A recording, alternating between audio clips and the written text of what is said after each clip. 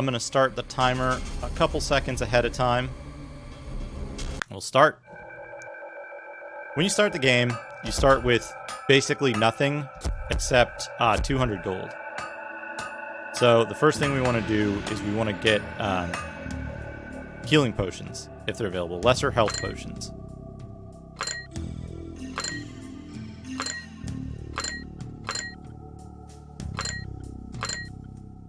Alright, and we want to put those in our belt slot. I gotta remember, I believe it's F1 to use your first belt slot. Hey Fisek, welcome. Welcome. So, we're just buying as many lesser health potions as we can. Forgot there's some tricks to this game's interface. We got a bunch of lesser health potions. We hit F1 to use them. It's good. And now we're gonna walk around and we're gonna kill some enemies. Hey, the menu art is amazing. Please pay special attention to the excellent the excellent art direction in this game. We're fighting like weird Sonic the Hedgehog things at first, but that'll change after a little bit.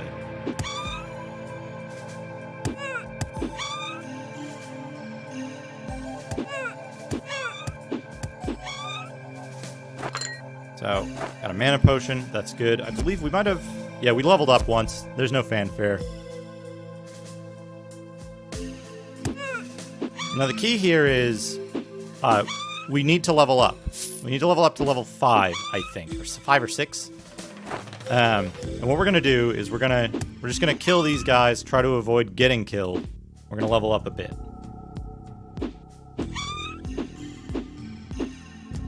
The key is we need to have invisibility before we start taking the game seriously. We're also going to hoard these green potions that we get. We can sell mana potions almost as much as we get them.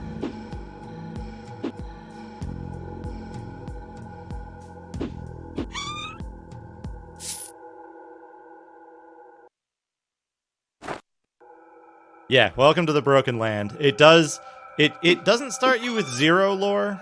It gives you that awesome intro movie that we watched, where the dragon attacks the big dude and the red guy, and chomps down on the ferry, and the knight gets fucking owned in the first 2 seconds. What more warning do you need not to pick that character? He gets owned in the intro, right out of the gate. It is possible. It's possible to finish the game with anyone. It's just incredibly tedious. There are videos online of a Russian dude finishing. They're on YouTube. I believe he gets the bad ending. Yeah. What the Russian guy recommends is rationing the characters that you get. Once a character dies, if you have more than one character, because you get other party members as you continue through the game. If a party member dies, they're dead forever. There is no bringing them back. They just simply disappear. There's no any items they're currently wearing are irreversibly destroyed. So if you put there are I think five quest weapons that you need to finish the game. If you've got one of those on a character and they die, you're soft locked. You can also get scrolls of what are they called? I think they're called hybrid scrolls, which the hybrid scrolls allow you to combine 2 characters.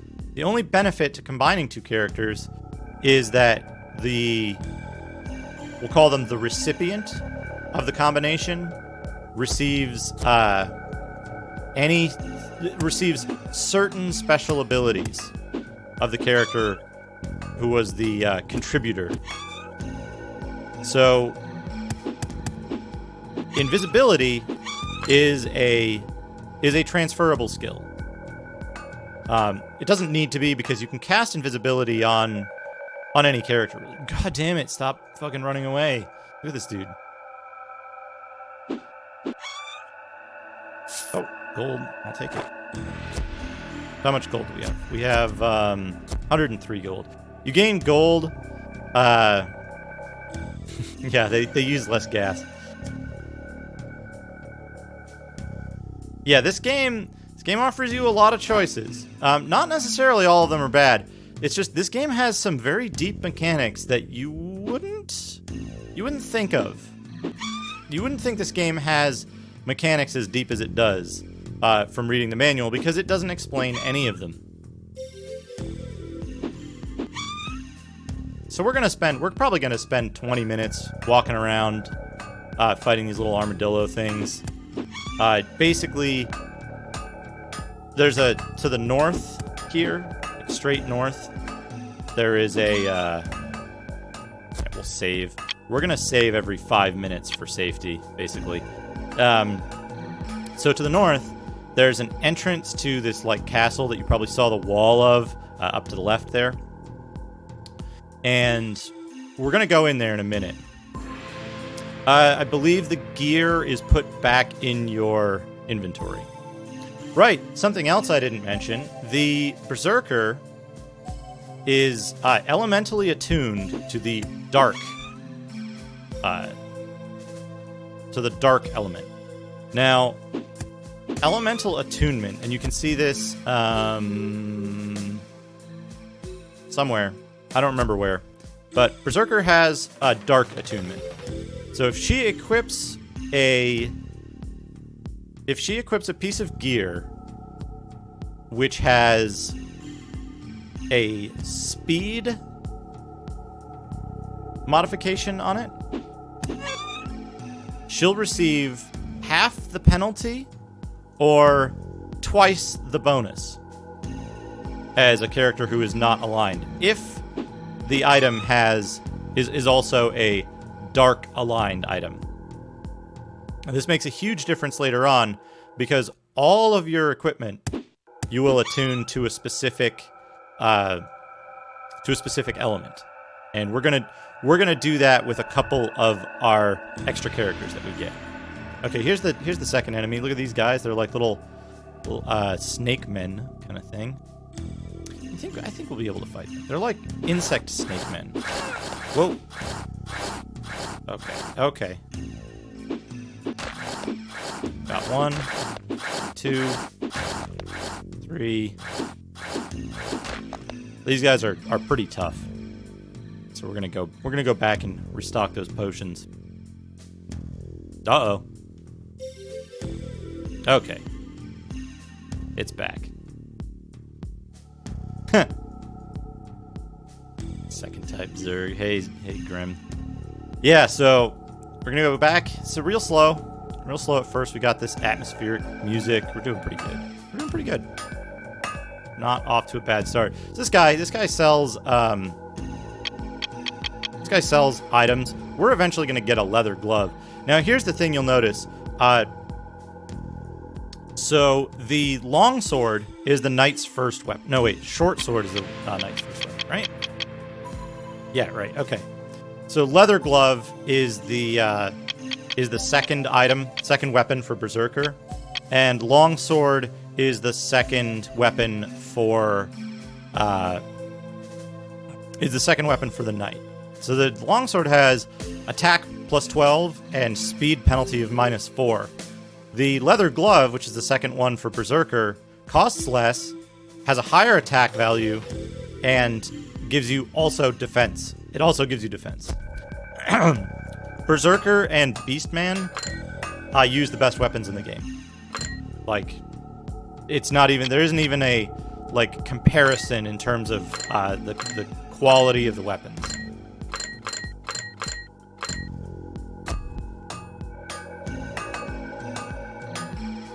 Beastman is a character that we'll be getting later who also uses the glove weapon.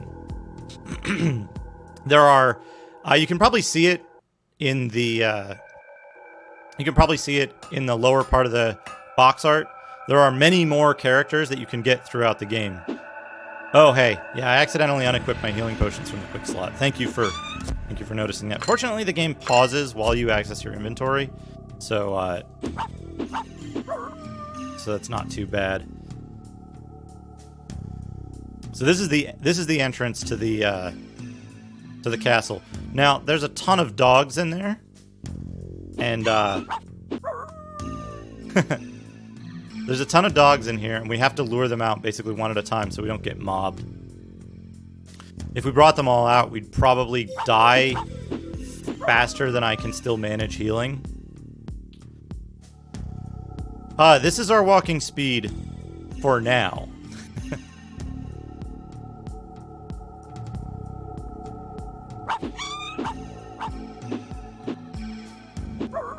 Okay, got him. There's one bug in this game that you have to be very, very aware of, which is if you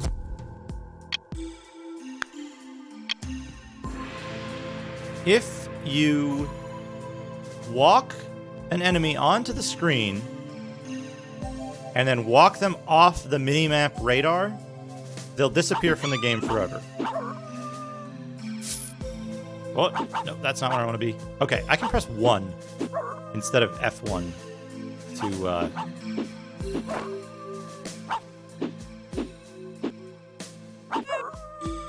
to access the potions.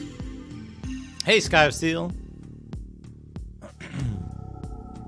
Oh, I'm sorry to hear that about Tank Helical.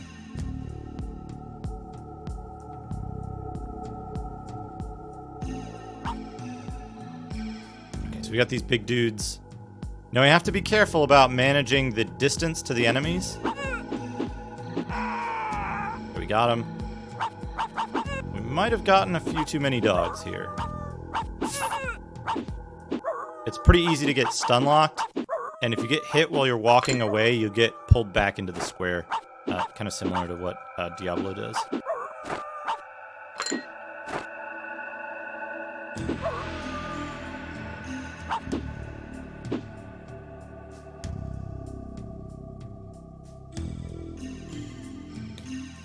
Yeah, once for Rage of Mages, once I got to the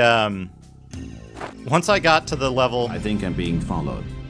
What could they want from me? Crikey, that's loud. Once I got to the mission where they're like, "Hey, we're gonna take your most useful character that you've been building up all game and have you fight against them in an unwinnable battle," I kind of checked out. I kind of gave up as much as the developers had given up on actual design work. And then they give you 2 fresh mages whose spell lists you can't control for the last battle, and do almost entirely ambush battles that you basically can't set up for, so there's no strategy. It's just, well, did you level up characters who weren't the one that betrayed you?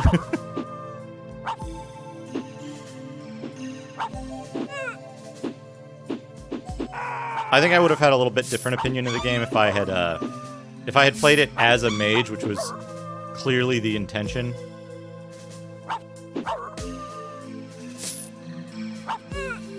Yeah, I have good memories of Rage of Mages 2 demo or something that I played, so I'm definitely going to give that a shot.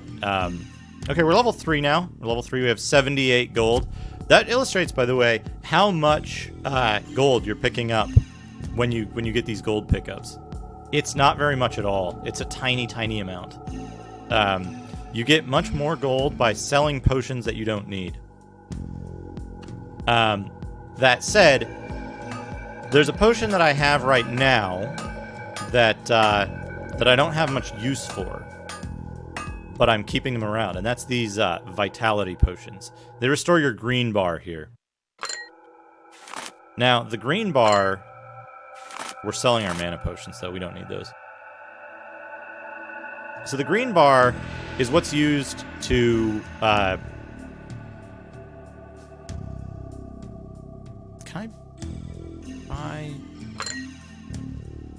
yeah, there we go. And we gotta re-equip these. So, the green bar is what's used to sustain already active abilities.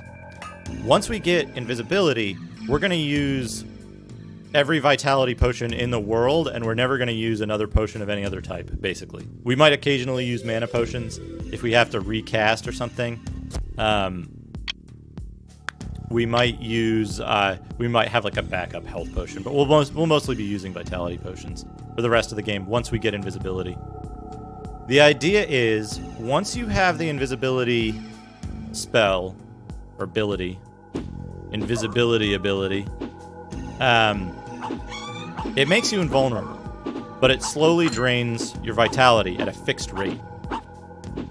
Whoops. Some of the, like, selection in this is kind of tough. Blue potions are good. Those are basically our main source of money at this point. But we won't have any worries about money pretty soon.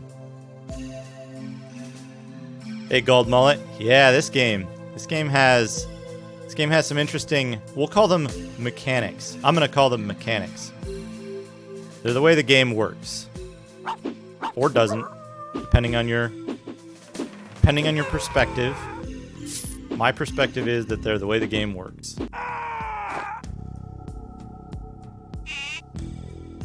After all, Eric Lynn tested this game. There was a tester. We saw it all in that intro. Eric Lynn, folks. He exists. Also, it's worth noting, we don't have a weapon right now.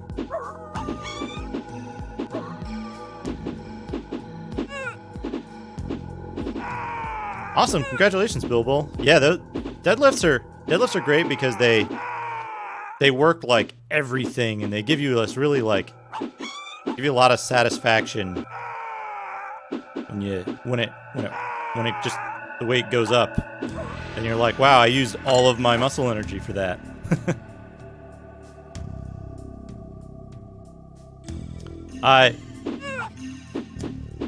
I'm not using an auto clicker. I'm not using any special external hardware or software to help this game be easier. Okay. Chests. Chests will give us weapons. This is good. Even if they're not weapons that we plan on using. They might give us armor, too. There we go. So what did we get? We got some scale armor for the knight. We got a long sword for the knight. We got a staff for the mage. And we got a short sword for the knight. This is all good. We want these.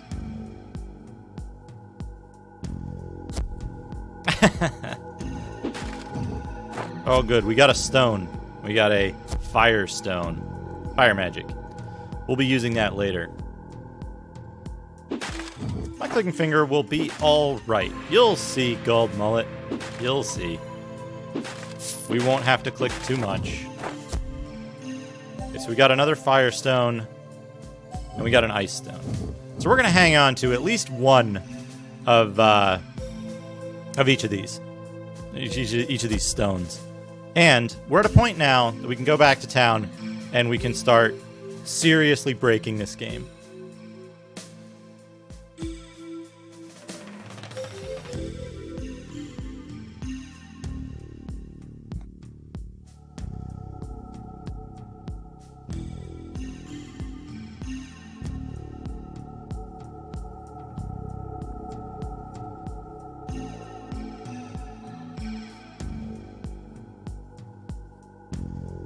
Oh yeah, squats are great. I did the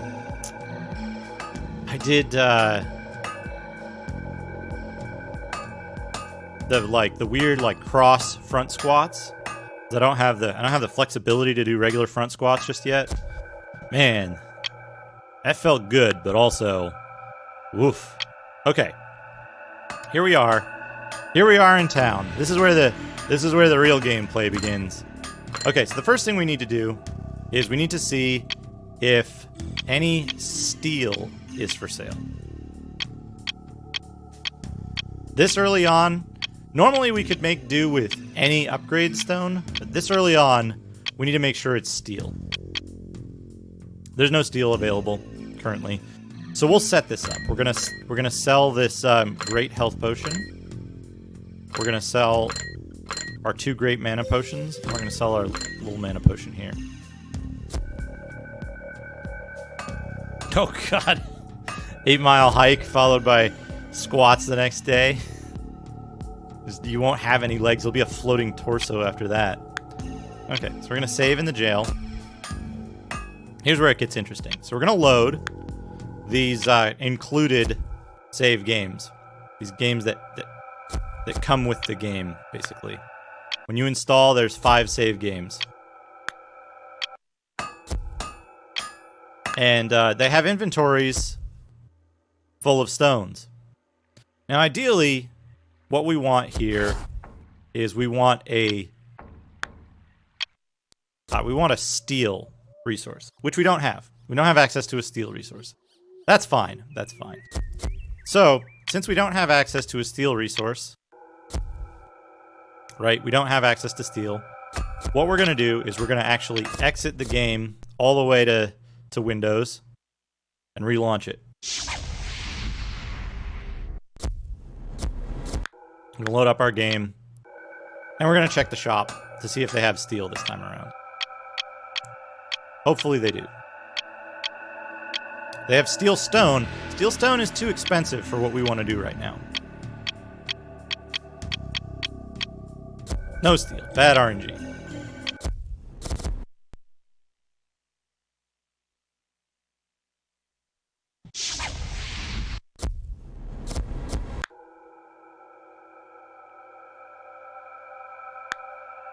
Ah, yeah, that's good, Bilbo. Yeah, you'll make good strength gains pretty consistently for a while. And as long as you keep at it and you're reasonable about your goals, don't overextend yourself, I think you'll do really well. Always awesome for another person to get into fitness. So what we're doing here is we're refreshing the shop inventory artificially quickly.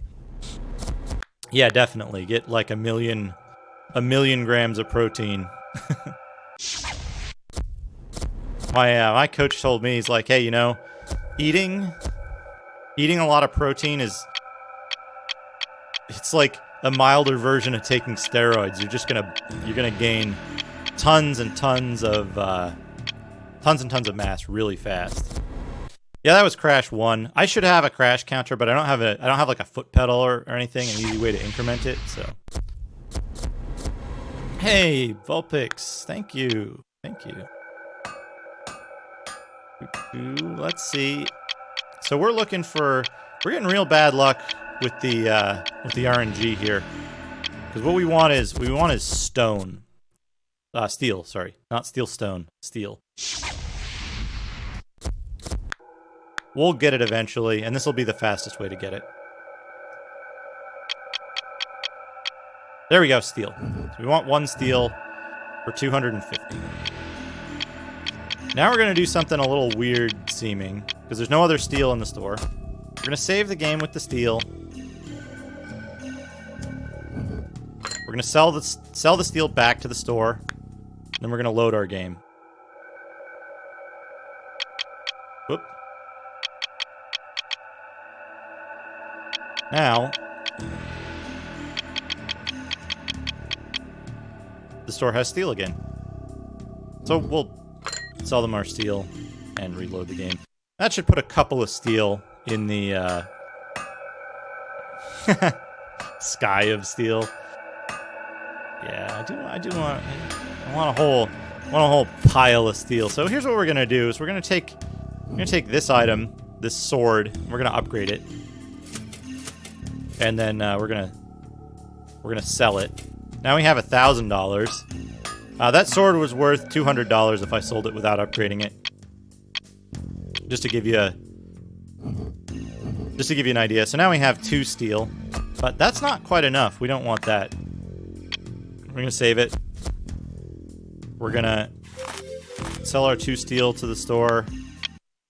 Load the game. Sell our 2 steel. Load the game. Sell our 2 steel.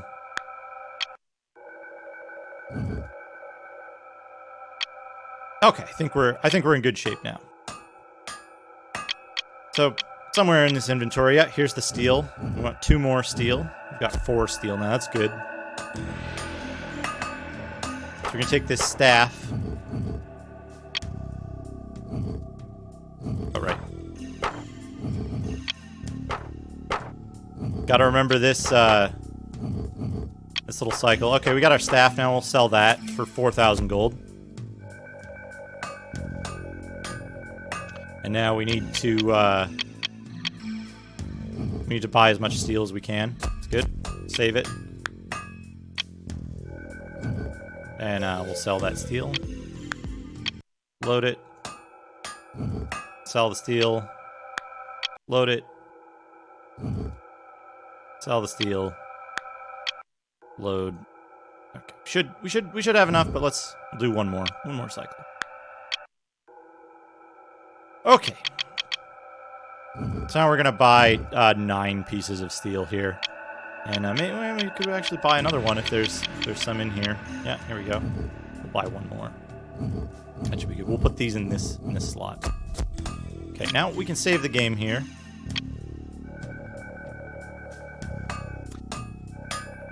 Not keeping up with chat just yet. I got some business to do, and this requires like full focus here.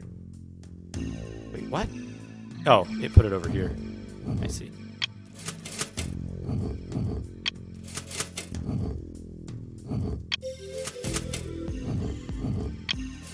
So we're upgrading this sword a ton. Community patch to take all this fun out of a speedrun. Yeah, so we'll do this. Right? Now, even if this gets reset to the lowest position, it'll be fine. You'll notice when I add steel, it's increasing the speed penalty of the weapon. Wait, okay, that's increasing it. Now, the speed penalty doesn't actually figure into the sale value of the item, so we're okay to increase this as much as possible. All right, we're done. Now we're gonna sell this sword. We've got 14,000 gold. We're in pretty good shape. Okay. So we're going to, we're going to go back and buy the remaining steel. We'll just buy the 9 piece of steel. We're gonna save the game. Jail. Yep. Save it. We're gonna sell this steel. Load our game. So what I'm doing here is I'm stocking the store up with steel. And all this really does is this just removes a bunch of time that you would spend restocking the store manually every 15 minutes or so. And it just cuts out a lot of the wait time. A lot of the wait time that you would spend waiting for these items to become available normally. You could literally just walk outside of the town and stand there for 15 minutes, come back, buy all the steel that's available, and so on. So we're not cutting out any gameplay mechanics here. We're not actually exploiting anything other than removing wait time in terms of how long it would take to acquire this much steel in a row, right? And so we've got a good stock of steel here. Great amount of steel. Excellent. Now you can only upgrade an item, I think, 16 times or 32 times or something like that. We've got some armor we're going to upgrade now.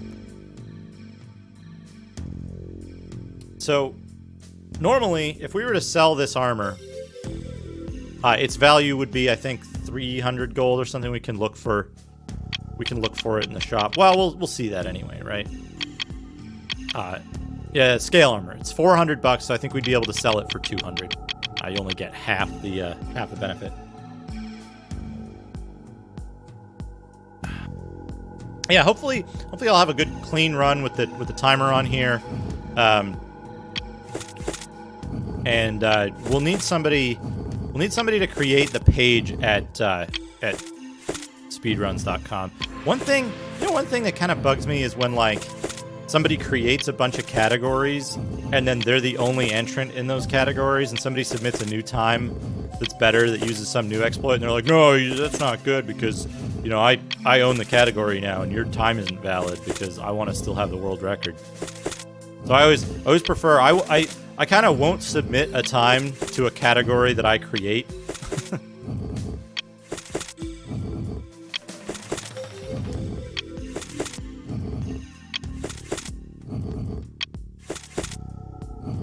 Okay, so you notice how the DP doesn't go up? That means this item is at max upgrade. So now we can sell it for 19,000 gold. Now, speedrunning Epeen drama, yeah. Yeah, it's not the best thing in the world. Okay, so what we're going to do is we're going to, now we're at a point where we've used 2 full stacks of steel to upgrade that. We only ever need to have, hello local drama club. We only ever need to have 1 full stack of steel to be able to continue with our, enterprise. Let's call this an enterprise, right? I think that's a good name for this.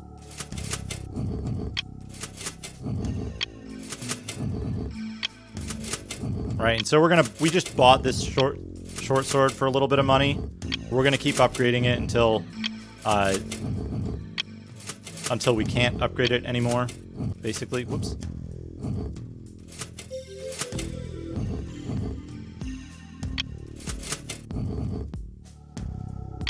There's actually a diminishing returns point right before you run out of upgrades. And that's when, instead of upgrading by 3 attack, it upgrades by 1. Right, like there. So that wouldn't make the best use of our steel there. So now we can sell this, and now we're up to 38,000 gold. We're in pretty good shape, but we're gonna need way more gold than that. So let's find another real cheap thing. We're actually gonna. You know what? I'm going to do this now. We're going to buy fur leather. And, what was the best?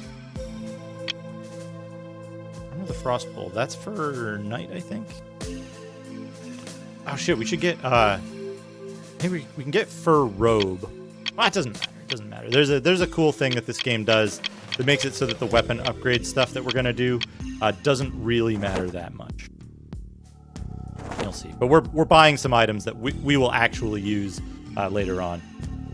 But then we need to restock our... We'll buy this short sword to use because it's cheap. The cheaper the item, the less you spend on the transactions themselves. And the more you gain from it. So we're going to save it. We're going to sell our steel... Game. Sell our steel. Load game. Sell our steel. Load. Sell. You get the picture. There's going to be something a little different this time, though, which is we're actually going to... we're going to buy some different stuff. So first, we'll... There's click-through on the merchant, by the way. I don't know if anybody noticed that. It's great. Saves you a click, and there's a lot of clicks in this game. All right. That's enough. That's enough steel. We need... What was it, like... 3.5? We need, like, 3 stacks per item.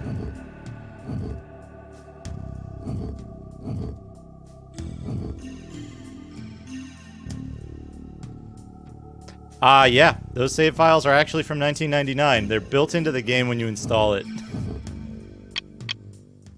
Okay, this is good. We have enough steel to upgrade a lot of items, and we have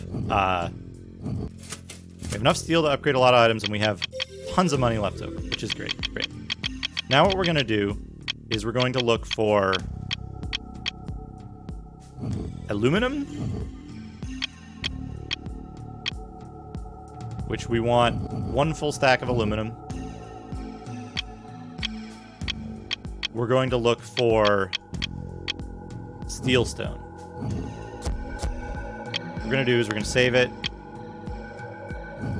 We're going to sell the steel stone and the aluminum back so we can get more of it.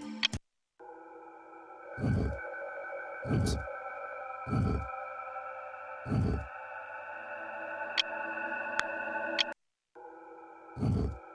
Whoops.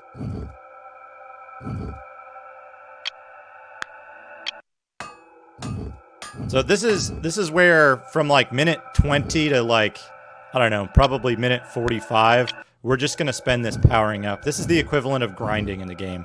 And then once we're done with this, we'll be able to just kind of blast through the rest of the story pretty quick. The one thing we'll need to do is we will need to kill every enemy we encounter until we hit level 6, something like that. All right. Let's make sure I haven't messed anything up. We'll load the game, and we're going to buy back all this steel stone and aluminum. We might not be able to buy it all at once, but we want it just stocked in the store anyway. Aluminum, steel stone. Okay, and we're kind of tapped out for cash, so we'll need more. Hey, Night Gaunt. Hey, Night Gaunt. Welcome. Welcome to the Broken Land.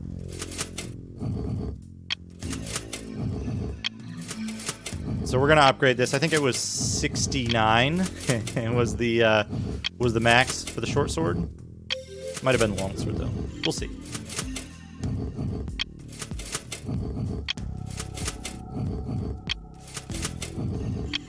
So we're gonna keep upgrading this short sword until it hits its max. Sell it back to get some money.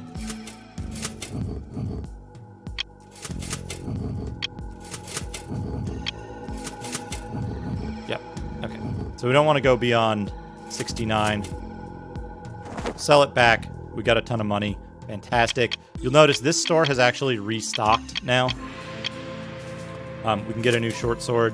We can get a cloth glove. Anything that's more than the base price, you're just losing out on that much profit. So it's like 300 profit, whatever. It's not totally necessary to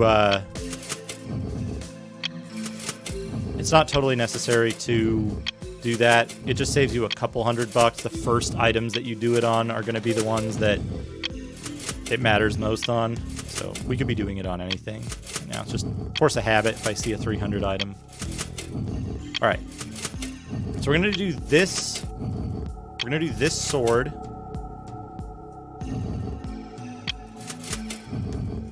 right, we need to get this up to 69. Now you'll notice, so a fully power upgraded short sword is attack 69, speed -12. Now we'll do the same for a cloth glove, which is the berserker weapon. Equivalent of a short sword. It's always faster to like do this.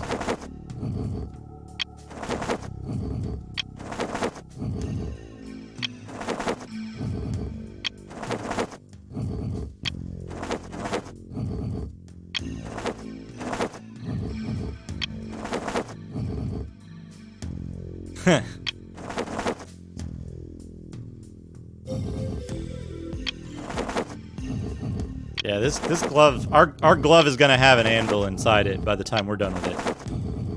Believe me.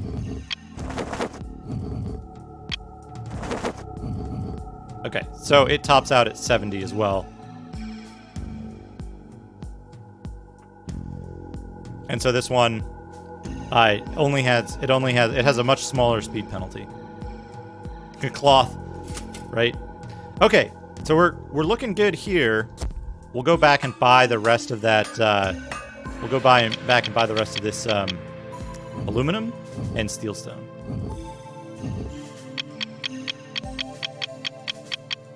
And then what we can do is basically when we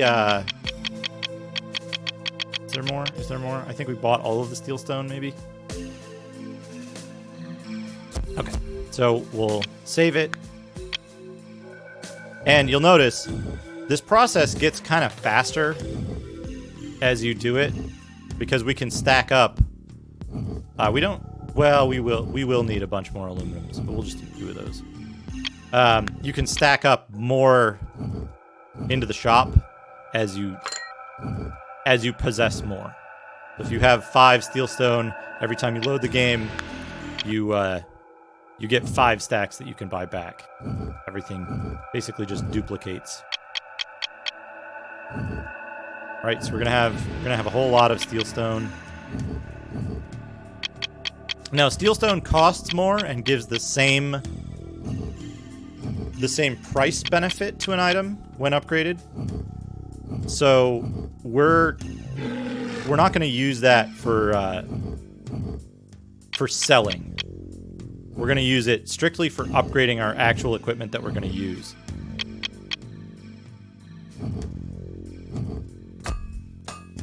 Yeah, this is like there's like a 30-minute puzzle game after the first like 20 minutes of regular gameplay. Regular Diablo type gameplay. Because you need to do this quickly.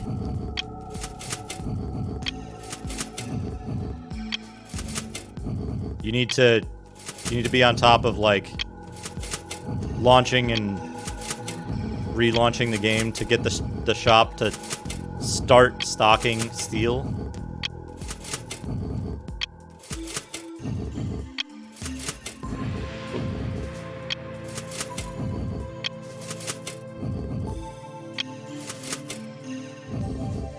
Right? What other dungeon crawler gives you a really beneficial to final gameplay puzzle game, tile matching game this early on, right? Like, you play for a while, you get this tile matching game. So here's the thing about Steelstone. Steelstone upgrades your equipment without lowering its speed.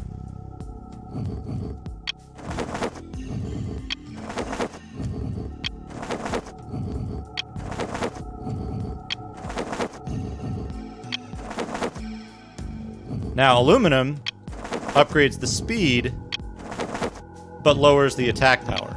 There is no equivalent of steel stone for speed. We're going to do all this aluminum first. I forgot that there's a... normally what you would do here is there's a baseline lower limit for how low a weapon's penalty can go, and for how high its bonus can go in each of the categories. So what we're doing here is we're gonna max out the speed, and we're gonna get the attack power as low as it is allowed to go.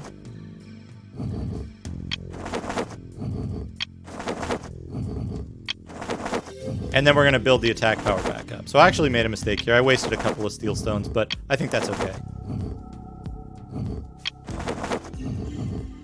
One thing you don't want to do, now you'll notice this has, say it's up to 64 speed, and it's not gaining any more benefit. So now we're going to use steel stones to get it back up to the power that we want. Or effectively its max power.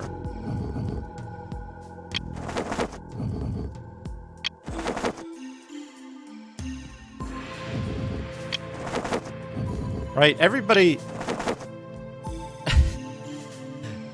It's funny. It actually... that's one good thing. The game does clamp negative attack power so that it's not...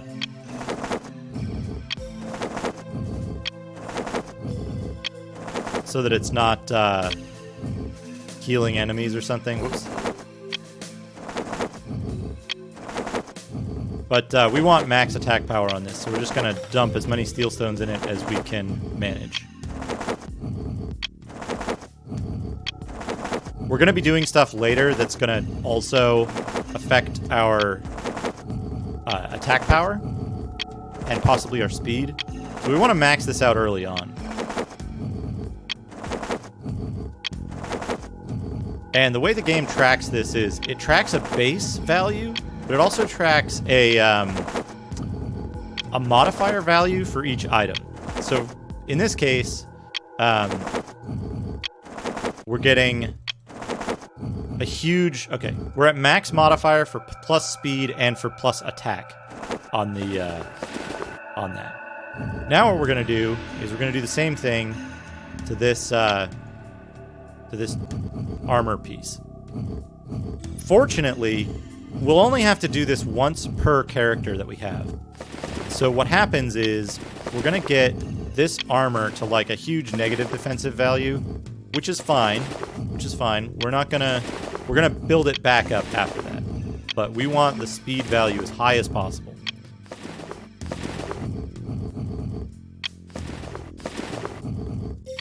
And you'll see why the high speed value is so desirable in just a moment once we have these items taken care of. Whoa! Gotta adjust my wrist here. I do not recommend speedrunning this game to anyone who has RSI problems.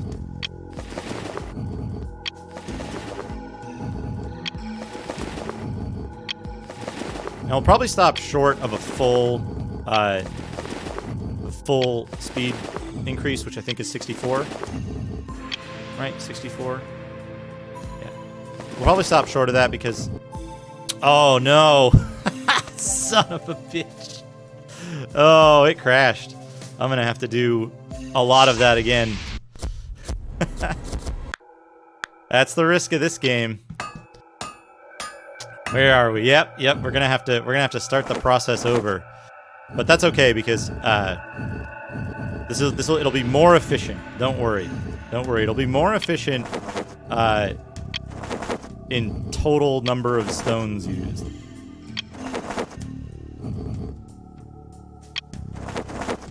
Hey, impending disaster.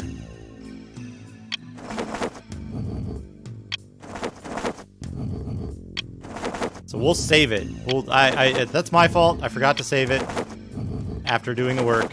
So just remember, folks. Save early, save often.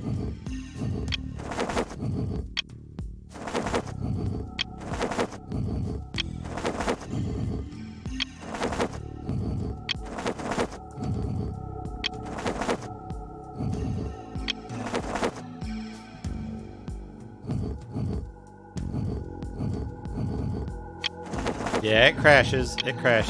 So we'll do it after each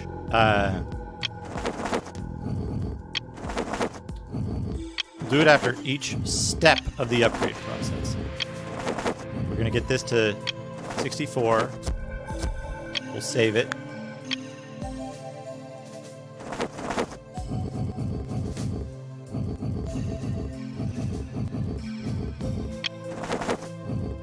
We'll start building it back up.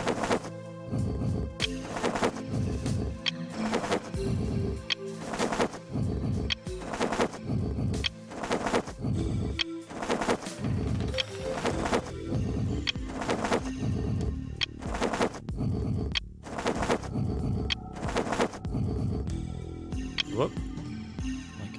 I'm missing there. My wrist is getting out of whack again.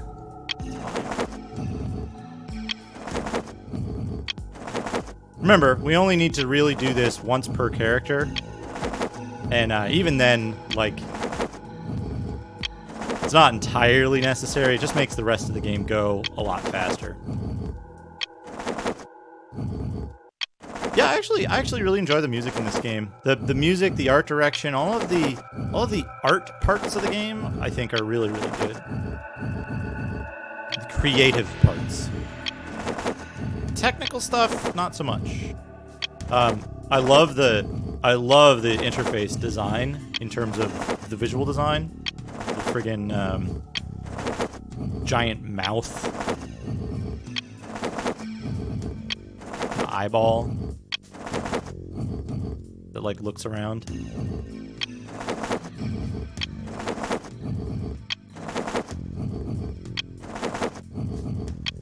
did we get this thing up to before? 80 already. Okay, 80. 80 is the max out. Okay, so now we're gonna save the game again. And hey, let's put this on. Why not? So you'll notice our attack power more than doubles, and our speed goes up to 64. At 64 speed, you move this fast. Technically, I don't think we would need to actually upgrade our armor all the way.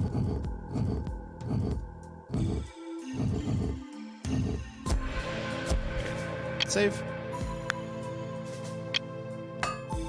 Now, I know I ran out of... Oh, we're going to buy that. We're going to need Stones of Vitality early, or like for the mid-game, I would say. Yes! Oh, yes, we got lucky. Okay, so the shop reset. While we were doing this, the shop reset. So, we got very lucky, and they have Holy Stones. Now, the reason I'm so excited about Holy Stones is that Holy Stones allow you to infuse an item with the Dark element. So that's actually going to save us a ton of time. What we're going to do is we're going to take our glove off. We're going to put the glove on. We're going to infuse it once. So it gets Dark 1. And it's going to lose 1 attack and 1 magic defense. All right. Now, if we equip this glove, we have 96 speed. We're also going to give our armor 1 point of dark. Right? So now, if we let's do this. Give our armor +2 speed. We actually get +3 speed out of it. We get more benefit than the total. I'm gonna do something real quick here. Actually, you know what? You know what I'm gonna do? I'm gonna save the game. Wait. Or okay. Item, save, jail. Yes. Okay. Now I'm going to connect a USB cable to my mouse so that it reads better. I'm getting a little bit of stickiness on it from the Bluetooth.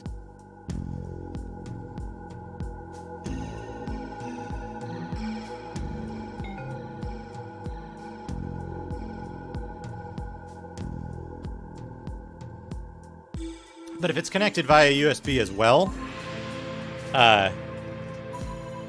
it gives it power, and then with the power, it's able to boost its signal. It doesn't run in power save mode. There we go. Now we're connected. Had to do this before with restricted area to make it behave. All right. There we go. Got that up. All nice. Okay, so we're going to boost our armor's speed a little bit, but not a whole lot. Not a ton. Because we'll have way more than enough speed to deal with anything we need to. Right, and now we can just boost our armor's defense.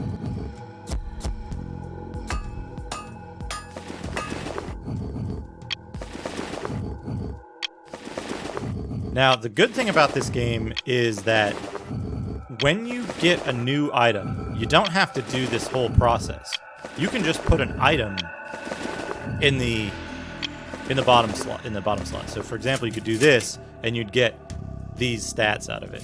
You'd push the upgrade stats to the knife itself.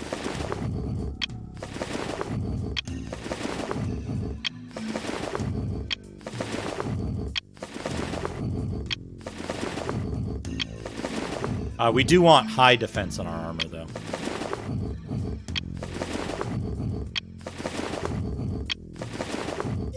And the reason for that is that we're not going to have invisibility for another couple levels. It is kind of broken, land.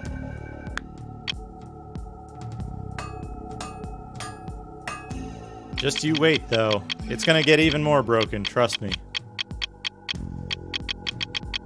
Okay. We have a whole bunch of aluminum. We'll use that eventually. We have 149 defense. We should be good. We'll save it. We should be good here.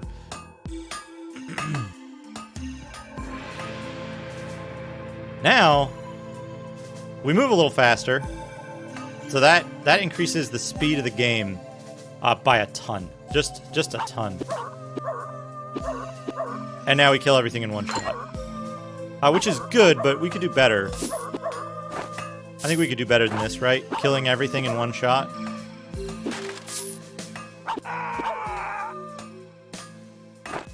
Sky of Steel knows where this is going. So for every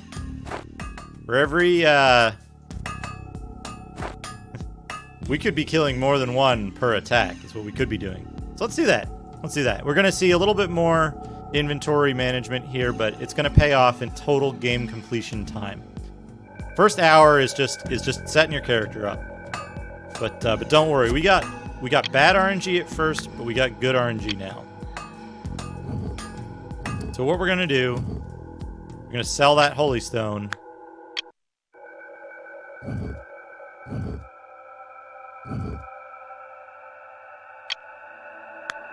Couple of times. Oop.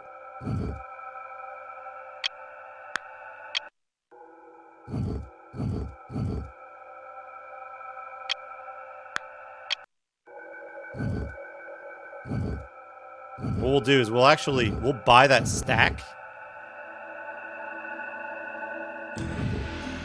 Actually, wait, we want 9 in there. Load our game. Damn it. Accidental click through there. Okay, so now we're gonna save it. We're gonna put the Holy Stone where I keep accidentally clicking through. And save it.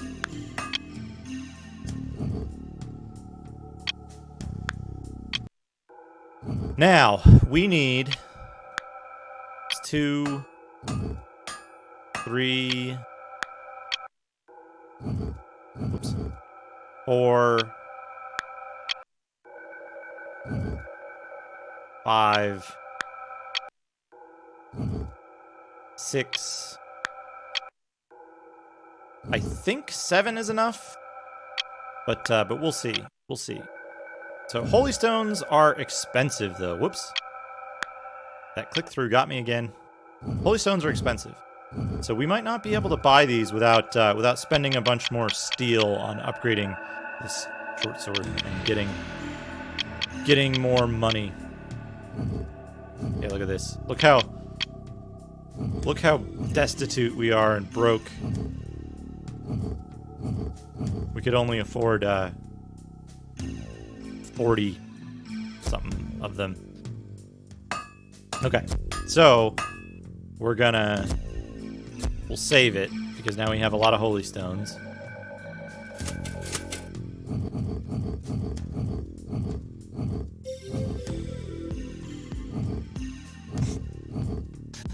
Gets the Hobo Infinite, basically.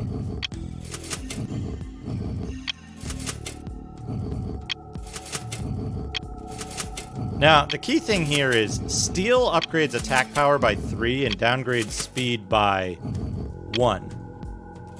So the net gain is 2. But for sale value, it only considers the positive attributes. So we're gaining 3 points of value on each item when you upgrade it. The thing that makes this game so difficult to classify for a legit run is everything I'm doing right now in terms of this upgrade loop and making money and stuff like that is really it's something that you can do with the game's upgrade system right out of the gate. Yeah, RSI I do not recommend this game for anyone who suffers from RSI or is at risk. I fortunately do not have any early warning signs of RSI. So I'm in pretty good shape in that regard. Put this up here.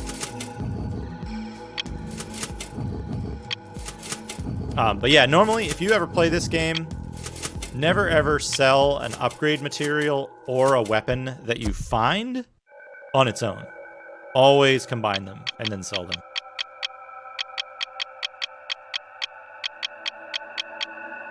Okay. We have here 5, 6.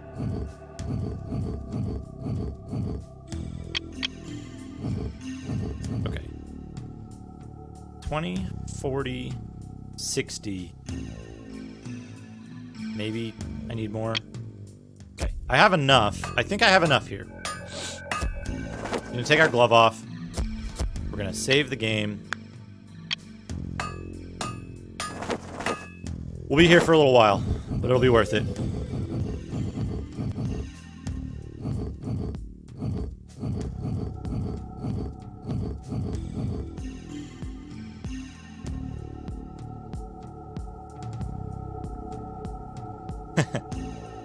All right, here we go.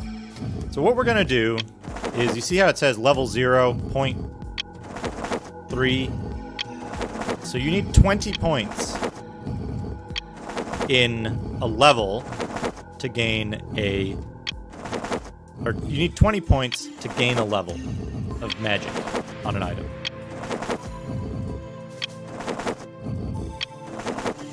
When you gain a level of magic on an item, it increases both the chance that the item will trigger an elemental effect on hit and the, we'll call it the severity of that that elemental effect.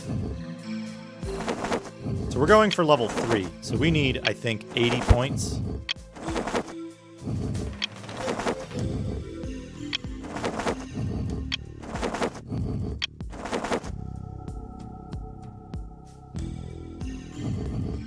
Three is the max level.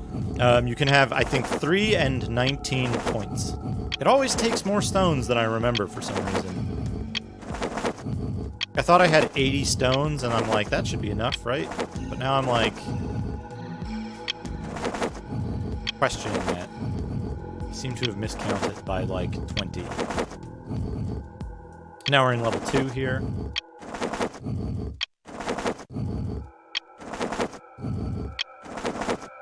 And yes, the holy and dark stones are reversed for some reason.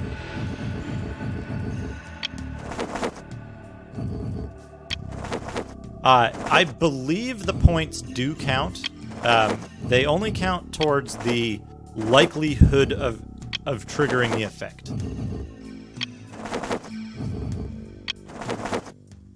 Yeah, MDP is magic defense points. It affects how much damage you'll take from magic. So we'll do level 3, and we'll just do 6 points for now. We'll probably come back and do another upgrade cycle later. There's no stash in this game. Everything has to be in your inventory. So we need to like just start organizing our inventory a little bit. We'll be fine. And then can you put? I forget if you can put. Vitality, right? So you can put vitality onto a weapon. We've also significantly reduced the attack by adding all that magic to it. What does... We'll have to...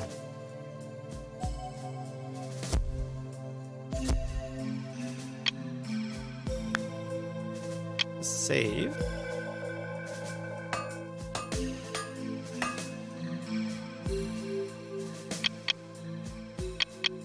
So I want to check here.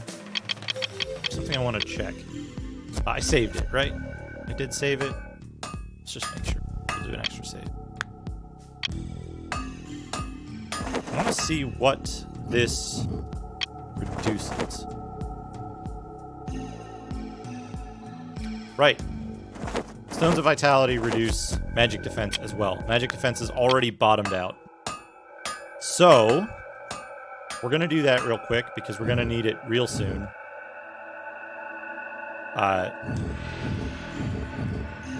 There? Is that the one that I want? Yeah. Save it.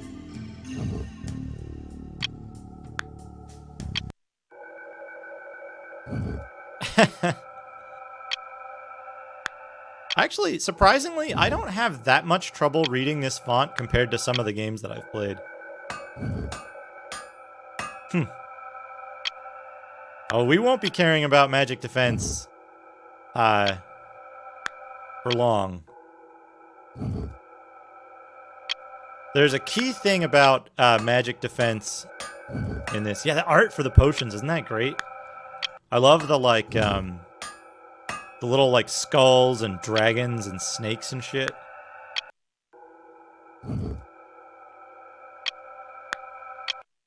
Okay. So, the reason we want these Stones of Vitality now is, early on, they make the biggest difference. So, this should probably be our last upgrade cycle for the glove, and then we'll be done with the glove. So you start with one person in your party, and you eventually gain other party members as you go along. There's a unique mechanic in this game where you can combine party members to gain the abilities of other party members. So, for example, say I have invisibility. I've unlocked invisibility, which is the first skill that I unlock. And I get the Ice Mage. Ice Mage joins my party. Now, the Ice Mage, I can say, you know what? I like the Ice Mage better than the Berserker. I don't want to play as Berserker any longer. I'd like to play as the Ice Mage now. But invisibility is really useful. So I want to keep my invisibility skill. So what you do is you merge the Ice Mage and Berserker. Now you've got an Ice Mage who knows invisibility. And it works like that for a number of transferable skills that characters get throughout the game.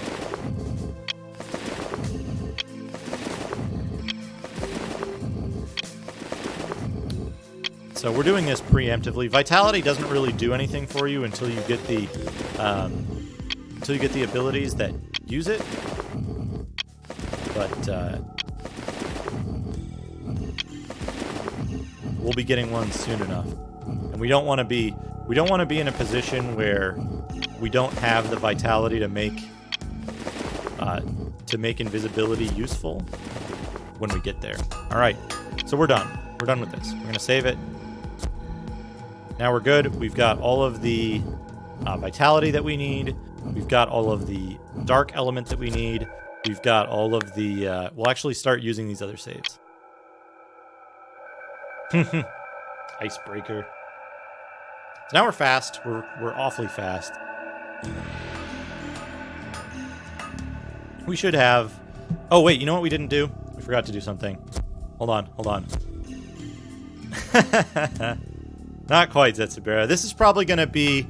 I'd say this will be like a... If I'm really, really lucky, this will be like a 5-hour run, 6-hour run.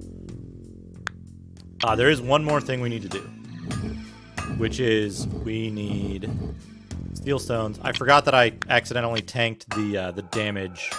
Whoops. Loaded the wrong game. It's fine. I accidentally tanked the damage on my weapon, so we'll need to fix that. Oh, I need steel. I'm not gonna have enough money to buy all these steel stones.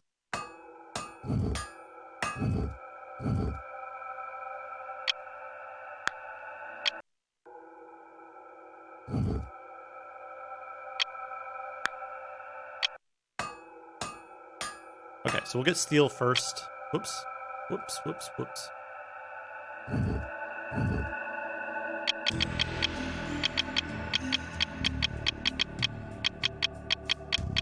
Did I put... Damn it.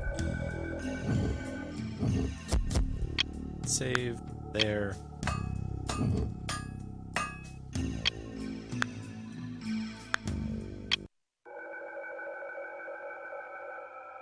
Damn it. keep messing up the save order. It's fine. We're not doing anything that will require the multiple saves, but we'll be doing a lot of saves as we go through the game. I'm not certain about Dark Mage. Honestly, it depends on... I'll probably start the King fight and then see how it goes. If it goes relatively quickly, I'll grab Dark Mage. But most likely, I will have Beastman. Probably Beastman, Ice Mage, and Fire Mage. By that point, that's what I'm thinking. I can sell some of these Vitality Stones. I don't need that many. I just need the one stack. Good. Ah, fuck. I messed up. I messed up again. We'll sell that. That's fine. That's enough to get us started. It's enough seed money. Sure, this short bow. Any $300 weapon will do just nicely.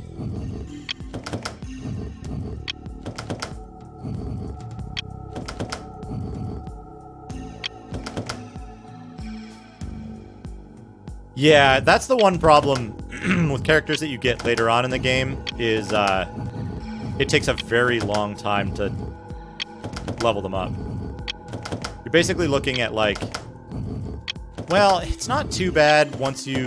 Because right now, like... I have the ability to generate a lot of money all at once.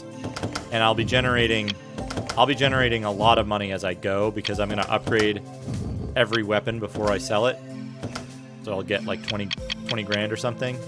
But getting a new character, like... I can get the Dark Knight as soon as I get to the Dark Knight, but... then I have to do an upgrade cycle on the Dark Knight equipment.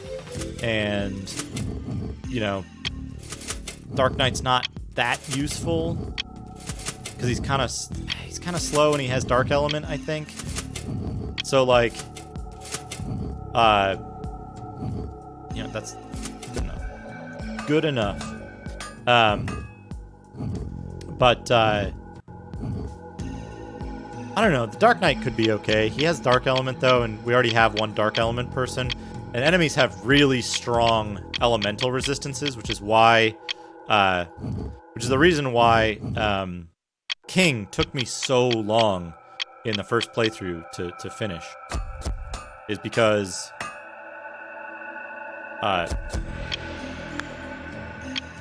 because I was using Berserker on him with Dark Element. Did I miss this? How did I miss that? Okay, save. But Fire Mage, I think, is a definite because Fire Mage has the Fire Element when it's maxed out. Its special property is dealing additional damage. So Fire. You know what I might do? I might do,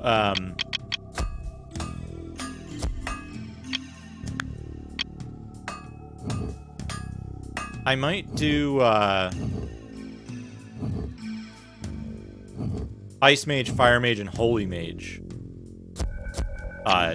early on. And then add Dark Mage. I don't know. We'll see. We'll see what happens.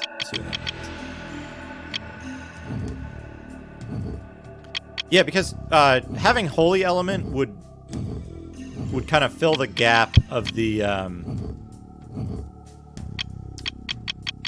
it would fill the gap of the like Dark Element thing. What am I doing?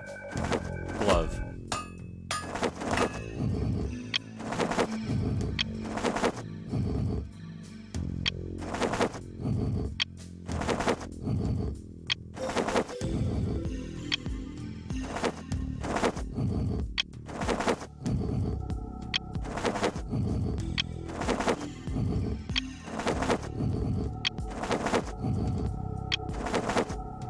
I also want to point out that the number of aluminum stone, or the number of aluminum that we had to use on this was like half of what it would have to be to use it on like for like an axe or a sword, because those have inherent speed penalties, while gauntlets do not.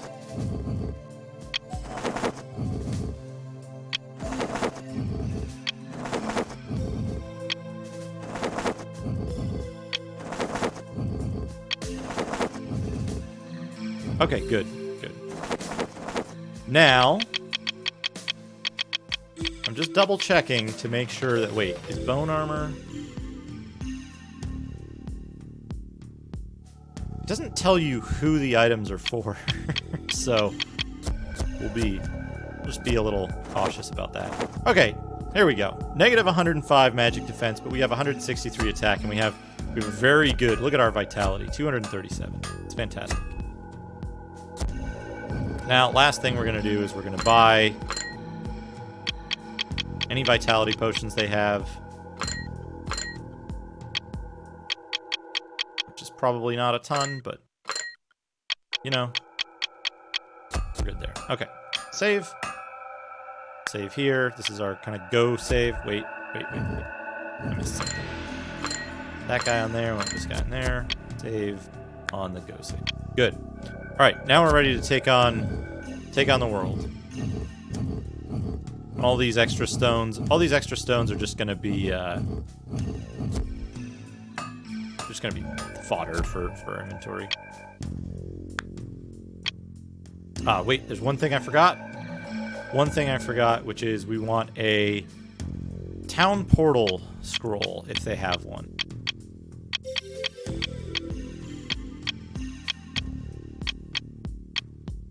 Teleport. There we go.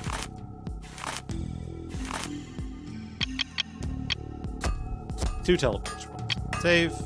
Save. Done. Alright, good. Now we're ready to take on the first dungeon of the game. This area.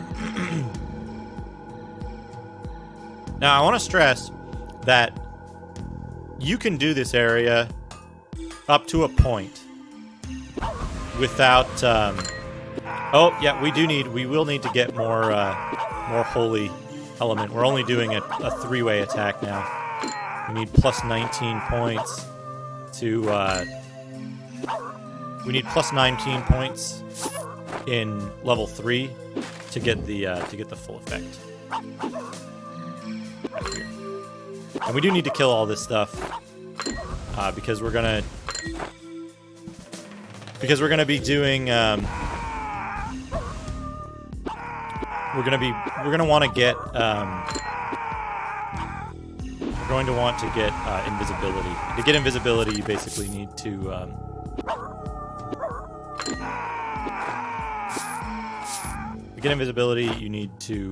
level up. Level up by killing stuff. So we're level 3 right now. Oh, look at these little guys. These little fellas.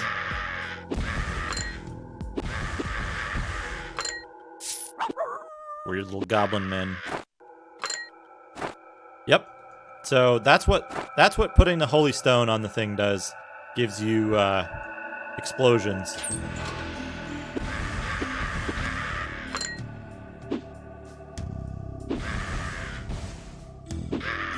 What is she wearing? She's wearing like a G-string something. Typical fantasy armor for females.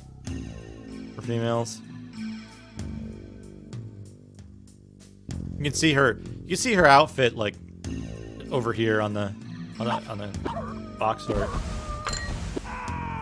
So the daggers we were just selling. We're just selling those. We have a gauntlet. She's got that big yellow gauntlet. That's her weapon. Weapon of choice is the exploding poison gauntlet.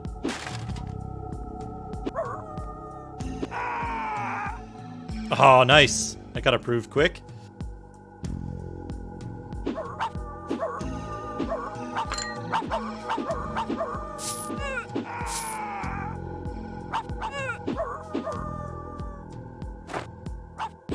I don't know why I'm even bothering to pick up gold. It's like, let's see. How much gold is that, do you think? We've got 2186.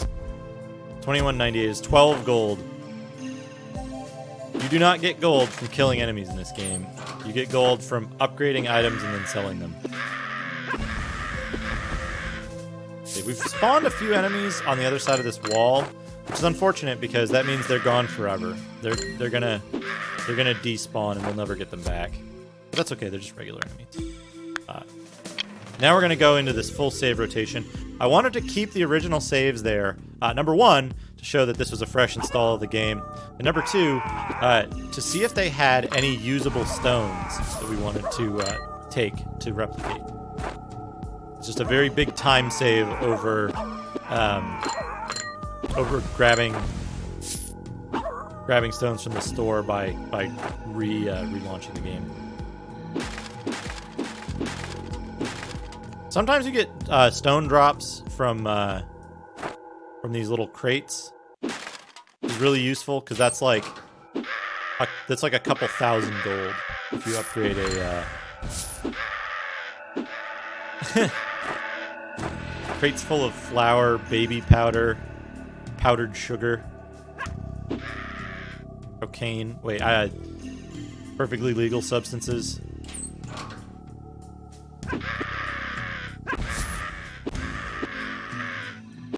These guys. Boom, dead.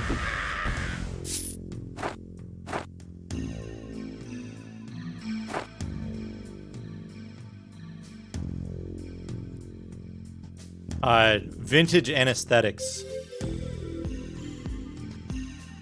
We already got this room. This was the room that we got in the first bit to get started. That was our seed money room.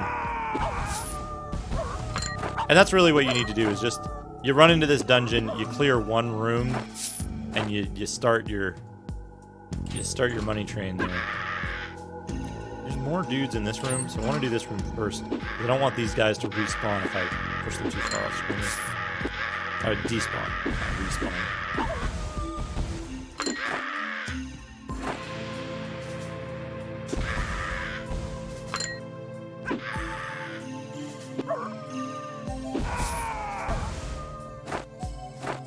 But yeah, we're doing well, but we will need to get additional. Oh, hey, check it out. Now we're doing very well. Now we're completely invulnerable for the rest of the game.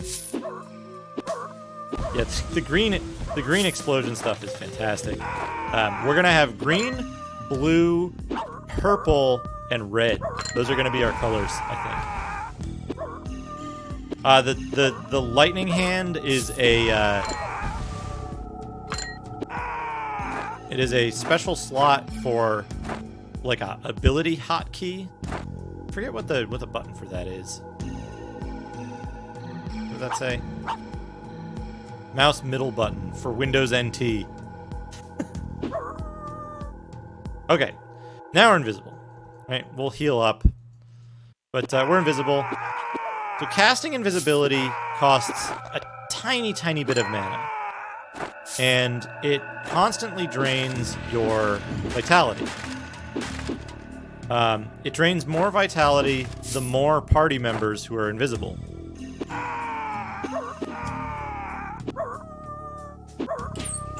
With only one party member, it doesn't drain your vitality very fast. If you're noticing, it does not drain your vitality very fast at all.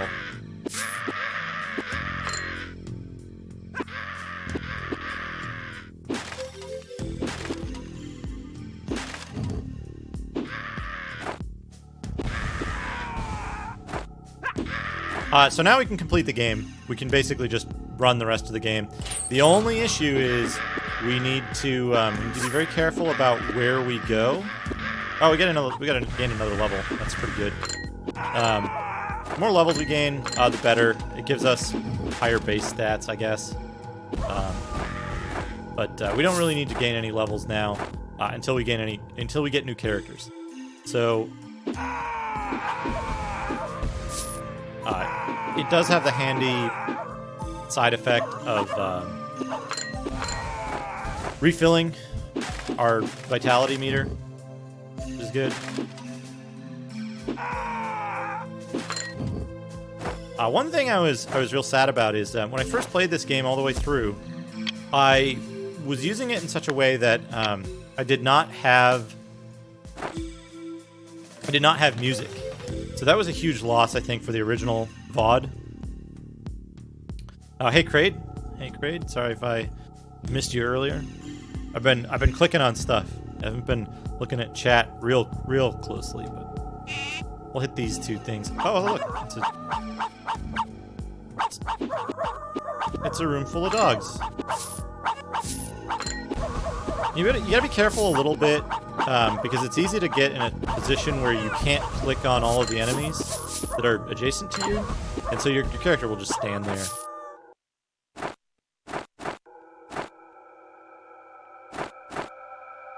But yeah, look at that. We cleared it out. That room would have been a death trap for us under normal circumstances. What do we get? What have we picked up so far? We got more of our same armor. Short sword. So, magic defense, stones. I don't know what the difference between a stone of wish and a stone of prayer is. One decreases attack, one decreases speed. And we got an ice stone. I think we got an ice stone. I think that's new. I don't know. But basically, we're gonna put our we gotta organize this a little bit. We're gonna put all of our like not unnecessary stones over here on the right. And all our good stones down in the bottom right. So, okay. So we're in good shape. We're in good shape now. I'm gonna save it here, and then we'll find the let's find the ending of the jail.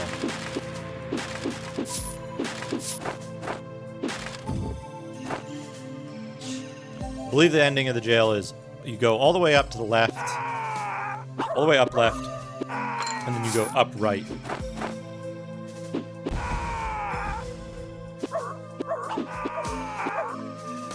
And then we'll face a boss there. Oh right, we have such high vitality that vitality potions, lesser vitality potions, don't even give us like a full bar anymore. Because we increased that pretty high with those stones.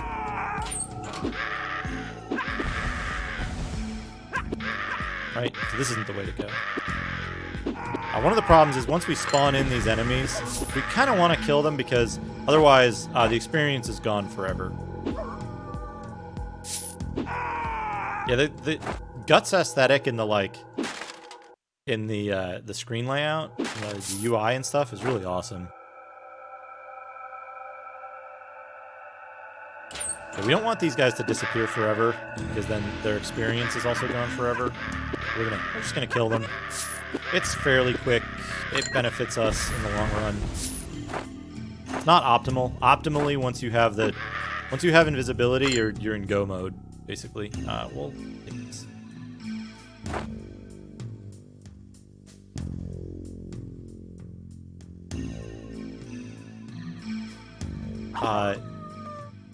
Do I see stuff like the giant dragon?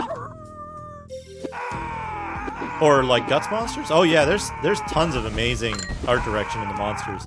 We're in the first area right now, so we're not seeing the full extent of stuff.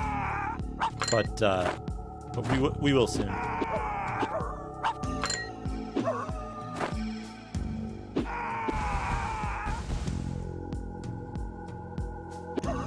We're just gonna keep pumping up our vitality so it doesn't get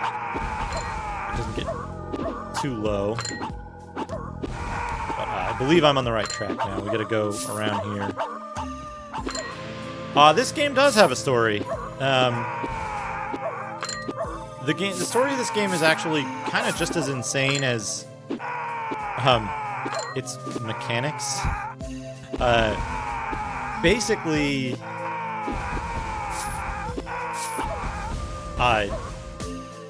So, let me see if I can remember this correctly. The world was like... Something happened to the world that, like, messed it up. And... one of the gods, Mars, was thought to be responsible for, like, destroying the world. And so he was frozen. But then is the manual? I think the manual is available online. Maybe I should take a short break after we kill the first thing. We'll pause the timer and we'll take a look at the manual real quick to talk about the story. But basically, Mars was killed and then brought back to life as undead and then frozen in ice. So, like, I don't know, by bad people, I think. But your quest is to gather the 5, 6. My God, that's fantastic. MP83, thank you for the host. Yes, this game is not easily available from the usual retail channels. I happened to find a copy after I saw Macaw stream it the first time. Just happened to find one. Okay, there's the Ice Mage. So we see the Ice Mage hanging out, NPC in there, just fucking chilling, which is fine. Oh, hey, you know what? You know what happened? We ran out of juice accidentally, and it disabled our invisibility.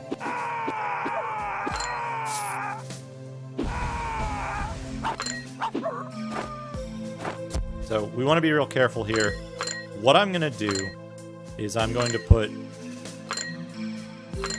this on the bar. I'm going to put these two on the bar. There we go. This game is something. It sure is something. So the reason I need invisibility is because invisibility in this game makes you completely invulnerable to everything except two cases. One being damage caused by damage zones left by enemies on the Guts Hell stage. And I forget what the second one is. Oh look, it's the Butcher. This is the first boss, by the way. I don't know how long it took Macaw to beat that boss. I think it was like an hour. Granted, it took us an hour to beat the boss, but for a different reason. Look at that. Look at this fucking, like, guts table and shit. Tons of detail. My inventory is full. So, we're going to stack that potion up. We're going to go back to town and we're going to sell a few things.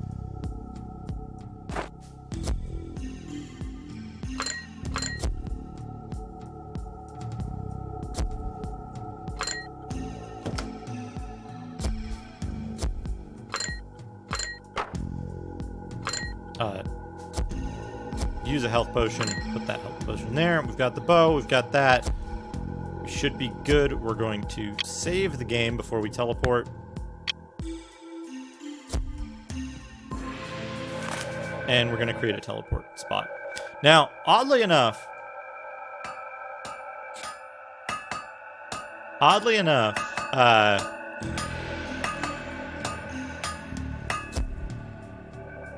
when you teleport away from an area, you're at no risk of despawning things from it. If you walk something to the edge of the screen, it'll despawn guaranteed. So first thing we're going to do is we're going to sell all these mana potions. We don't need them. we'll keep one small mana potion around. Then the next thing we're gonna do is we're gonna sell this health potion. We'll sell this health potion, and we'll keep one stack of health potions for ourselves. The other thing we're gonna do is we're gonna sell these lesser vitality potions because they're not useful to us anymore. Put that there. Now, we do want greater vitality potions if there are any available. Doesn't look like there are.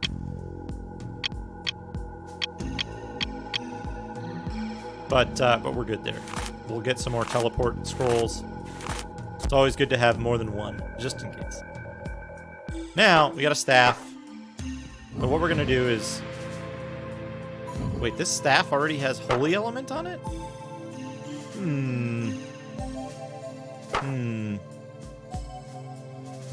I don't think we'll mess with that. We'll just sell this.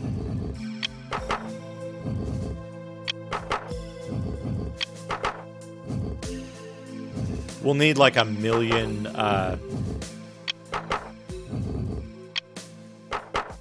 dark stones for our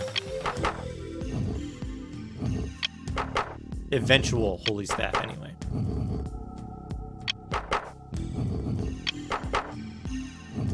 Oops. Come on. I'm like missing these clicks all over the place. What am I doing? What am I thinking? And so we're going to upgrade these items as we get them and go to sell them. We're going to keep upgrading them as much as possible to get the maximum money for the sale. Because 25,000 gold for a sale is better than a couple hundred that we would get otherwise. Now we want to keep our eyes out, right? So we have this Iron Gauntlet here. This Iron Gauntlet is a base attack 24.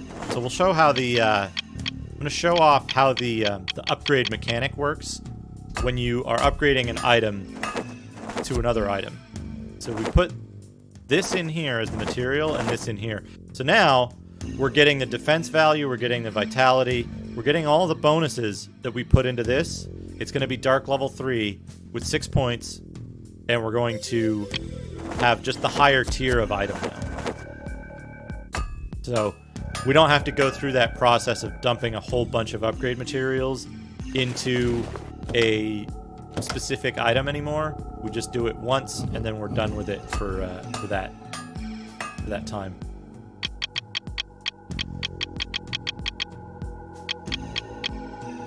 I do need to... we're going to get the Ice Mage right away. This is going to be a little different than my previous playthrough. We're actually going to play through with a party. But what we want to do is we want to get the Ice Mage right away and then upgrade them as much as possible. Oops.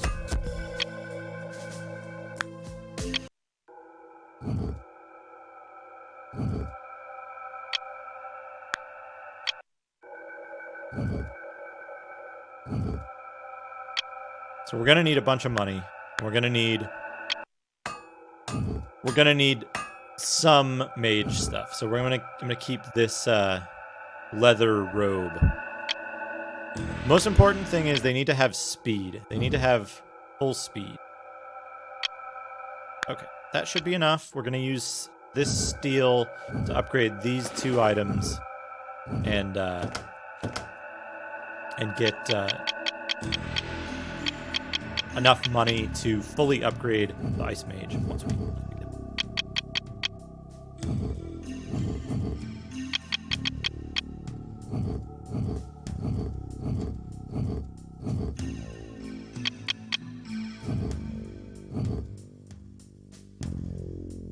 Hey, Fake Pyrie. If you know how to play this game, I think it's very good. I think it has fantastic art direction. You don't have to waste a lot of time specifically grinding. Although you do have to spend about an hour getting prepped to take on the rest of the game if you don't want to grind. If you do want to grind, it's there. It'll allow you to, but it's entirely optional. Most of what you're going to do is this, what I like to refer to as a little puzzle game that you play early on a couple of times, which is upgrading your equipment here.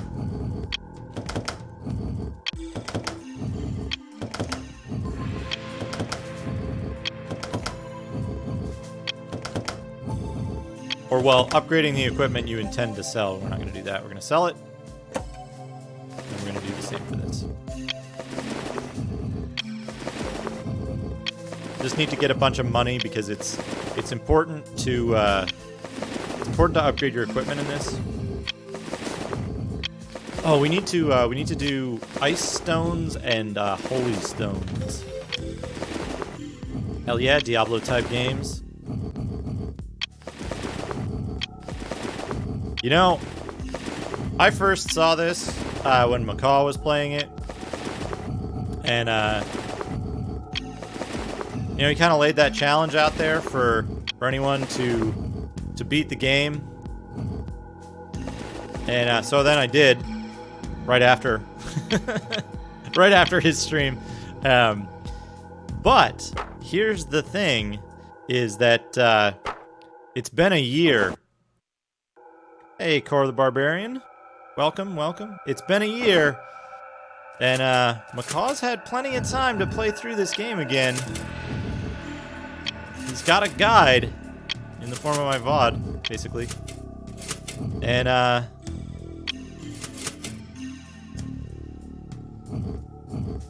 oh, the items and materials, they just come from the shop. Basically just...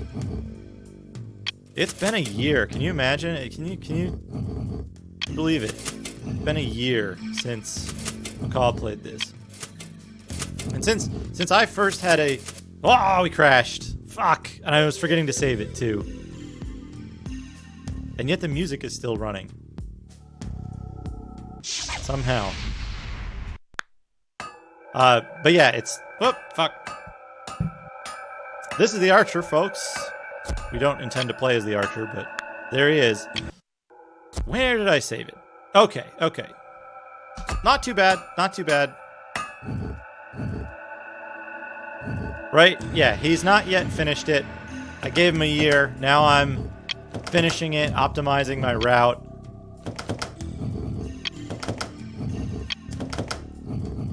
Maybe I'll do the extra content. You know what? Maybe I'll do the extra content and I'll go the no ending route.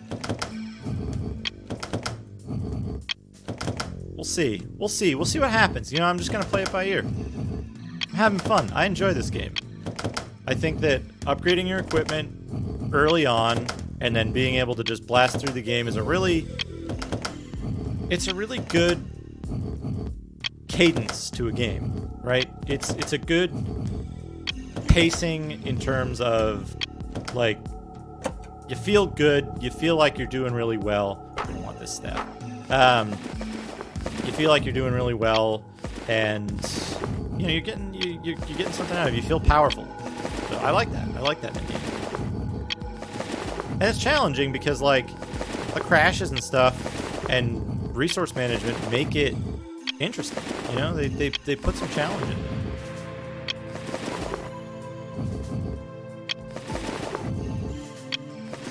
I gotta be careful about, like, accidentally clicking on the item in the right hand thing.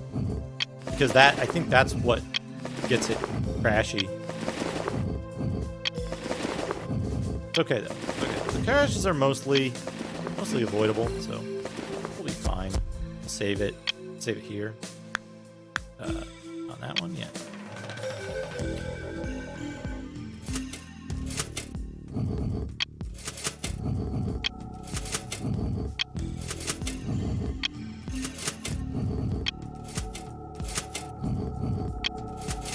Okay, so now we have a robe and a staff for our Ice Mage that we're going to pick up now. Now, the way it works is when you have additional party members, they kind of act on their own. You don't directly control them. You only directly control one party member. And you choose whether they use regular attacks or spells. And, okay. Sell that. That's good. We have 63,000 gold now. That's a pretty good chunk. What we want to do is we want to upgrade the staff until it has positive speed. A few points. We'll do like...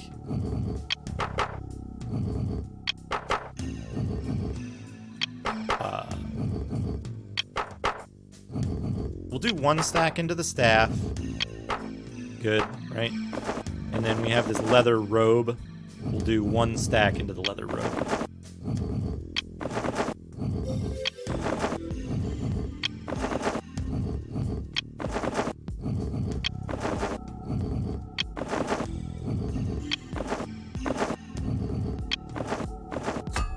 Okay, we're good there. We're gonna save the game again on this one. Be good. We're going to sell our ice stones and more of these holy stones. Oh, it doesn't take long to get all these upgrade materials at all. It's just a matter of, you know, knowing where to shop. For example, we go to this shop and let's see if he has any of the stuff we want. Look, ice stones. Perfect. We want some holy stones as well. More ice stones. More holy stones. Yeah, we're doing pretty good here. Save the game. See, he had what we want. And then sell some stuff. 20? We should be... I think we'll be good with that. Whoops! Loaded the wrong game. Sorry, folks. Sorry. Wasting time. Wasting everyone's time here by loading the wrong game.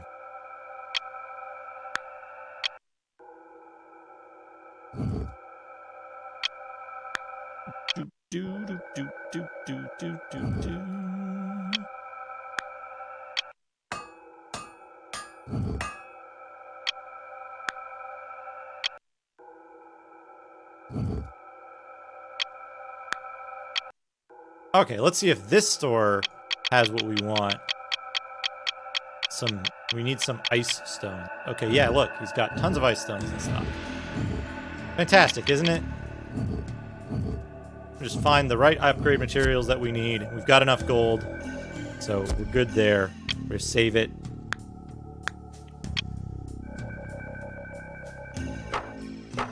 All right, so we want these to be at least 1 point in ice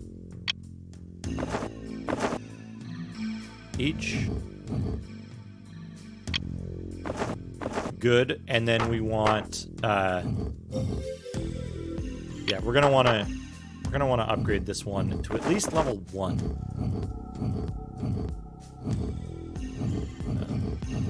Not 3. Okay, this should be enough to get it to level 1.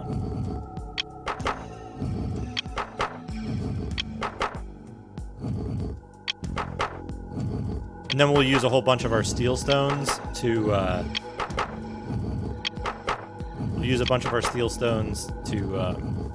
bring the attack power back up after we lower it with this. We'll be in good shape there. And to more directly answer your question, Fake Pyrie, there is a bug in this game that the store inventory is static across save and load. So if you sell stuff and load the game, it'll be available for repurchase. So we don't really need to wait for the store to restock. If you wanted to play 100% legit, you could just like stand still for 5 minutes at a time and check the store again, and it would have items you probably want. What does this have for speed? This has 16 speed. So let's give it 18 speed. This should be enough. I think that'll be enough. Basically what we want is we want a bunch of speed on the gear plus the element for the character. Put some ice back down there. And what that'll do is that'll give the character fast mode, and we don't have to worry about their defense at all. because they're going to be invincible due to invisibility.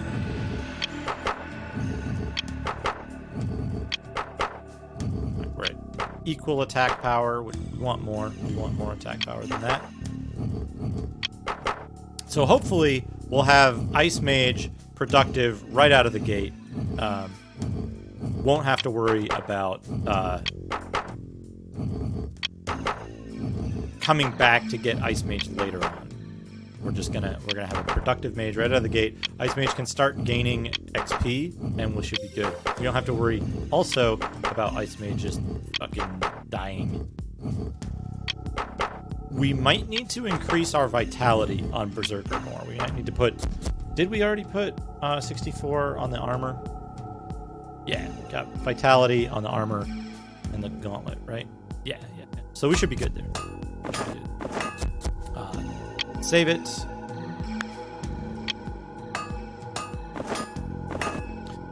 And now we need to upgrade our gauntlet.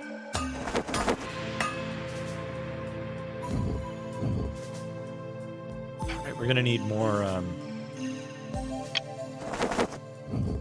steel stone. We shouldn't have addressed the attack power just yet, but it's fine. Get this up to 19 points, I think. Should have enough here.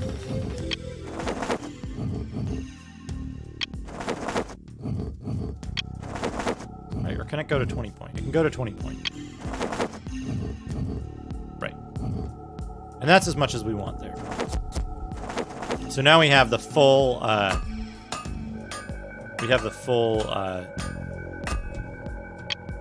magic power on that.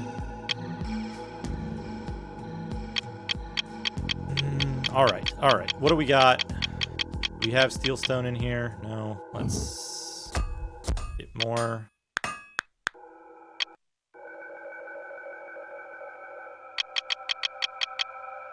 We'll need at least 2 stacks, right?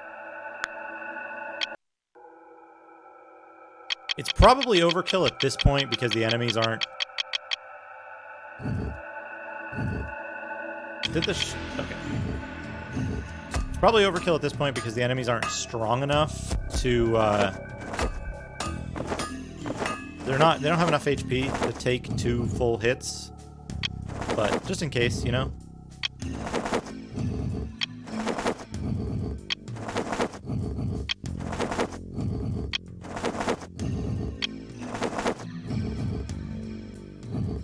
Okay, good.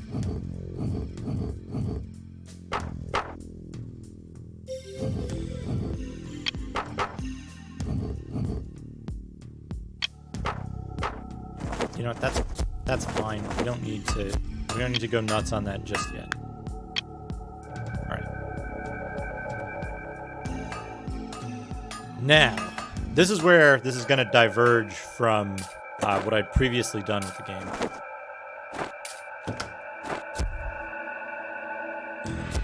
We got some more items that we're gonna upgrade later on. Okay, now.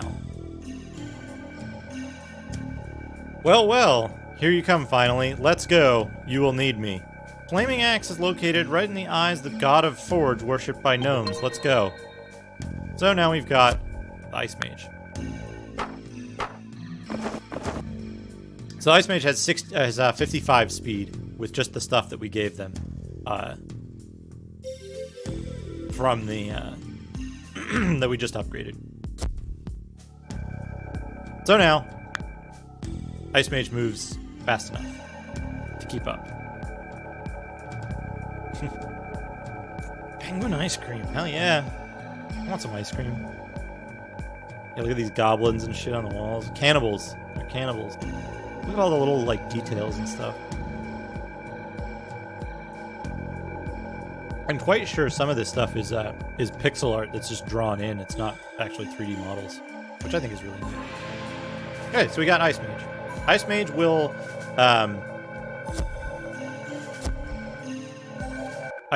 automatically attack enemies and shit. They're completely on autopilot as an NPC. So that's good. That's good. We don't have to worry about clicking too much now, because Ice Mage will take care of a lot of that clicking.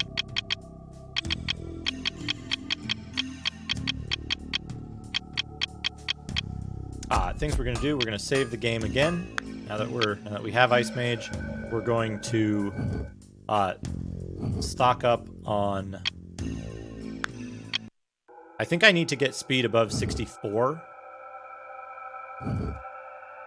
So we're going to make that happen for Ice Mage. And then I need to just... What I'm going to do is, just to keep things flowing kind of more smoothly from this point out, is once I get an item, if I get a weapon drop, I'm just going to dump a full... I'm going to dump a full stack of steel into it, and then move on. The other thing I need to do, though, is I need to duplicate these potions. The store sometimes sells them, but... Forgot about that. It roars when you try to do something incorrect with the shop. The store does sell them occasionally, but waiting around for those is just... You know, it's just time consuming. We don't want to do that. Let's do this. And so now, whenever we pick up equipment as rewards or drops or whatever, we're just gonna take... We're gonna take a full stack of the steel and dump it in and then sell it. We're not gonna worry about... We're not gonna worry about doing like a full on everything.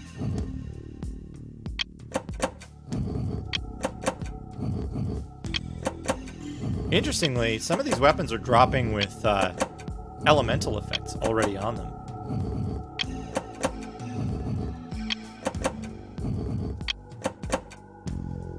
Okay, so that's one there. Sell it.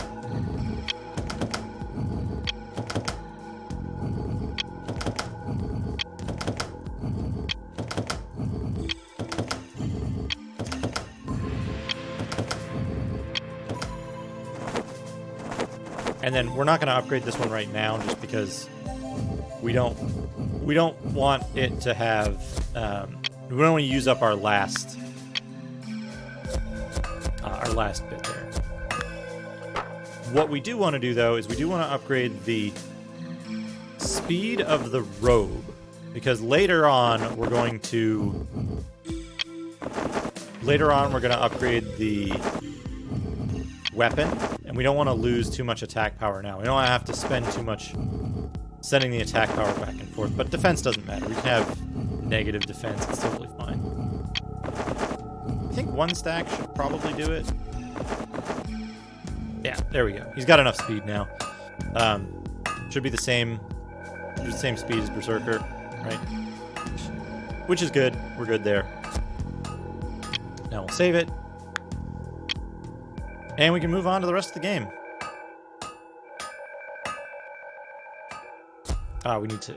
We need to equip these potion slots.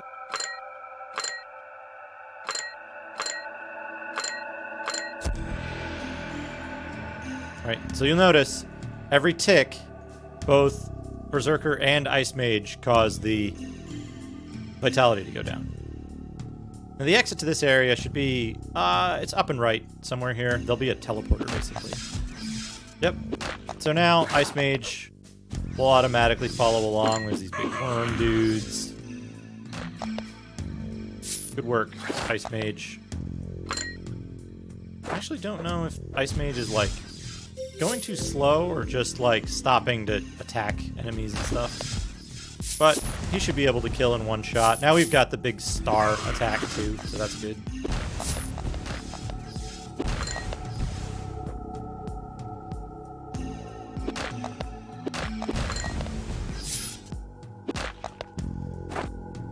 Satisfying crunch sound when you hit an enemy and it just destroys them.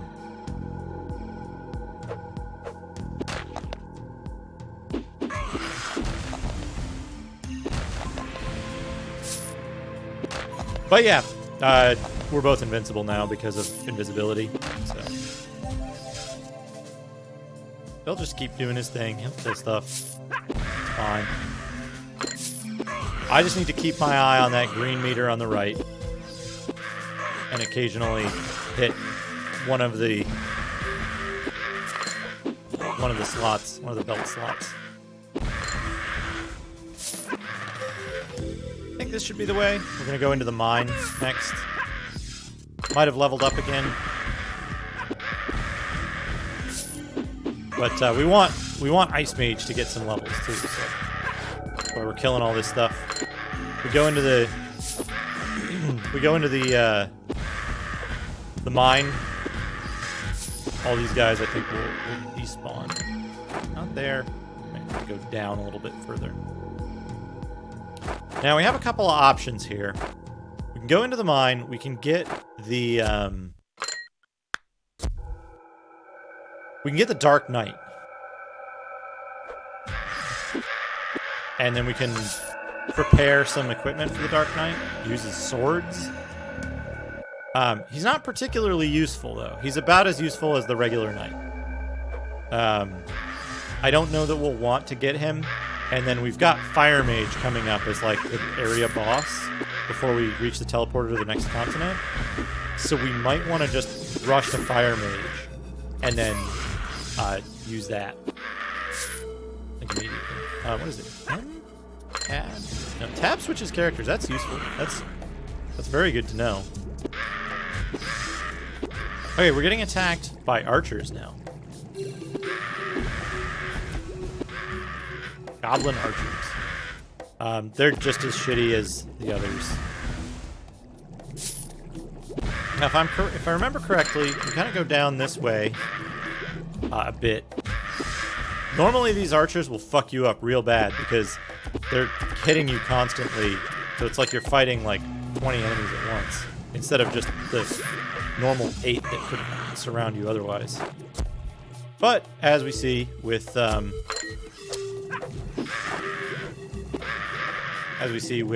invisibility, not a problem. Can't hit what you can't see. That's what they say, you know. Okay, we're good there. Now we can move on. It's important to get Ice Mage enough power that they're able to easily kill enemies that they hit, so that they don't freeze enemies. Because frozen enemies can sometimes not be hit, which is troublesome. If I remember correctly, we want to actually go. There's one more area we go to. I don't remember what the button for the map screen. Maybe you click on the map. Yeah. Okay, so we start here. We're gonna go through these red points, and then that's gonna warp us up to here, to this village, from the head here. That head is where Fire Mage is hanging out.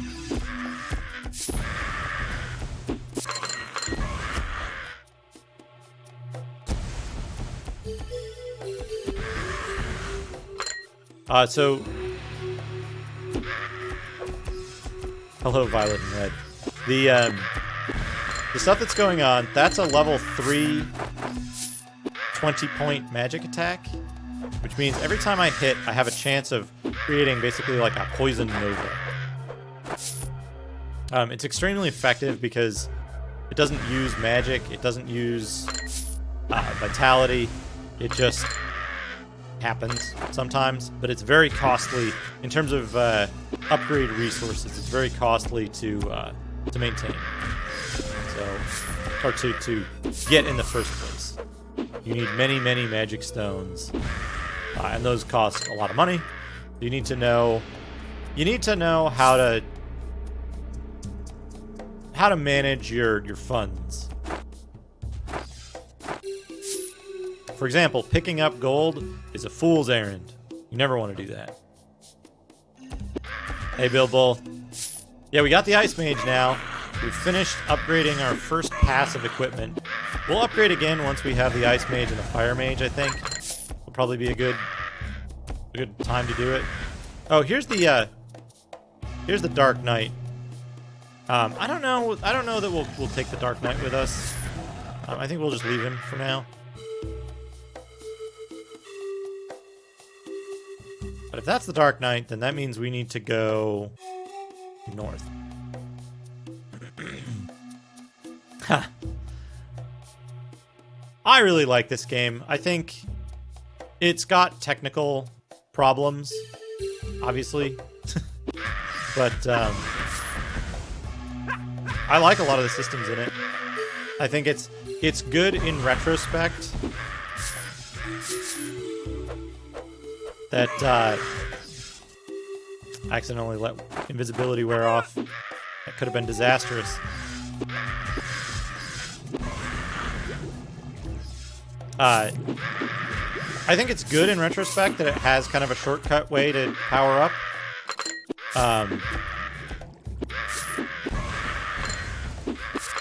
I don't know how I would have felt about it at the time. Given the bugs that it has, I think it's probably better as well. But, you know. Go up this way. We can actually, we can check the map to see where we need to go. Because your little gem moves around, and the locations of the stuff on the map, the, like, pictures and stuff, are accurate. They are meaningful. So, yeah, let's do this. We'll go get the Fire Mage. And then, you know what? I think we're gonna use Beastman, Fire Mage, Ice Mage. That's probably gonna be our party. Thought about doing Holy Mage, but like you get Holy Mage so late, we could be just doing the rest of the content in that time. And we need Fire Mage. We need Fire Mage to do the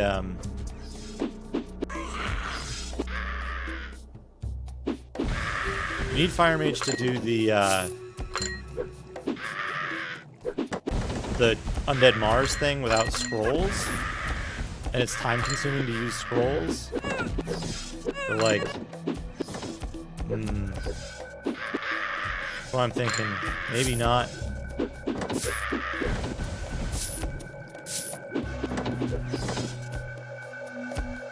Here's the portal to the next area.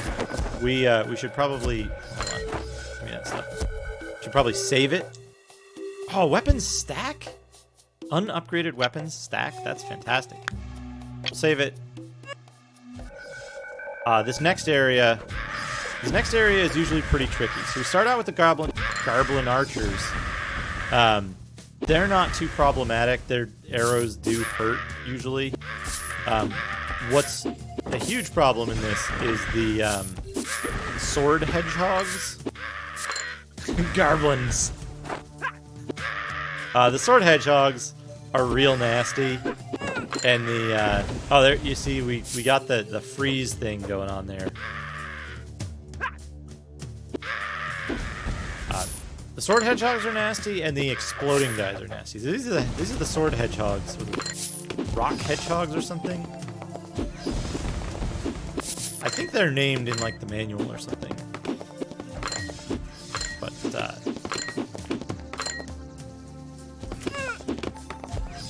they're not a problem. Oh, these are the sword hedgehogs. Those are like little rock golem dudes. Galeb Doers or something. But these sword guys, they deal a ton of damage. They deal way more damage than the archers, and they have very high accuracy. So normally they would be very problematic. I know Macaw struggled here when he was playing as the stupid ass knight. But with invisibility, it's not a problem. Gotta keep an eye on my potions though. And we basically just want to work our way northeast. There's tons of caves to explore here. We might come back later when we need to level up some later characters, but we're fine for now. There's these slimes. Slimes are not too troublesome. Even when you're invincible, same thing. You can still get stunned. So you can get knocked out of your attack and just like not have an opportunity to attack enemies. These bats. These bats have like, I think they have like explosion attacks or something. They can deal a ton of damage very quickly if you're not invincible.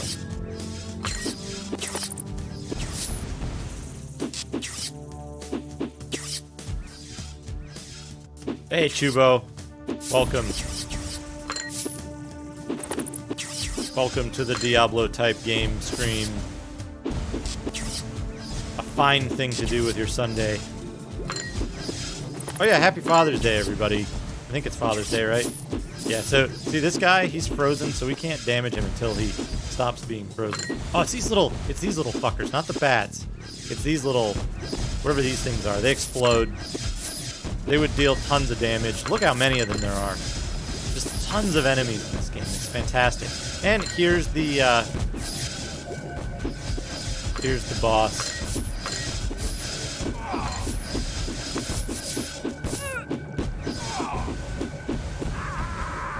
Okay, that's it for Fire Mage. We do need to clear out all of the enemies around here before we talk to Fire Mage, because otherwise Fire Mage will basically die instantly from the enemies attacking.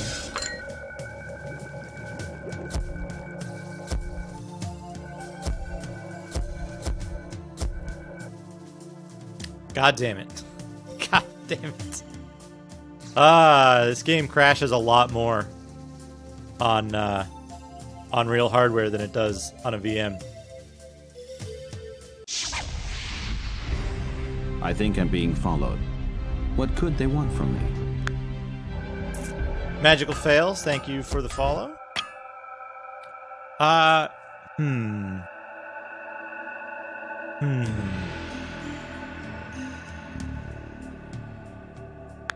just realized something I want to check.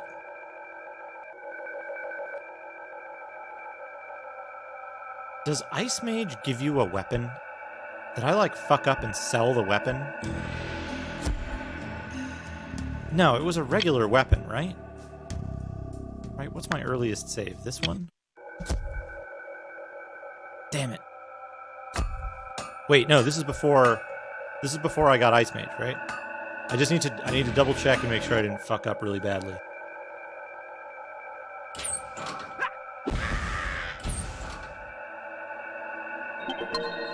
Okay. Yeah, Ice Mage does not give you a legendary weapon or anything. Okay, I'm good.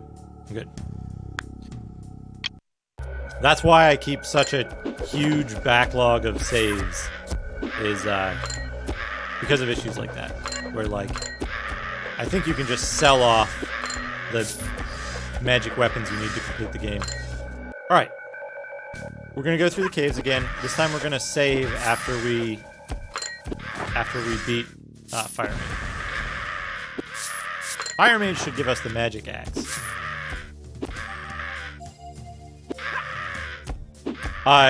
The thing that seems to be tied to crashing is opening your inventory, unfortunately, or sometimes closing it, or clicking on things. Those all have been crash-related items. It's fine though. We can just power through this. It's probably better to just go through this first, get Fire Mage, and then come back and mess around with this a little bit.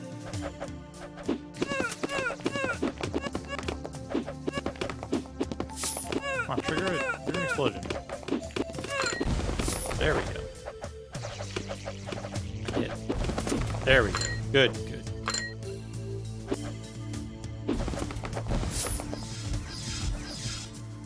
Yeah, I assume it's like some kind of memory leak or something. It's not like you have to do something complicated. It's not a reliable crash. I'm going the wrong way. Shit.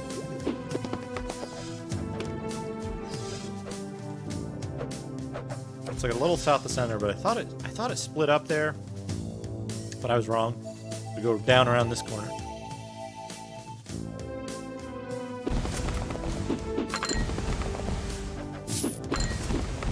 Now, the problem with getting Fire Mage this early on is that vitality management becomes more difficult. more characters, because each character ticks separately on the invisibility bar. Ticks your vitality separately. We poisoned that guy before we killed him. That was good. Kill him. There we go. Oh, he got frozen. Look at that.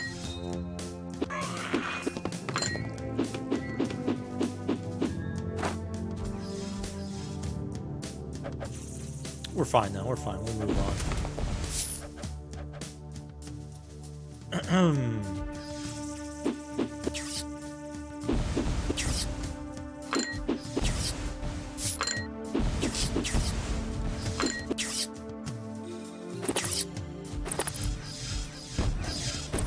One problem, the reason you have to kill a certain amount of stuff is that enemies will block you in. So you'll be like...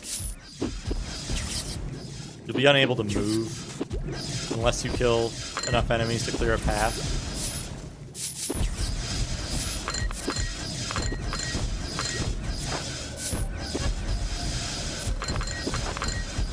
There we go. Good, good. Favorite knockoff Diablo?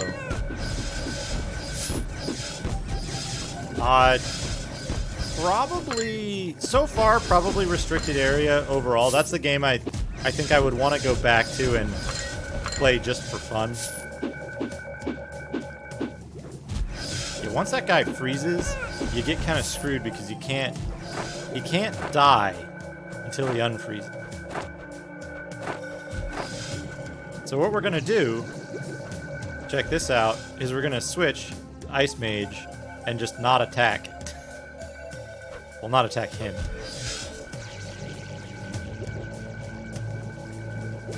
And then Berserker should just go nuts. No? No? Okay, we got him. Now we're gonna save it.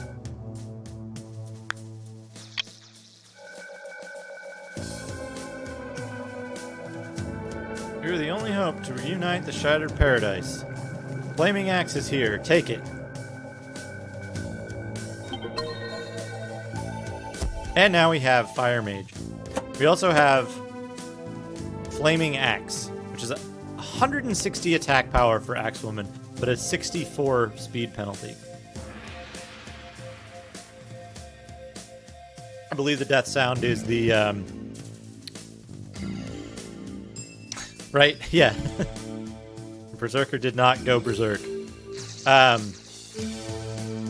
believe it is the Doom death scream, the player death. All right, now we have Fire Mage. We're gonna want to go back to town again,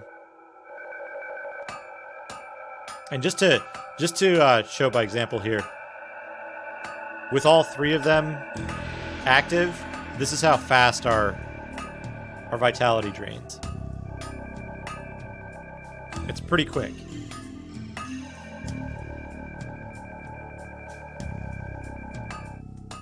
Shattered Paradise is an RTS for another game. So look how slow Fire Mage is now.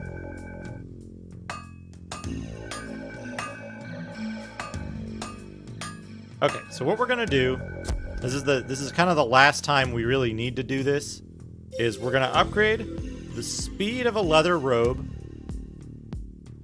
Hey, Karn. We're going to upgrade the speed of a leather robe. We're going to upgrade the attack power of whatever staff we can get and the speed of it, right?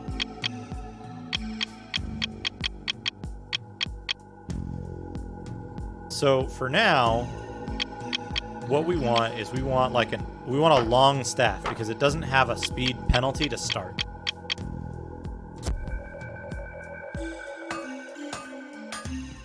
So we're going to save it. Here, this should be good. I'm going to take a quick break. We paused here. I'm actually going to leave the timer running on my little break here, but I'll be right back.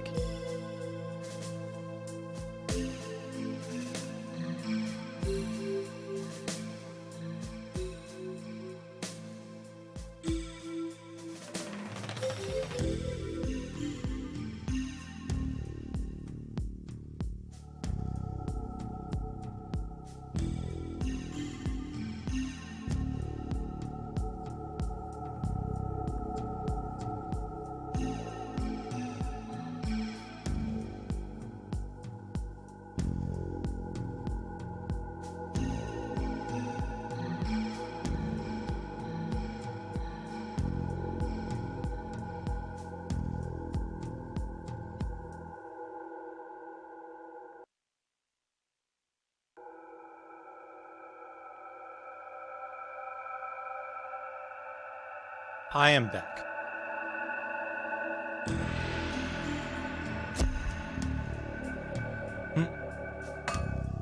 Oh yeah. This is gonna be world record time, for sure. For sure. Alright.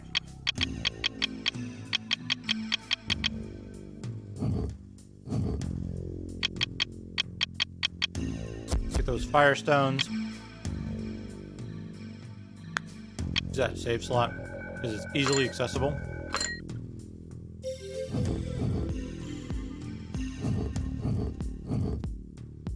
Let's do steel first.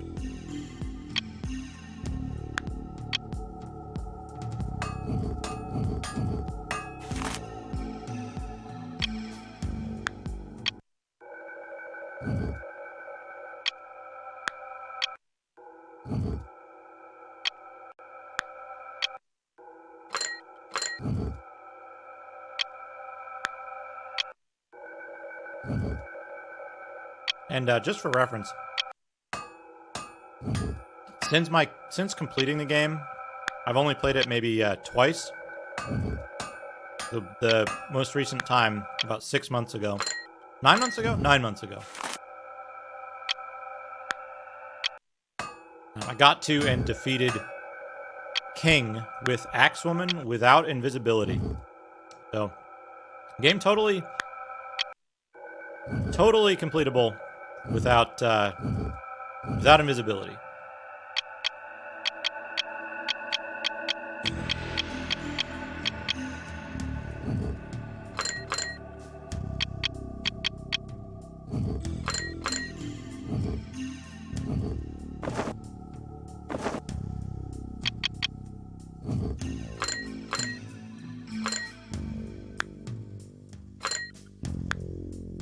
Just sell those.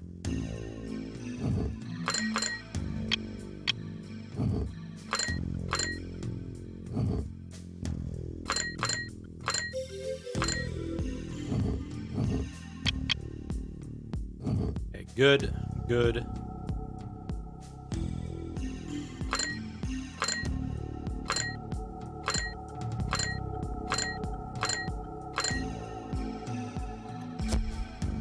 All right. Oops. Put that there. Yep. Need to get a bunch of money because we're gonna need. We're going to need. Let's see. 84 firestones, I think. I don't know. I always try to buy enough, and then like I don't I don't buy enough. I have to go do another duplication run for the firestones, but it'll be okay. We have enough materials to make a lot of money. We have enough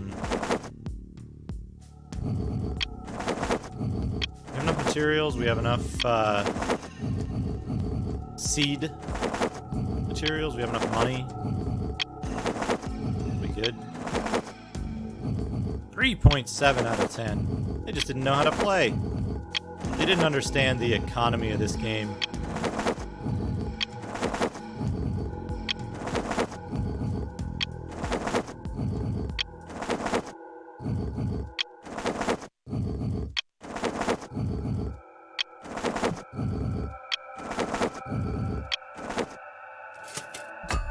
Alright. Good. Save it. We're going to keep these around, but what we need now is we need a bunch of aluminium. Alright, let's sell these. Put these in that place, so we have a place for them to pick up too. Oh wait, they had aluminium in the shop already.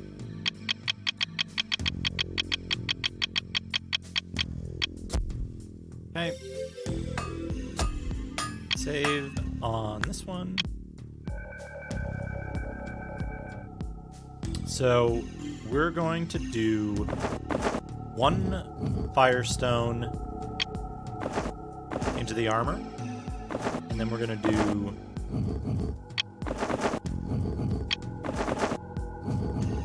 We're going to do speed. Now again, you gain an enormous bonus to speed for having the item be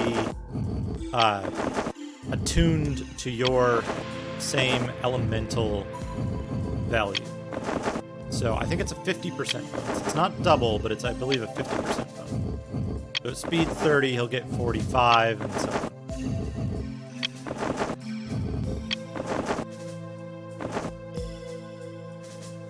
That should be good. Let's see. What do you look like? 54 speed. Look at that. Excellent. Not the fastest speed yet. I believe you get the fastest speed at 64. Plus 64. Okay, so now we want to sell the... Sell the Firestones so that we get more of them.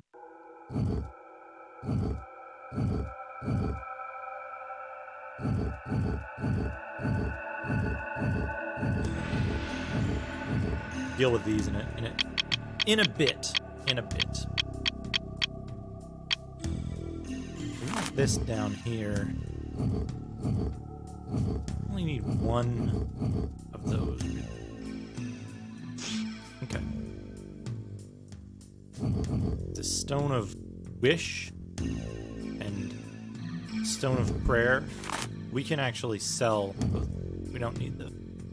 We don't even need a single instance of those to duplicate later. We're just never going to worry about there's some like orphan steel down there. Fine. Okay. Save. Here. Going to sell that. Load the game.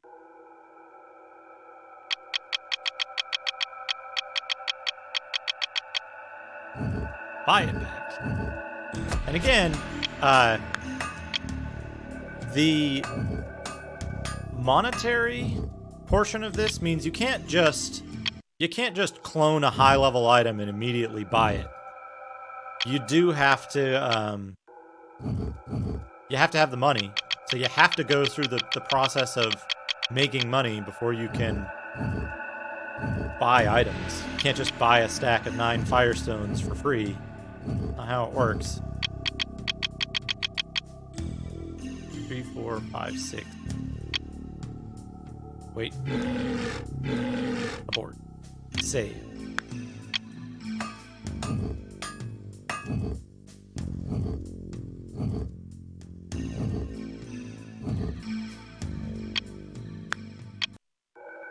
The only depth in the game is the ability to upgrade your weapons and armor with magical gems. Sound familiar? And the few scant skills that your characters gain as they progress through the game. But even they're unrewarding, and you really get no sense of why you're actually going through all of this tedium. Man, they don't know what they're talking about. They do not know what they're talking about.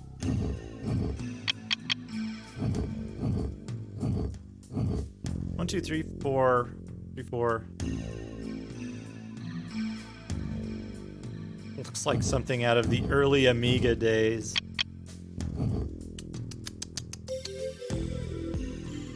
What? That.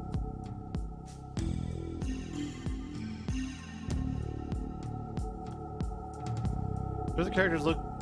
Sure, the character still looks pretty good, but the game itself just looks flat and horribly dated. Spell effects, while colorful, are the same for almost every spell, except ice spells are blues and fire spells are reds. Text is blurry. Primitive and recurring monster models are overused, and the simple character models are plain and don't even display details, such as eyes.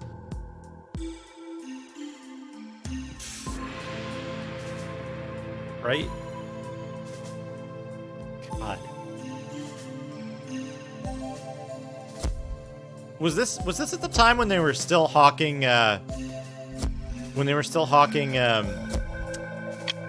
CD-ROM games as like the be-all, end-all of existence and, like, FMV was the best thing on the planet? Or was this after that? It's one of the problems with game reviews is, like, especially in the early days, like, especially in the days when it was, like, I think up to, like, the mid-90s was when it really started getting out of hand, was, like, they were getting money for the good reviewed games and shitting on everything else. God. There's so many examples of that. So, okay, so what we're going to do is we're going to take this staff and we'll be here for a little while.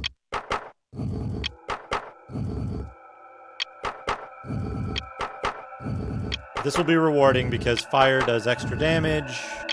Extra fire damage means we'll get through a lot of the later bosses way easier.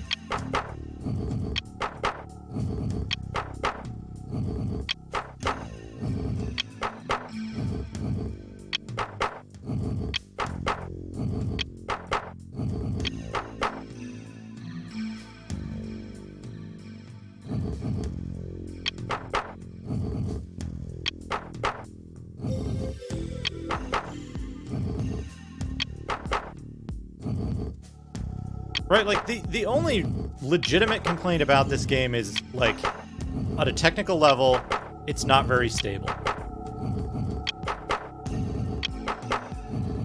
Right? So, after every certain amount of upgrades I give this staff, I'm going to save the game in case it crashes. But yeah, like, this font is no worse than other games I've played from a similar time period. Like, not that bad. The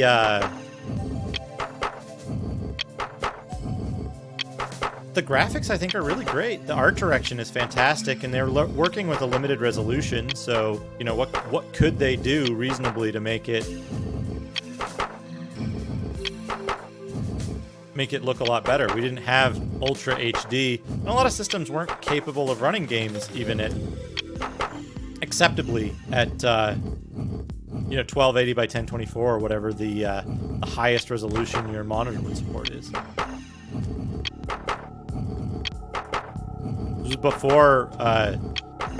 This was before the big dive into Direct 3D for a lot of the 2D games like this. I think one of the things you'll probably find... God, Dungeon Siege. Yeah, I think this is a better game than Dungeon Siege, personally. Just because it's got interesting stuff, like the character combining mechanics and the way skills are learned, and it's not expressed greatly in the game, but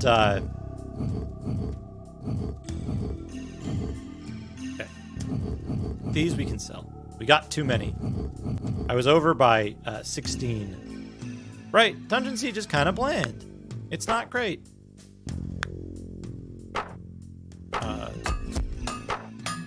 Get that. Okay. His attack power is -30, so that's not gonna work for us. We do need more money though, because we're running out. So let's get a short bow. Let's upgrade it and sell it back.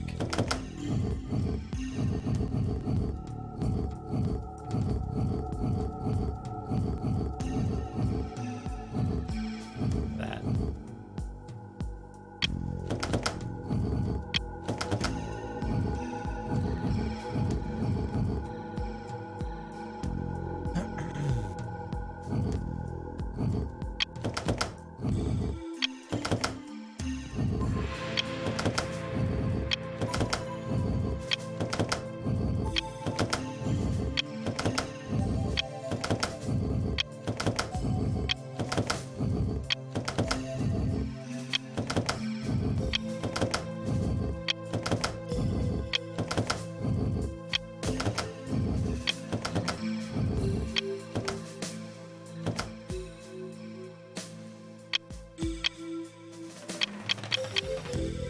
What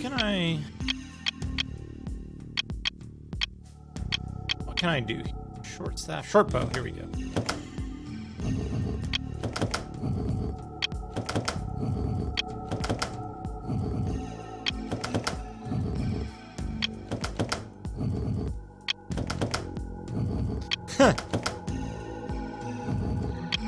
Yeah, I think CRTs were still incredibly common at this point. I had CRTs up until 2005, I want to say. 2005 or so. When I moved across the country and I couldn't take my CRT with me because it wouldn't fit. Finally upgraded. Side graded, I guess.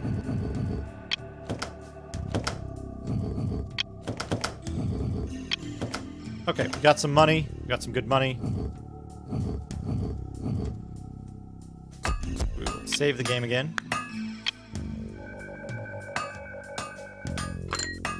Oops. Now, what do we need? We need to sell these. I'm gonna buy these dark stones just to have them in case we want to go with the Holy Mage later.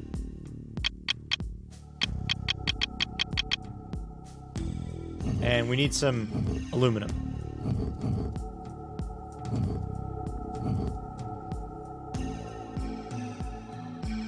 Dark stone. Yep. Pretty funny, I know. Huh. There's a lot of clicking. But I'm doing my best to reduce the amount of clicks. I think one other legitimate complaint you could have with this game is that the scrolls are almost genuinely useless.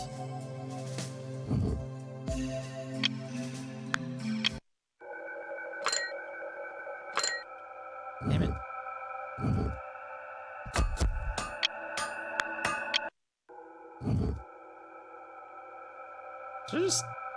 I just loaded the wrong game. I'm a bitch. Fine, it's fine.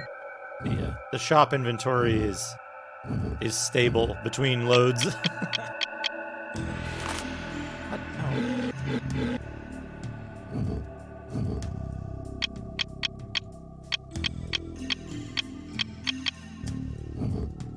Good. I think this will be enough. And then the other thing we're gonna need is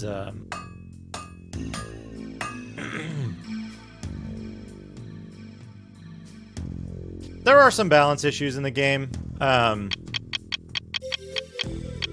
again, like, they're kind of easily bypassed in terms of what you actually need to do to win at the game. It's possible. It's only slightly challenging to play the game without invisibility, without resorting to the Berserker strats, but then, like, if you do, it's generally better to play the game with a solo character, which just takes longer. It's not...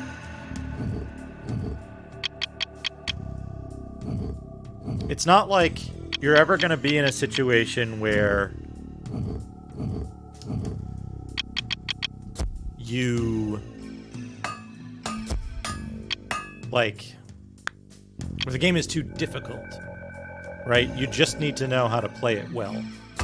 Okay.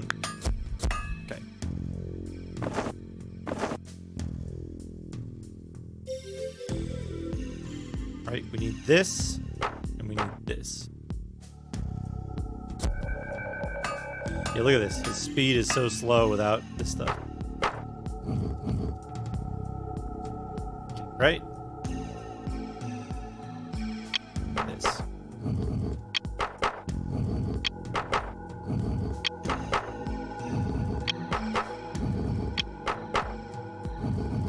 Hey, Goaty.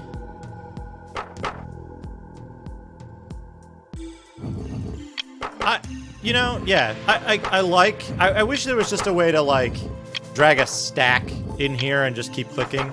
Like, just keep clicking on the anvil icon to use the whole stack up. A few quality of life features, and it would make it fucking awesome. Now that this is fully upgraded in fire, by the way, I don't need to worry about the attack power, because see how the attack power is already bottomed out? So we can upgrade this for speed as much as possible. I think I'm being followed. What could they want from me?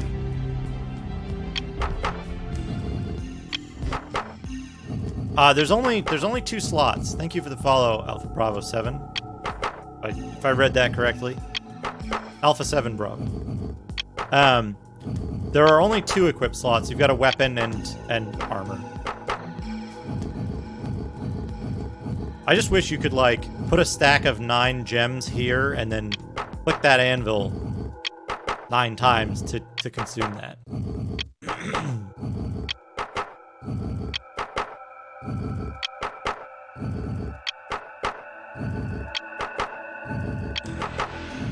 Because that would make this go way faster.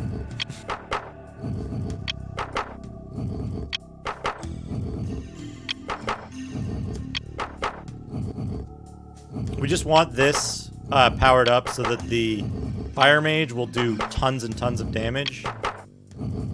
We'll need to do this for the Ice Mage before we fight King later on if we decide to fight King. But the Fire Mage it's really important for, because the Fire Mage is the one who's going to help us melt the ice encasing undead Mars's corpse so that we can get the Harvest Amulet and get the good ending of the game or the no ending version. We'll probably do the good ending first just so we can show the ending, and then we'll load that save and get the no ending version after killing Joker.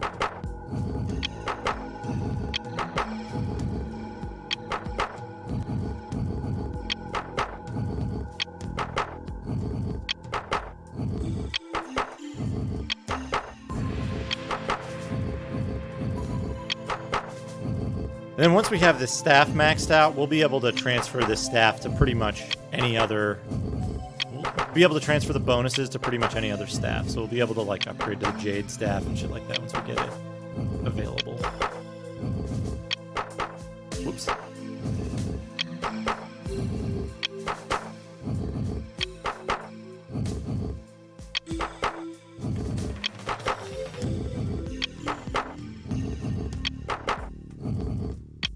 That should be good enough for that.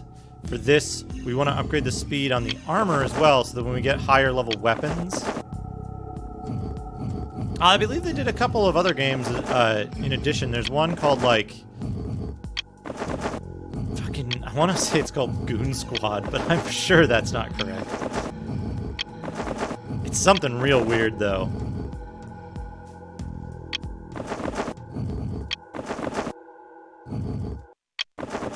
Something real weird. Okay, good. Now, Fire Mage. 190 speed, 200 attack power, no defense, no magic defense, but we don't care. I know, right? It should be. If you look them up on... I think if you just search Google for Ace Platinus family, you'll find their other stuff. Okay, we have one of the legendary weapons now. We have a bunch of extra stuff. We have a lot of potions. Let's see if there's more potions. More potions we can buy. Looks like none of the great potions, so we don't need to worry about that. And then later we'll worry about upgrading the Ice Mage, should we need to. Alright, so we'll save. This will be our go slot. And then we'll move on. This guy should have dropped a... I think he's supposed to drop a... Yeah, look at this. Look at this. I think I'm being followed. What could they want from me? Norup, thank you for the follow. Look at how quickly the Ice Mage died when we didn't have invisibility on. Watch this. Oh, well... Fire Mage. The fire mage is like super immune to fire, but yeah, it's like almost instant, and that would mean the ice mage is like completely gone now. But we don't want that to happen, so we'll do this properly, which is turn that on. Now everyone's invincible. Wait, you're not invincible. Come on, cast it on yourself. Not enough MP. Look at that. Okay, there we go.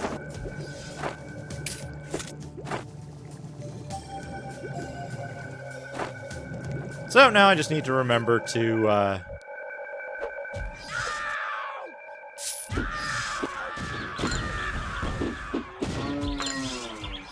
yep. Now I just need to remember to keep the vitality up. We'll be good to go. I think probably the first thing we want to do here is we'll want to go fight the coolest boss in the game, I think.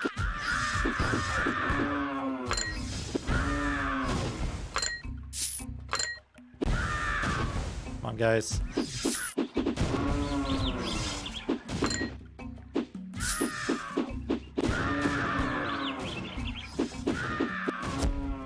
Having a hard time hitting anything with Berserker. There we go.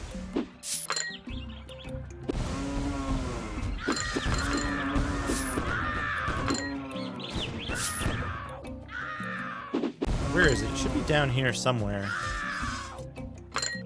Forget exactly.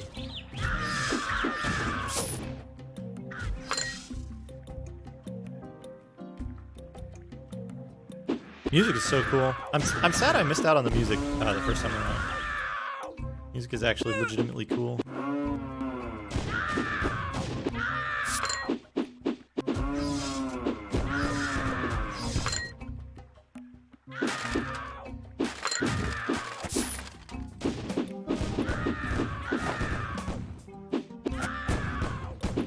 These weird flower things under the ground in some areas.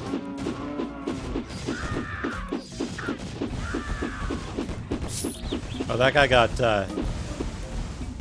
frozen, so we won't be able to hurt him for a while.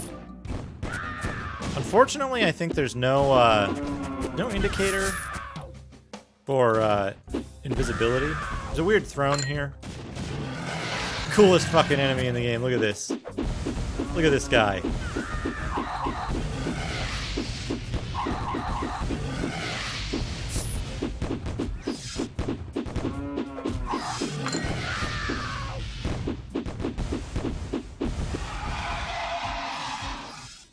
Got him. And then as soon as you kill him, he drops this portal, which takes you to the next segment. Which, fuck it, let's do that segment while we're here, right? So this is the, like, what is this area called? Like, ruins or something? Ancient. There's called Ancient. It's gone from Elven to Ancient.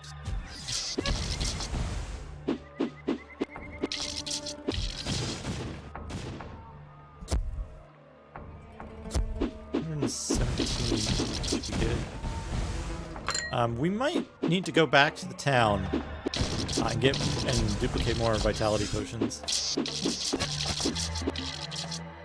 in a moment.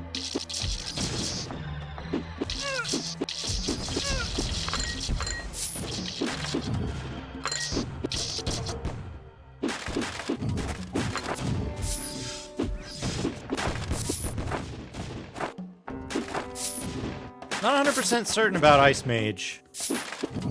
I feel like maybe... Yeah, look at this. This is a really good place to get like a whole bunch of upgrade materials if you wanted to get them for free.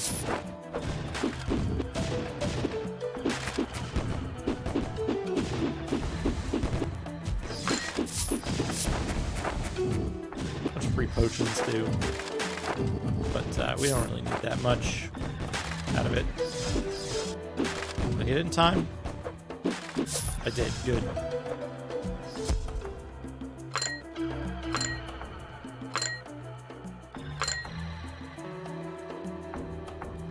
Okay, we're good. Hey, Cho. How are you? Right, it would be great if the moves did open the crates. This is the cool music. There's like flutes and shit.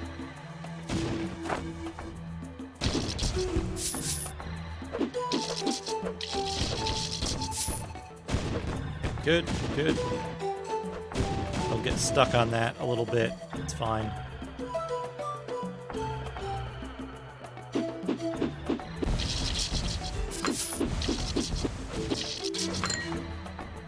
There's something I kind of don't remember. I know you got to go up and right in this area, but I don't remember exactly what the path is.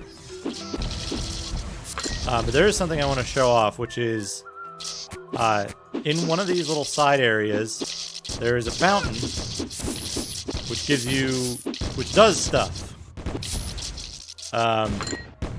It's a very strange fountain. We're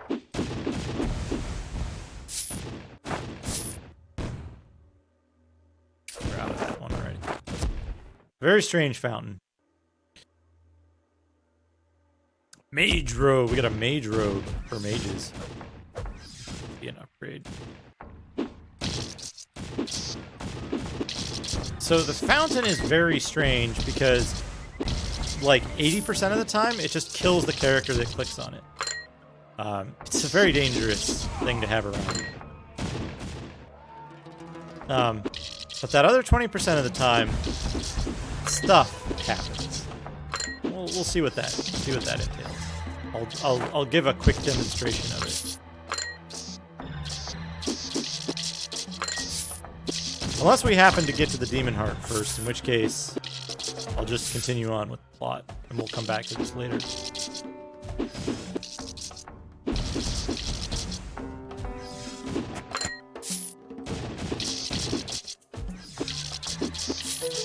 We do want to finish the game in a reasonable amount of time.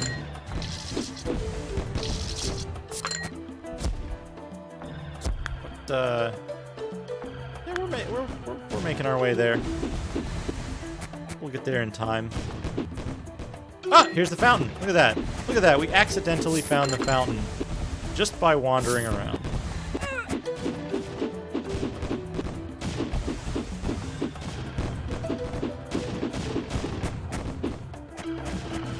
Okay, so this fountain, save the game, which is good anyway.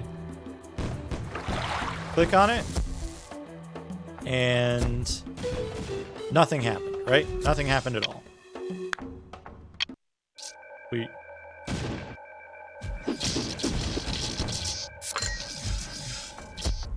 I save it on a different slot? I did. Okay. Got a little confused. Oh! Dead. Instant death is a common result of clicking on the fountain. Nothing happening is also a common result. Look at that. Instant death. Even if you're invisible, it's one of the few things that can harm you. But we're gonna save scum this a little bit to see one of the other possible results you can get from clicking on the fountain. One of these times. Maybe we'll wait a split second.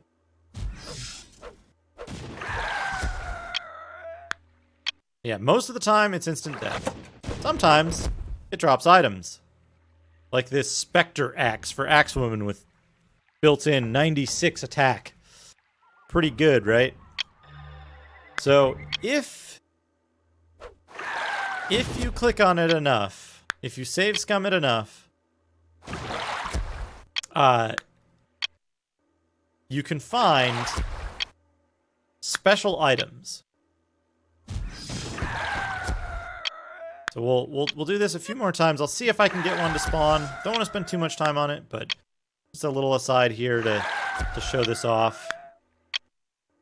And basically, the special items you can get have no speed penalty. They have no speed penalty. What's this? Sword of Vampire. This is also a high-level weapon, but not one of the secret weapons. They have no speed penalty, and they have, I think, 128 base attack. They can then be upgraded to plus 64 attack on top of that, I think. Something like that. It's they're very, very good.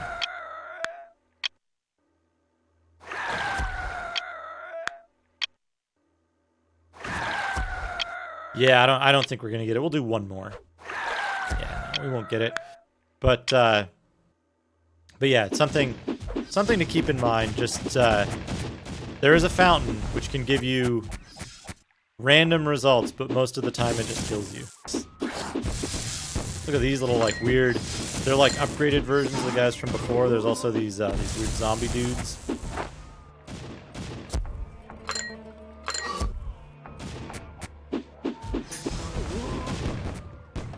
But basically, we want to keep going up and right. It's just that one. That's the only one in the game.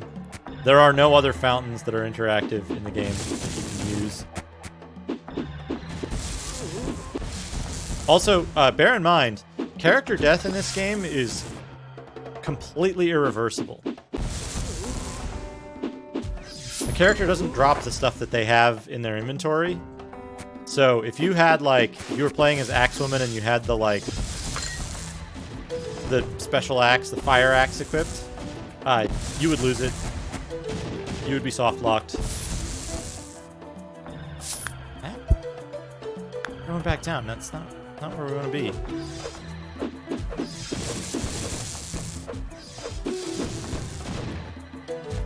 You can see the fire mage. Fire mage has the excellent side effect of doing tons and tons of damage. The ice mage, on the other hand, has a negative side effect of freezing stuff and making it basically invincible until it unfreezes. Okay, we need to head back to the town. They're still shooting at something. And we need to... What we're going to do is, because these items are we're getting them so frequently now, and we have such limited inventory space, anything that's not for the characters that we want to use, we're only going to upgrade once or twice and then sell. But we'll still get several thousand extra money from selling it.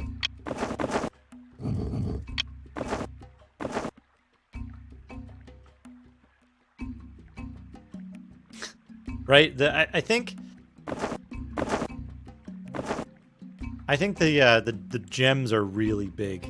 You don't get a sense of size in your inventory here. But yeah, look at that. That's like a big rock. That's a big giant chunk of steel right there.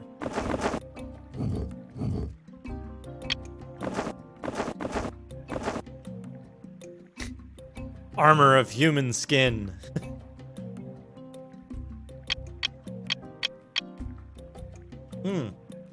Staff of Skull. Alloy Gauntlet.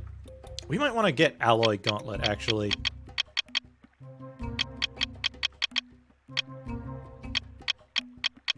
Yeah, let's get Alloy Gauntlet.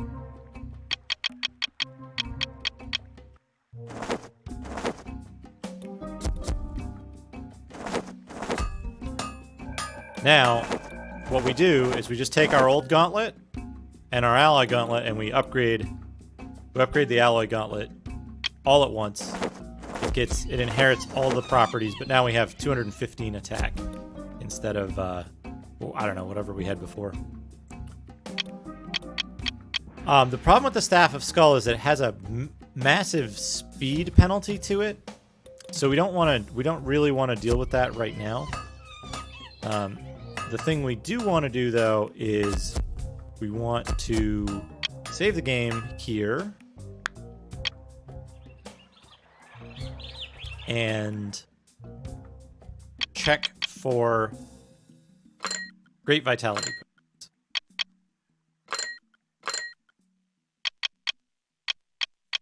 We want as many Great Vitality potions as we can get our hands on. We're going to fill our entire inventory with them. Let's get a couple of scrolls of teleport too, so we don't run out. Save here. Then let's sell these. Load the game.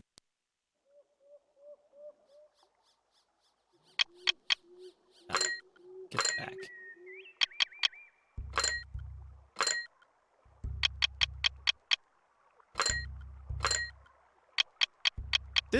I think this should keep us going for a while. We'll do one more round of that.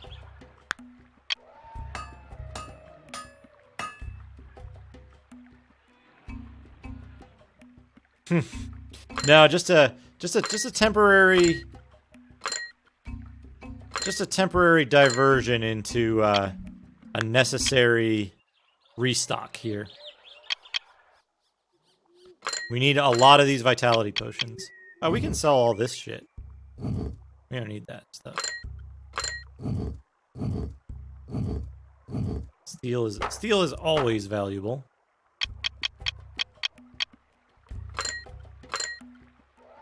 But yeah, we need a lot of vitality potions because that's what keeps us alive, essentially. And then we're gonna buy some lesser mana potions.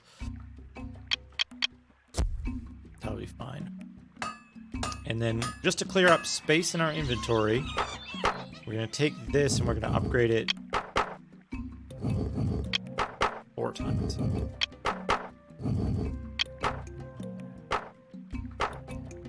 Sell it, that'll give us a little bit more money.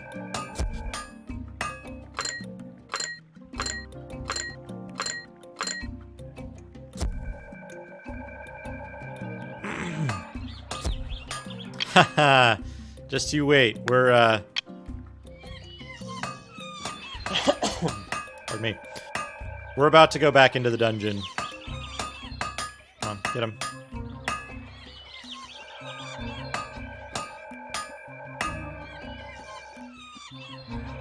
What the? Oh, I'm out of juice, that's why. Now, hit that guy. Okay, there we go. Now I'm all juiced up.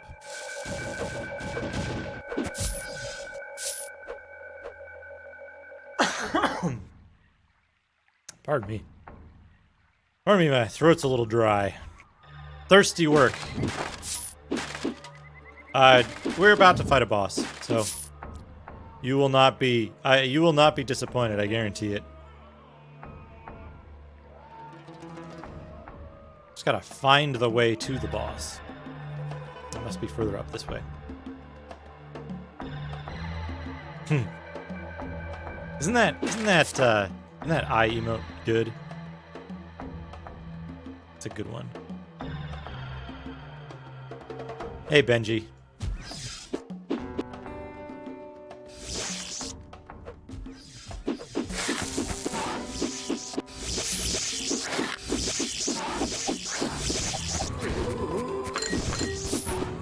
Okay, so we're gonna fight all these weird things. Weird bug things and stuff. MP83, thank you for the 10 bits. Really appreciate it.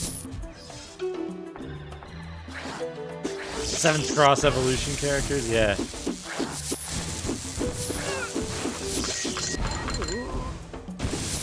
Yeah, we're just tearing through these guys. It's real good. Now, here's my conundrum. I forgot about Pixie. We could get Pixie, but I don't think Pixie's going to be very good.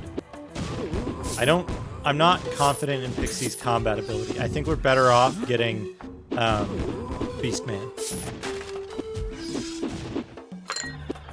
Oh no, I appreciate every little bit, MP83. You take care of yourself first. I'm just doing this for fun.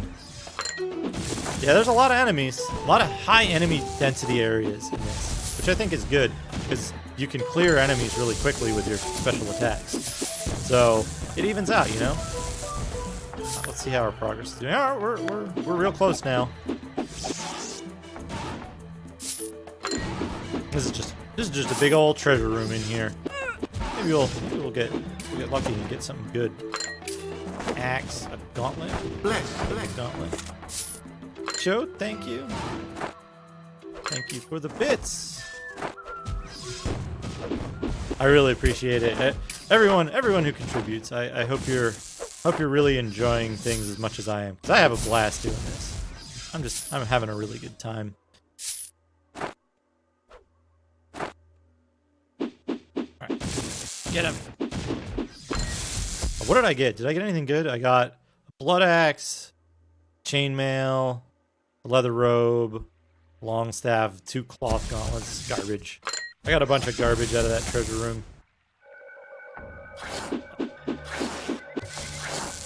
Oh, I think I can hear the I can hear the next area. Thank you, MP83. Thank you again. Okay, what do we get? We got a scroll. We got a scroll of healing. Awesome. The trash is like the fucking best thing. Okay. Oh, he just drops it on the ground. That's right. It's not even trash. It's just drop. Oh, so the cleric says different things depending on the bit amount, the cheer amount. Sticks to snakes is I think that's the highest tier though, so it's rare. Yes, Fake Pyre. The oh, we crashed. Good thing I had just saved it. I love how the music continues playing too. So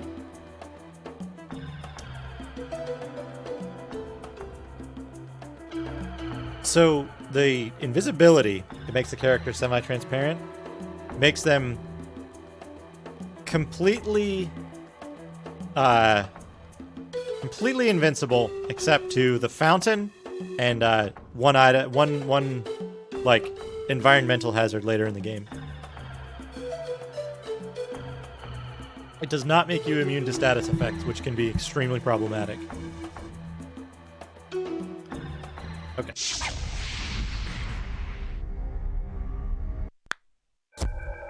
Whoops.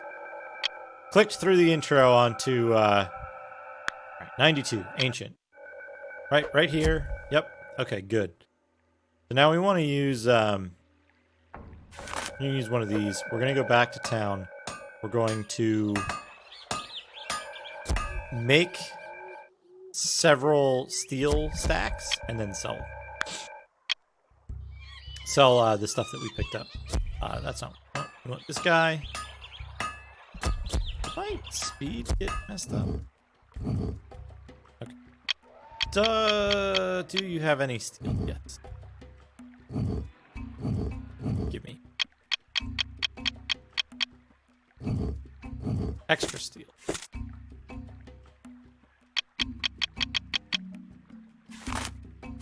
Extra teleport scroll. Okay. Yeah, invisibility is probably the most balanced spell in any video game ever.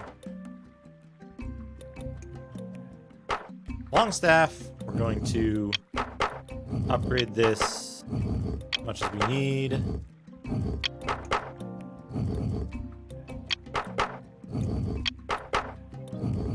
We'll do a full stack of steel here to get us some money, plus this one extra one.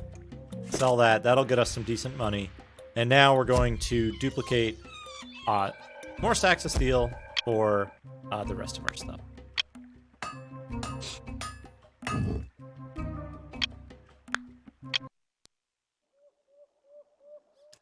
The steel gives you 3 damage in exchange for 2 speed.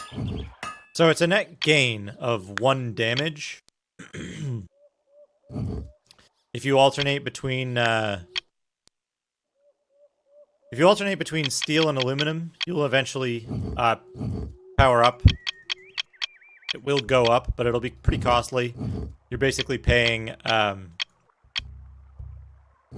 250 for 1 point, where steel stone gives you, I think, 2 points of power on its own for 2 points of power on its own for 450, I think, is what they go for. Okay,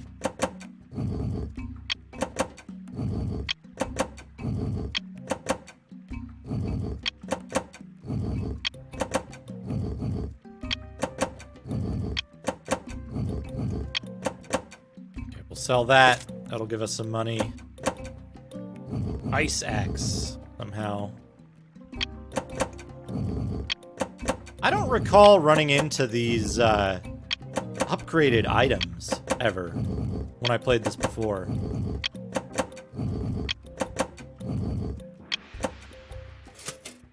But it's fine. We're gonna upgrade these things, sell them off. It's just a little management you need to do to make money and clear your inventory space out. We're so close to the boss though. Like I think we just go through that one teleporter and then we'll be basically in the boss room. Okay, sell that off, and then we've got this robe that we want to sell off too. It just saves us, like, doing this intermittently saves us the trouble of doing this all at once later on when we need a bunch of money and we forgot to, like, upgrade all the stuff we were getting. I realize I have 2 gloves that I need to upgrade to, so we'll save it. We'll sell the steel, load. I think we only need 2 stacks. We got 2 gauntlets that we're gonna upgrade. Get that. That.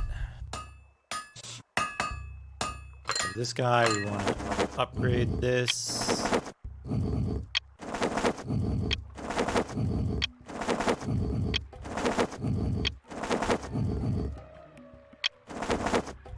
Speed is very important up to a certain threshold.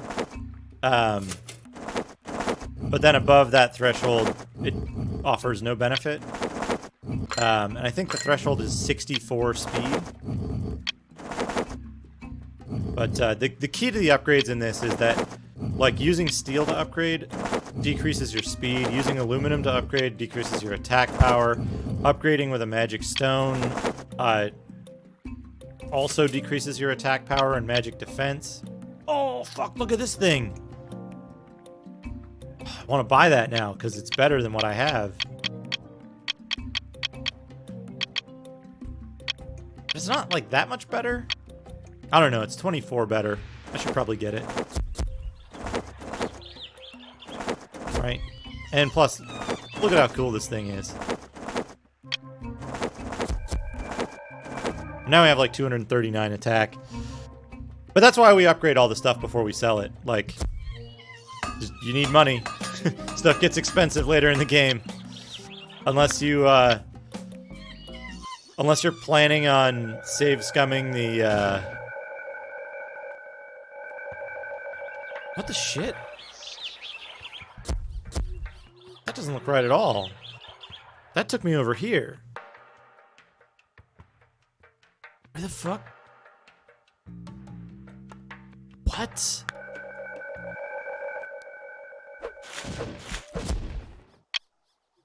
That's real strange.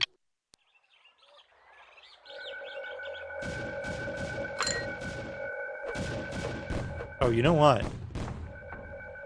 You know what?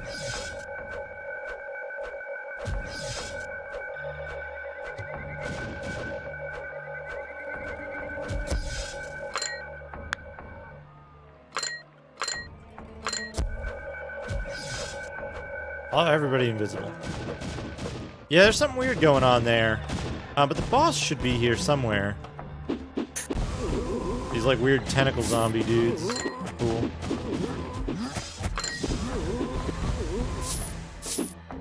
A hammerite. Yeah, this game is pretty broken. It's pretty broken, but I don't know. It's fun. It's fun. It's got all this cool shit.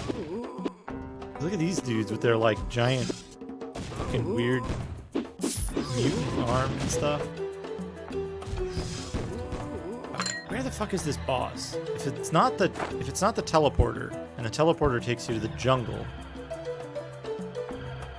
then it's gotta be, like, up here or something.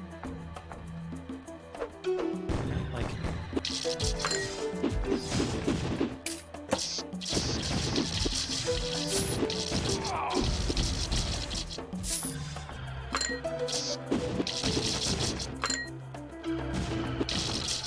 mean, the boss has gotta be there, because that's how you win the game. Well, I guess that isn't such a hard requirement in this game. Not a hard expectation that there's the thing you need to win the game is present. It's just not where I remember it being is the problem.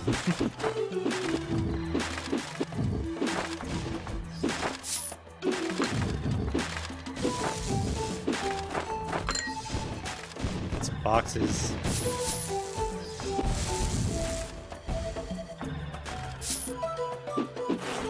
Treasure room. There's a big treasure room here.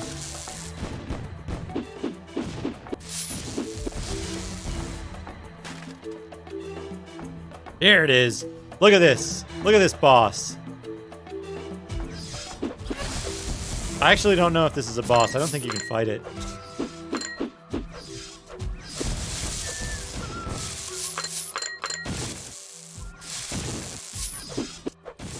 Yeah, this big heart.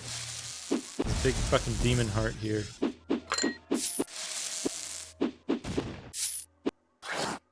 And like...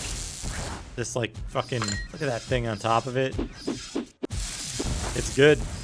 It's a good thing.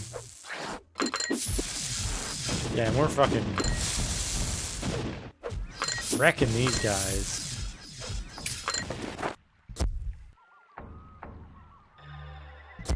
Fur leather. I guess we'll hang on to fur leather.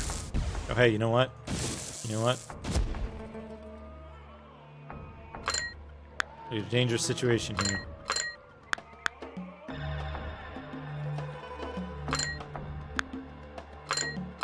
Jeez, I forgot to stock the potions on the bar.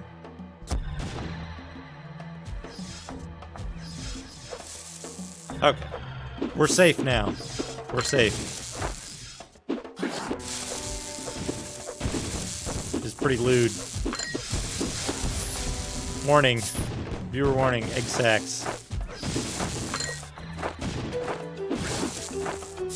This thing might infinitely spawn enemies. But that's okay. This is what we're here for, is Pixie. And once we talk to Pixie, we'll be good to go.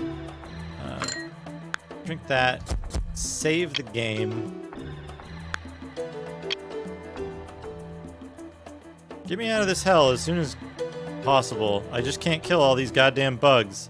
Don't forget to bring the holy staff with you, for it costs me a lot of efforts to find it. We got the holy staff. Basically, our goal is to gather all of the holy weapons. So we've got the flaming axe, the holy staff. We'll get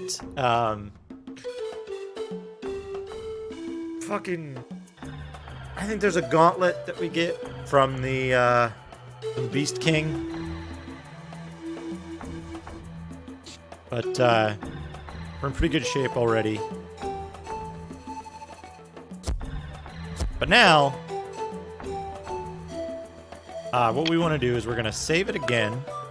We're going to go to the inventory. We're going to use... how do we do this?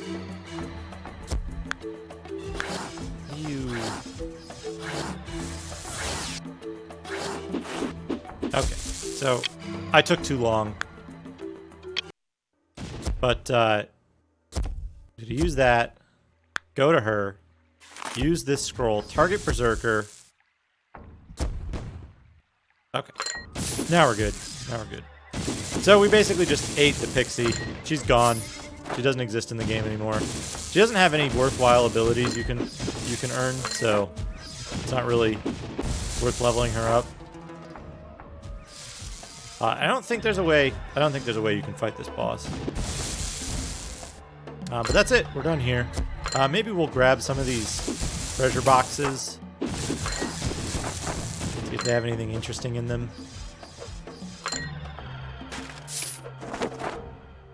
Possible they'll contain a good gauntlet or something. I think Beastman is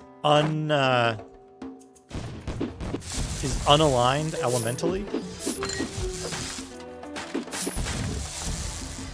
Could be a good Skyrim mod. So we'll use teleport and we'll get out of here. All right, what do we get? What do we get? We got fur robe. So that's, I think that's an improvement, right? Defense 10.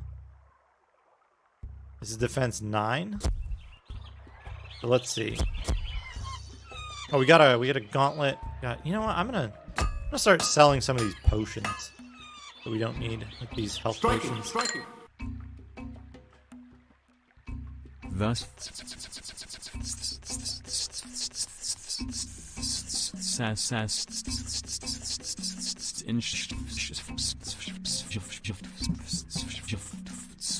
Shillin, curly loop, loop de loop, loop de loop, curly loop, loop de loop, loop de loop, celebratory hands in the air, celebratory hands in the air.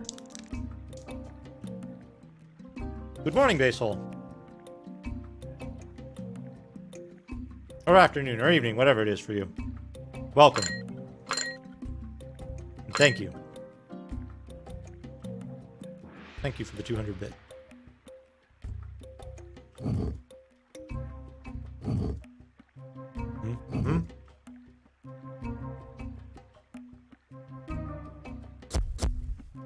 Good save.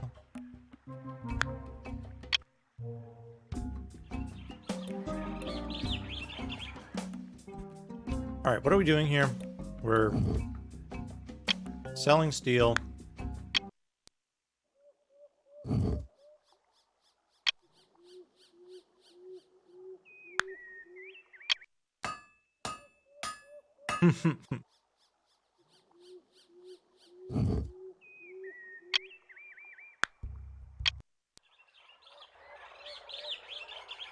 Get some steel back.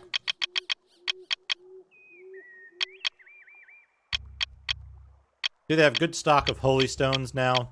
If I were playing without the duplication, I would use that opportunity to stock up.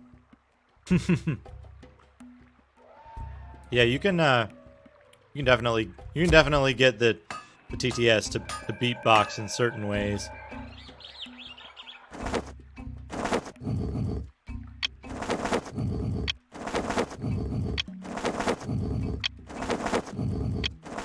You make a little more money here because now the items are costing like 50 grand and stuff, so we want to have a bit of money when we get to it. Iron Staff? Iron Staff isn't a good enough upgrade of the mages to make it worth the speed penalty for right now. Although we will deal with that later. The first time I completed the game, I think it was about 7 hours. Or 7.5 hours, maybe.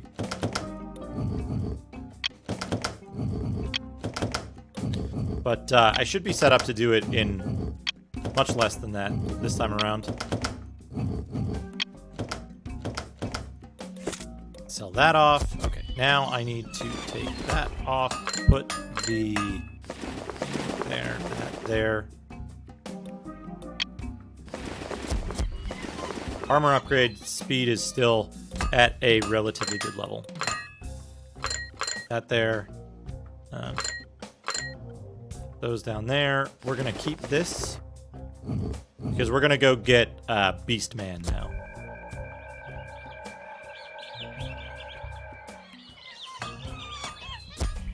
Save on this one.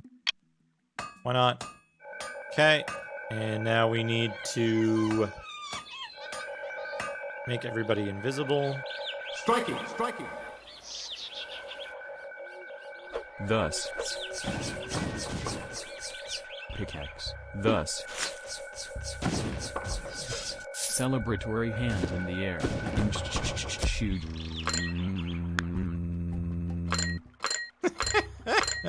So good. Thank you again, Basehole.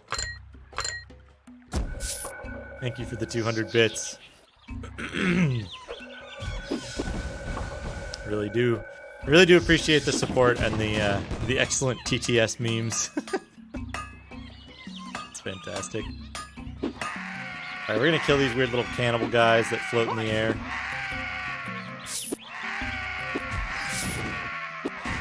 And I gotta rely on my memory here to find Beastman.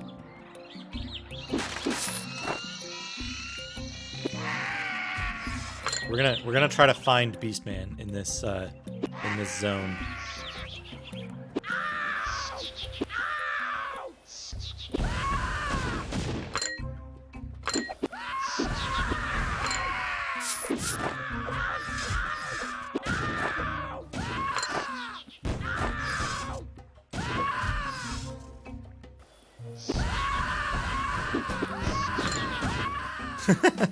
Might be.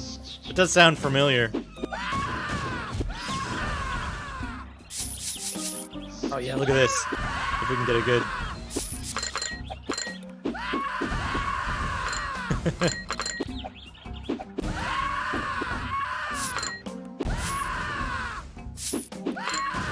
Yeah, library effects.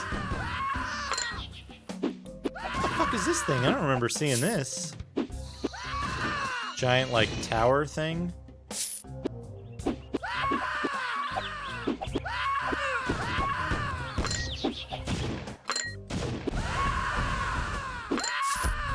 Just realized something.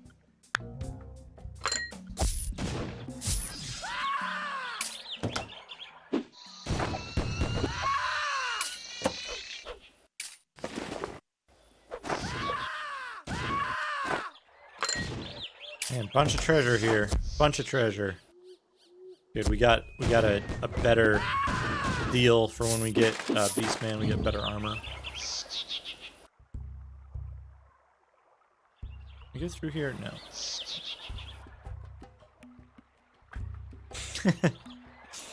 Very surprised. Alright, so this is off to the side. Basically, Beastman is hiding in the woods somewhere. And we need to find him. And then our party will be complete. See? Look at this. Humph, it's lucky for you to find me. After destroying 3 sorcerers, you can proceed to the Holy Fountain to release the witch who has been sealed for millennia. Alright. We got Beastman. Oh, and we got a gauntlet right out of the gate. Fantastic.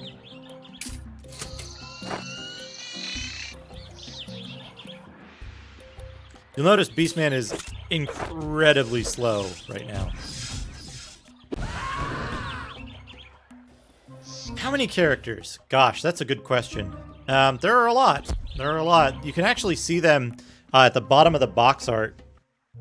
I think it lists all of the characters. There's Holy Mage, Dark Mage, the Priestess, the Puppeteer, the what is it? The Puppeteer, the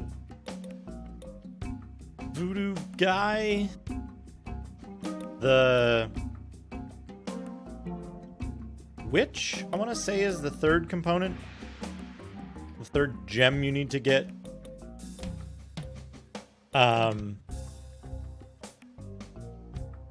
Yeah, the fucking Puppeteer. Fuck the Puppeteer. We're not doing that until later. But, yeah, there's a lot of characters. There are a lot of characters. We got a bunch of stuff here. What do we get? We got a cloth gauntlet. That'll be fine. That'll be enough to get him moving. Look how slow characters normally move when they don't have speed up. Berserker, or the Beastman, is moving at regular speed. That's how fast we'd move if we didn't have speed cranked all the way up for our characters. Alright.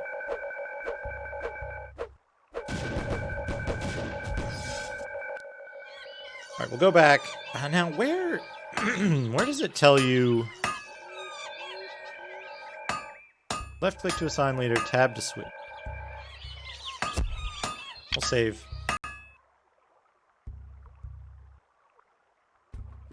Here. Where does it tell you the characters? Ah, yeah, there we go. Wear beast armor, use gauntlet. Affinity dark. Alright, mage robe staff, ice. Mage robe staff, fire. And this fella, general. So,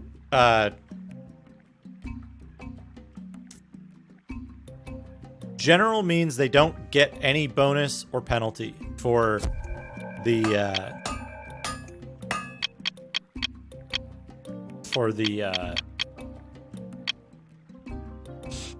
magic stuff, which means it's good and bad. It means that we need to be more wary of speed penalty.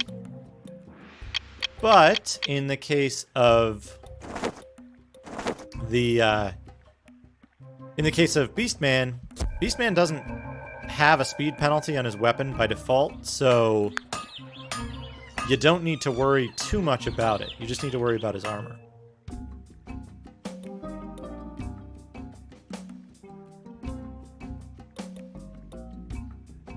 What? You have to be a person running the game to... That makes negative sense. You can only add a speedrun category if you're a person running the game and have a conflict of interest with managing the category. Insanity.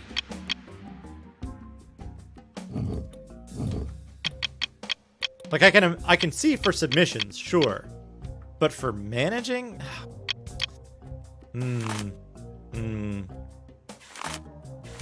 Aren't those two? We're gonna want a lot of steel stone to upgrade this thing. But we need to upgrade its speed first. Okay. What do I need to do right now? I need to...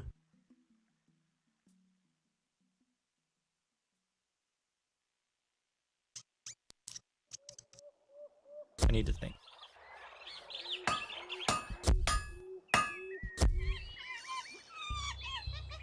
Okay, we're just gonna upgrade each of these once and sell them.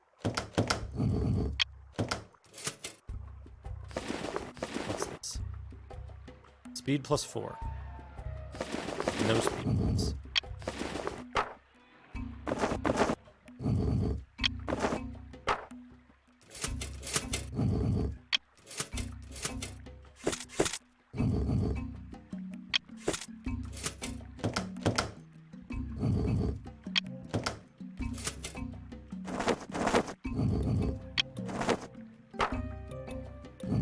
Keep our 1 steel, because we're going to want that.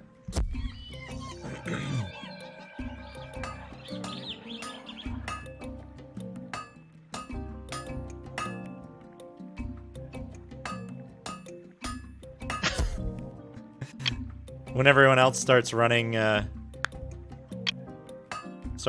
Broken Land, I can't wait to not be the #1 speedrunner for the Broken Land, I'll be honest.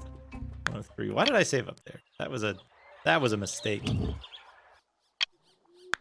So the first thing we need to do is we need to get 1,000,000 aluminum so that we can get Beastman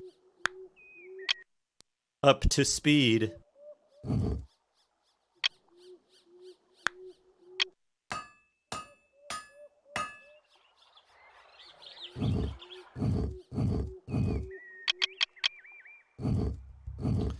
So yeah, because he doesn't get the speed bonus from elemental, because he doesn't get the speed bonus from the elemental match, we have to use significantly more aluminum to make Beastman speedy. But also, he doesn't have a weapon speed penalty, so he's got that going for him. Right.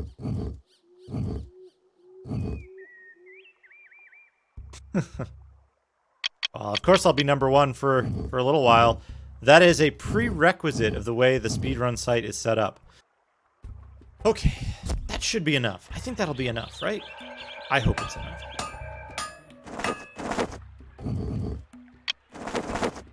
Wait. Gonna save. Gonna save just in case it crashes. Safety saves.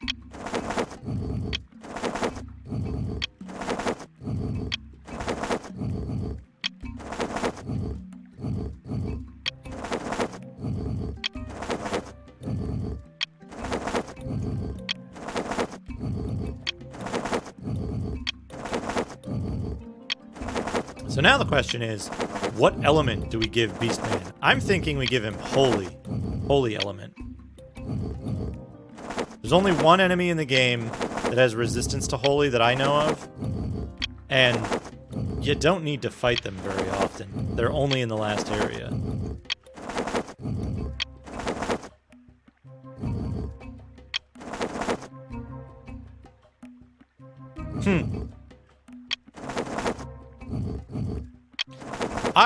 I will see about it, about the details of it. Now that I'll have a properly timed, properly cut video with the, okay, speed plus 64. We're good. Does it still have, it still has neutral attack. So we're good there.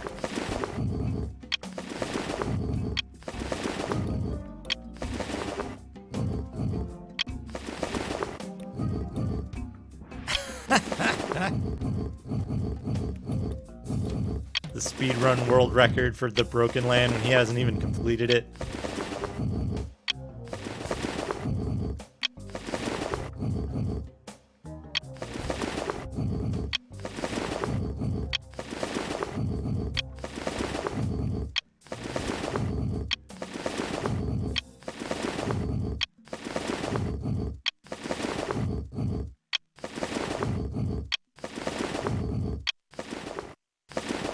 I think we'll maybe give, I think we'll give Beastman Holy. I think that's a good, I think that's good. Right, then we'll have a good spread. Ice, Fire, Dark, and Holy. Okay, there we go. Maximum speed.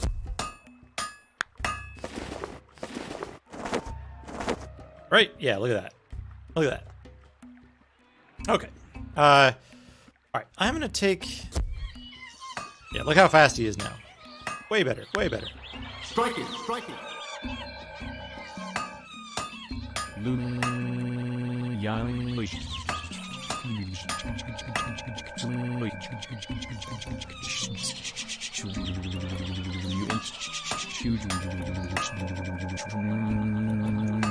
Time for food. Be back later. Thank you, Basil. Thank you for the lovely beatbox and it's appropriate. The last part of that was kind of like yummy sounds.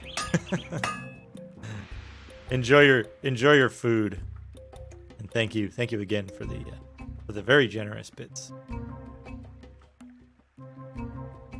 We have 5 dark stones, so we need what do we need? We need 80 something. A whole lot. We need a lot of them.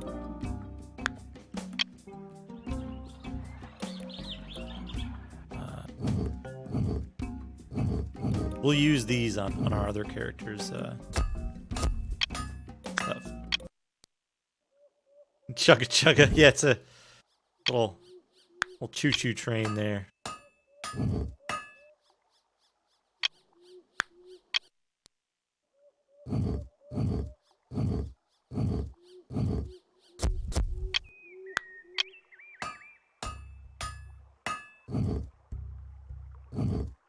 Go faster. Okay, we got 2, 4, 6.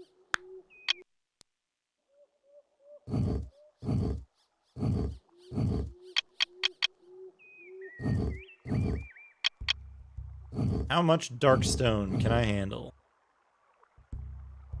I think 1 full duplication of this will be enough. And then we'll be done. We'll be done with upgrading stuff for our party until we decide we need to upgrade Ice Maid. Right? Right? How cool will that be? I might not have enough money for this.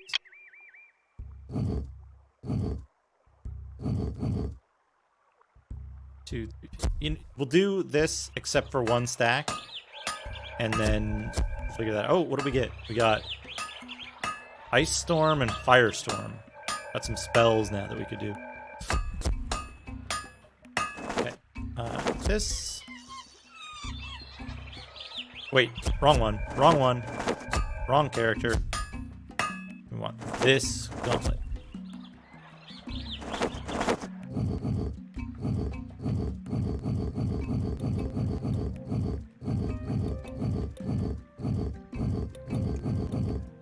Okay, right? Holy. Get holy.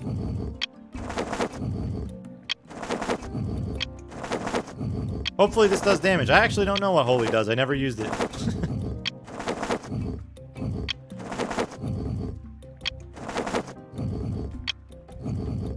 Oops.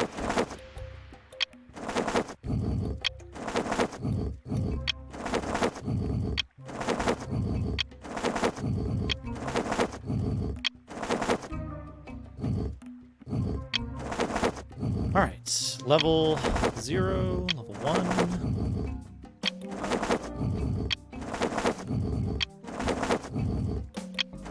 One of the problems that we're going to run into is that when we fight certain bosses, we're going to fuck up our character's speed stats because we're going to have to change their armor. The reason I've only been putting 1 point of magic into the armor, you can get a retaliatory attack if you have the armor leveled up, and the retaliatory attack happens even if you're invisible, so you don't have to worry about it not triggering because of that. It is very good, but the problem is that when you fight certain bosses, their status effects will kill you. I think that's the other thing that can damage you, is if you get poisoned by a status effect, you will die from it, even if you're invisible. So, what you want to do is give yourself 1 point of dark resistance. Level 0, 0, or 1 point, and it makes you completely immune to poison. In fact, it makes you completely immune to any dark origin status effects, which includes control from the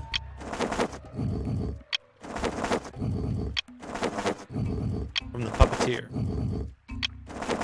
It's a fantastic thing. It makes you immune, so you can just fight the puppeteer as usual, but you need dark on everyone's armor. So, hey, I have enough. I have enough to do it, don't I? Give him full holy power.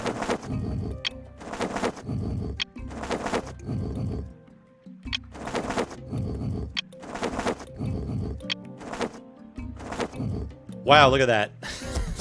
I could not have planned that intentionally if I had tried. His attack power is very low now though, which is not great. We need his attack power to not be that low. The way we're gonna fix that is save it.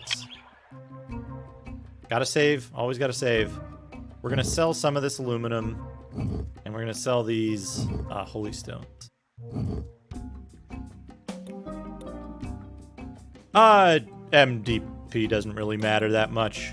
The big thing with MDP is that if you're vulnerable to attack, you would take a ton of damage from magic.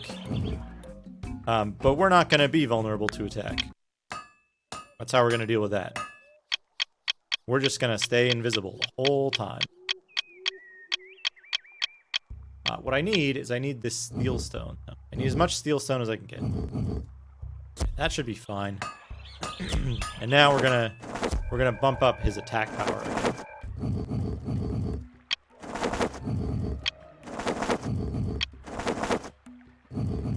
Two at a time here should be fine.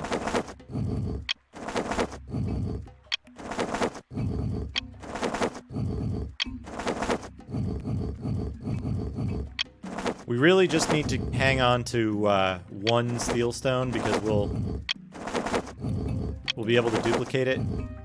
We just don't want to have to rely on like the quit reload mechanic to get. That'll be good.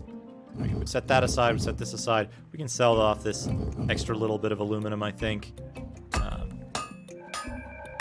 But now his attack it's 80. It's fine. It's not the worst. Save.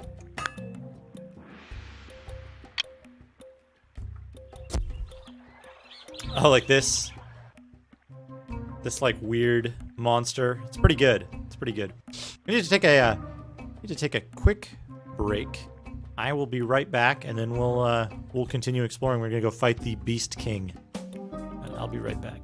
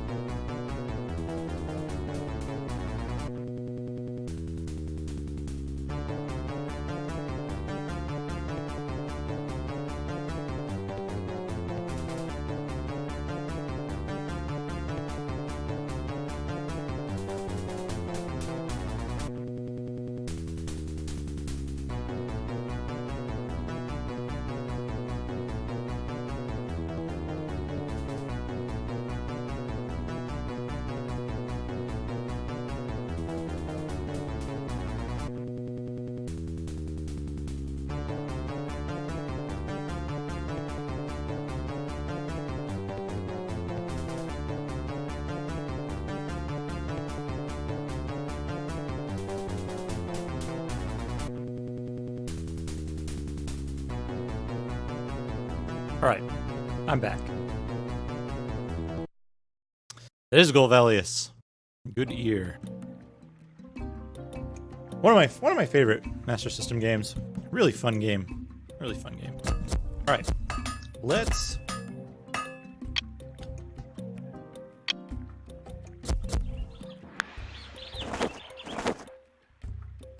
get that back on him. Save the game.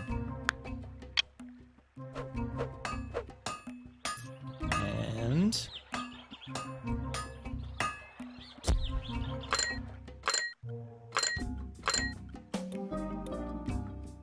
okay, good. That there. All right. We're in pretty good shape. We're going to make everyone invisible. You know, I want to hear this a little better.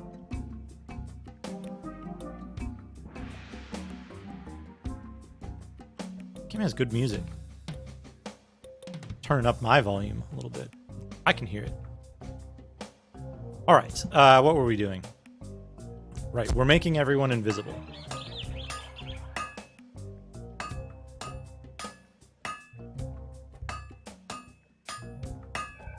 All right. Everybody's invisible. Good to go. Save the game. Off we go. Oh, there we go. Green, purple, all kinds of good stuff. Just need to keep on top of these potions. Look how satisfying that is, these fucking giant explosions. And then where do we need to go map-wise? We need to go south from here. Okay. Pretty sure there's a map hotkey, but I don't remember what it is. Now, we want to be real careful in this area because we don't want to accidentally spawn one of the 3 bosses. and then, you know, subsequently have them disappear from the game permanently. So we'll get around that by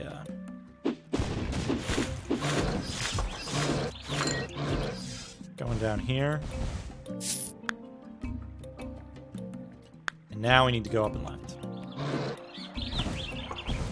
It's not actually in any of these little, like, jungle compounds. It's like kind of in between them. That's what the teleporter is anyway. Yeah, look at that. Look at that. Holy attack.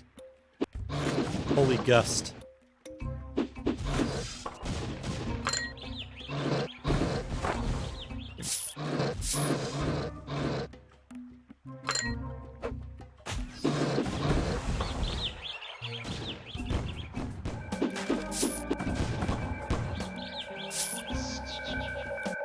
Okay. Now we're here. I'm gonna save it. Beast King, the name of this area.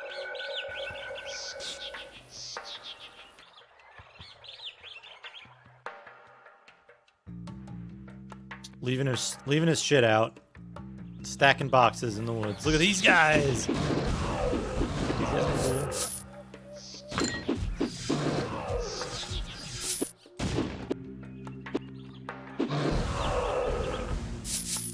Oh, leveled up. Got power attack. We're never going to use that, really.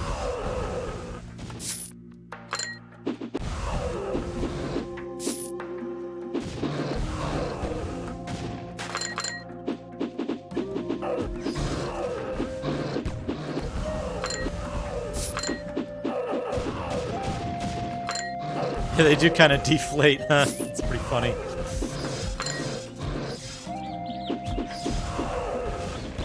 Oh, the hopping cat girls. What a weird animation. How very strange.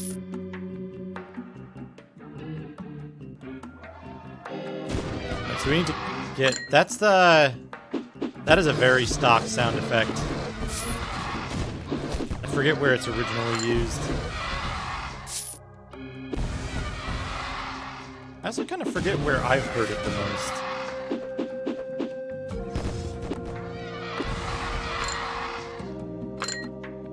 How do we get through here? There's like... This area is a bit tough to navigate.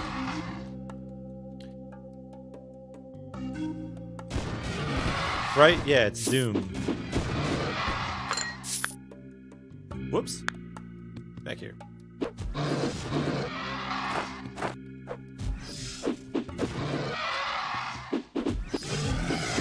I was in Warcraft 2 as well, yeah. It is a very, very library sound effect. Hey, Space Mister.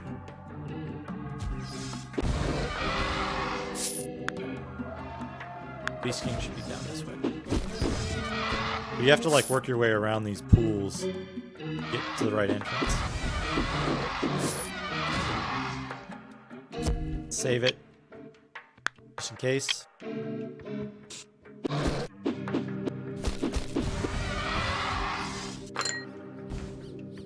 Got him.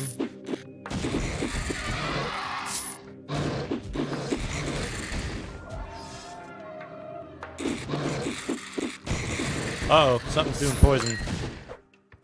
Also, I fucked up. I let myself run out of juice there.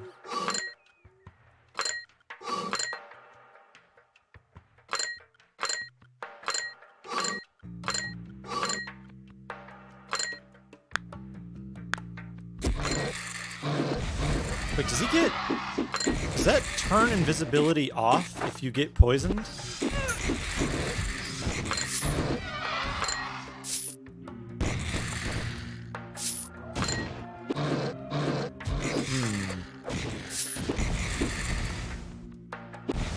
Worries me. That poison thing worries me. Yeah, because look at him go. Might have to do a quick town trip before tackling this area. I mean, they're leveling up, so they're not getting it. But they're also not, like...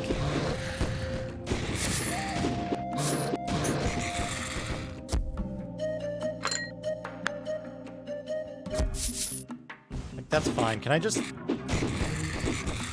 There's only one other enemy in the game that poisons you that's gonna be an issue. Okay, we killed him. We got the Gauntlet of Life. Gauntlet of Life is another one of the holy items. Heal, heal, heal. Poison isn't permanent. It isn't permanent.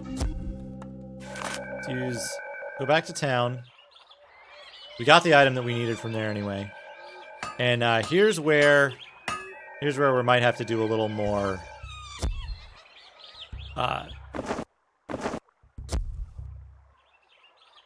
we might need to do a little more modification to get our speed up. Right, so... Whoops. That was the wrong one. I want this one.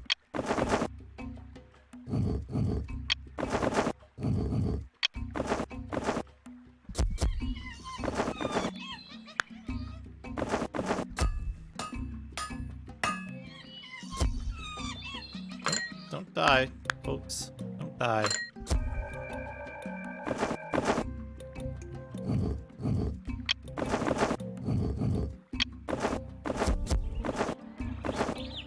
Right, so now he's only got 158 speed. He's only got 64 speed. So the problem here is, that now that we've removed the, bonus, we have to increase the speed on this robe a decent amount more.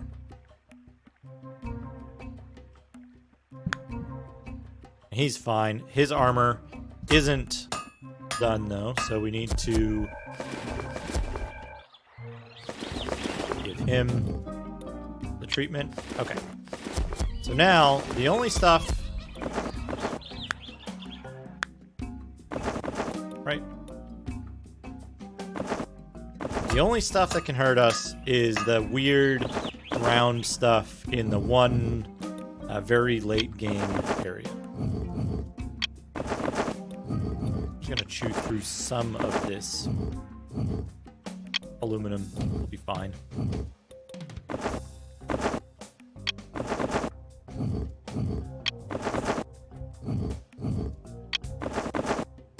Armor of Snake's Belly. Look at that. That's cool looking.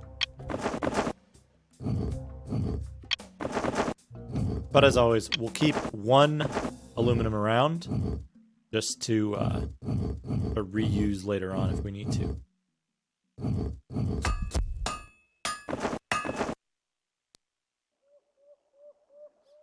So the palm slot lets you, like, shortcut a skill. So I could put, like, I could put something there and then it would let me toggle to it with middle mouse button.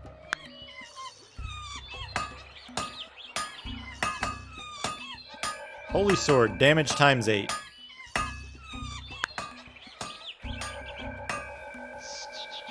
Concentrated attack, double AP. So you can cast that on her and do the other thing. It's a pretty good combo, but we're not going to really use that much. Okay. Is everybody done being poisoned? Yes. Excellent. Does everyone have dark protection?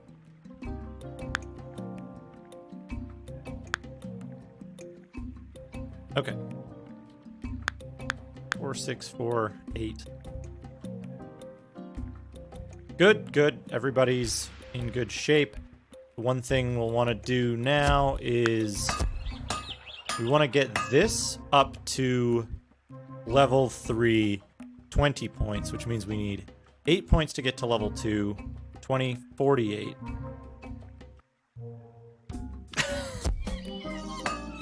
Wow, that's combative, Base Hole.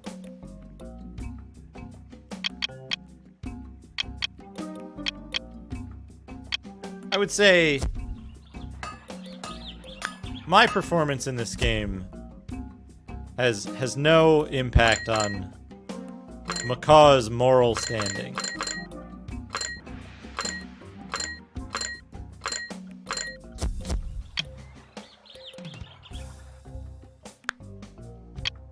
It does publicly embarrass him for taking a whole year and not finishing this excellent action RPG.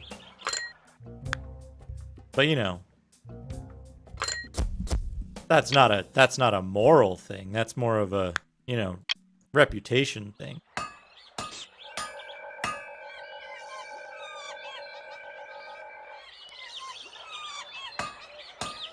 All right, here we go. We're gonna try. I'm gonna save this real quick. Save it on this one.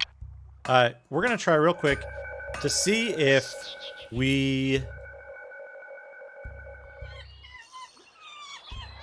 my theory about being immune to the puppeteer and stuff is true when you have dark protection. Because I was able to solo the puppeteer by using dark protection. The Witch Doctor, I think, is the other one, right? Also, one quick note about this and Diablo 2 is that this game was released in both territories. It was available prior to Diablo 2.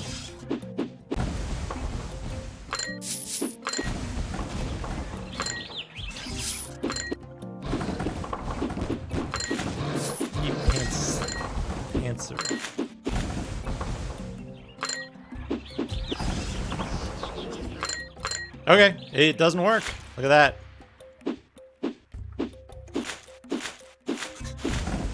The best part is that all of your party members will try to attack the character that's. Oh, it wears off. Look at that. Look at that. It wears off. We're fine. Look at that. We got Stone of Puppet. Summons the puppeteer. But we don't want to use that. We don't want to use that yet. We want to just hang on to that. We got an item. What do we get? Gauntlet of Ripper.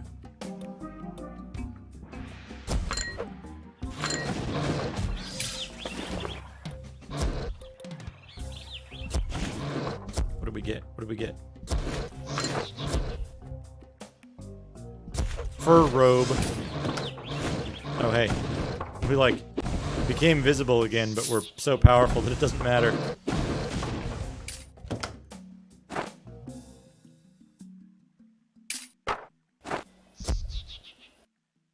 Our iron staff.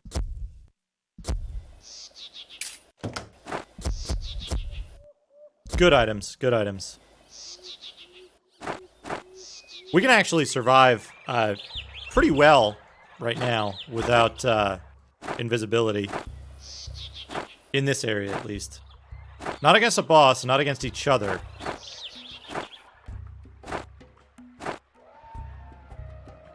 But we do it pretty well.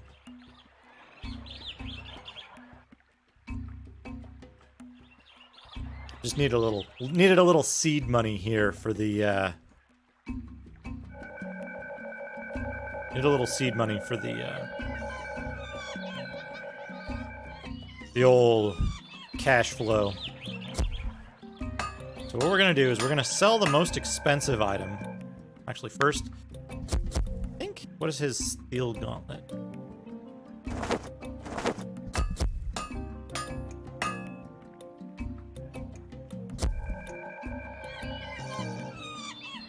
I think this is gonna be better, but we're gonna save it before we do it. Just to make sure.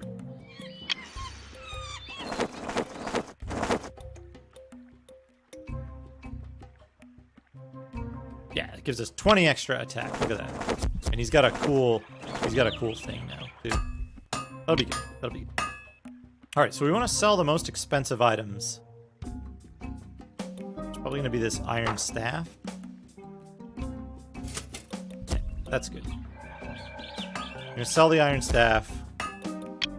Save the game.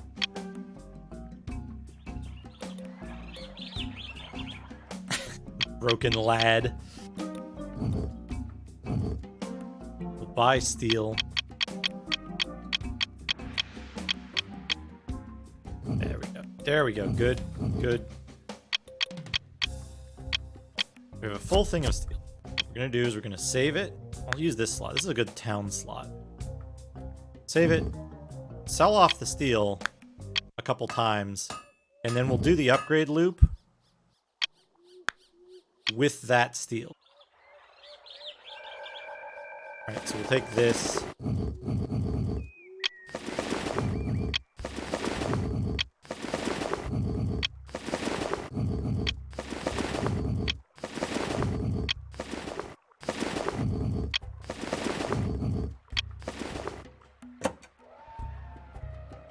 Right, so now we got that, and now we want... Ah!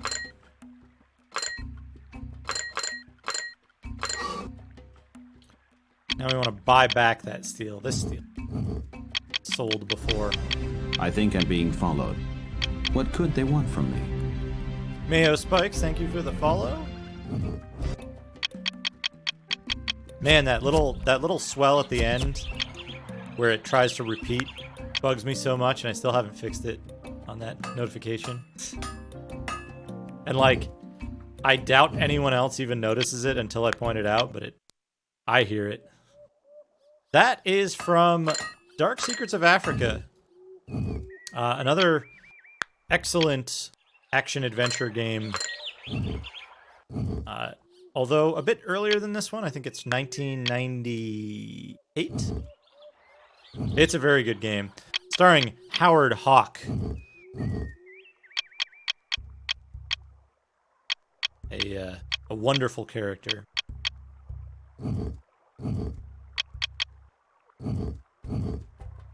Part of my favorite class of game, which is the Cthulhu Egyptology class of games.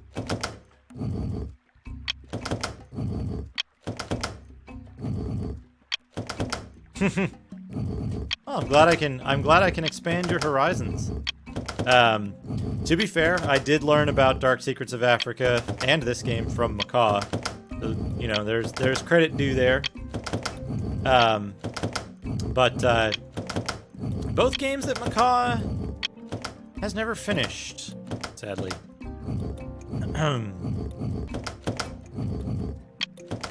This.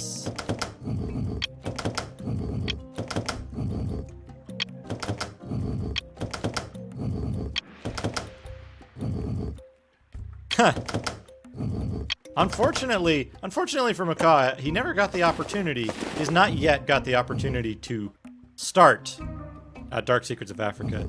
It's a tricky game to get running, and it would require him to get a computer upgrade to do so.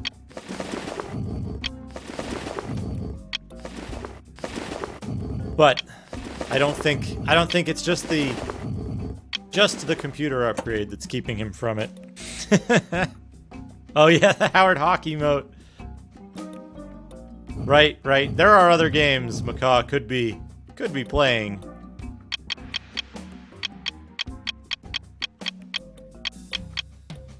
Magic Cloak, 80,000, but it's got no speed penalty. Pretty good. Okay. The question is, neither of these games are available on GOG, but if you search for them, I'm sure you'll be able to find them somewhere. Okay. What do I need to do right now? Right. Ice. We need to upgrade the Ice Mage, because we're about to go to where we want to fight King, and apparently King is weak to ice. So, yeah, I'm sure you'll be able to find something. I know there's a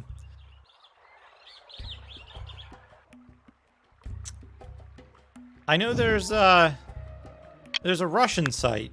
There's a certain Russian site that might make certain old games available, you know.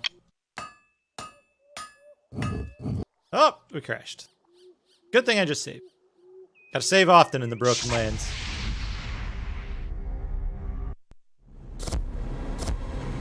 Load the game. 1, 2, 3, Elven.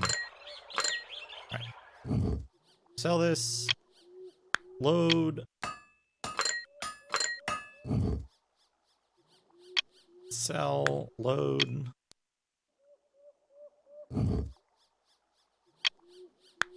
Sell. Load. Also, worth noting, if your party is full when you beat a boss, they don't offer to join you. They simply die. So the best method is to go through the game with only 3 characters in your party and never talk to anyone. You have to talk to them in a specific order to get their weapons to use in the final shrine, and then use them as backups so that you can use them as backups so that you have additional characters if you need them. Okay. Now we need the Ice Mage here with this. This stuff over here.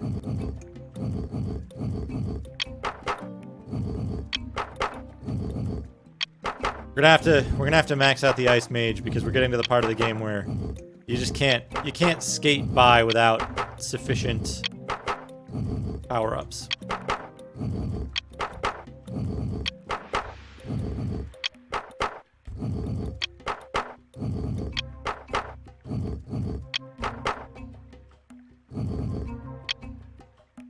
And then we will need to keep some ice stones around because there's one particular boss that has a bad habit of freezing your characters every couple of seconds.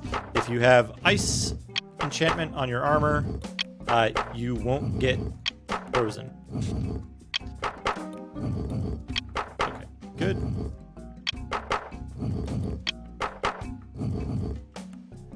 And it takes 2 ice stones per piece of armor to switch it from dark enchant to ice enchant.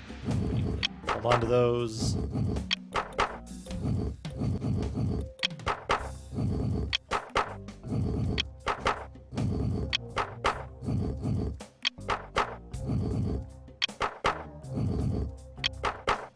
I think we'll have exactly 1 ice stone left over after this, which is fine, a fine number.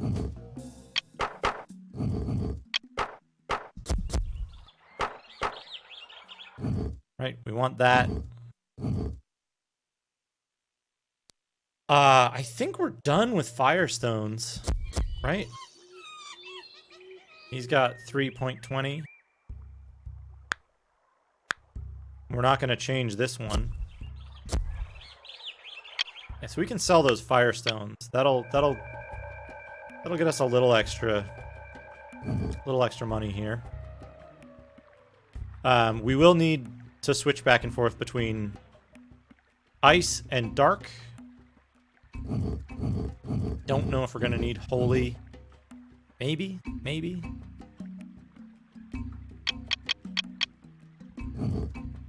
We will need steel. We will need steel stuff. Save. Like, save incessantly in this game. You have to.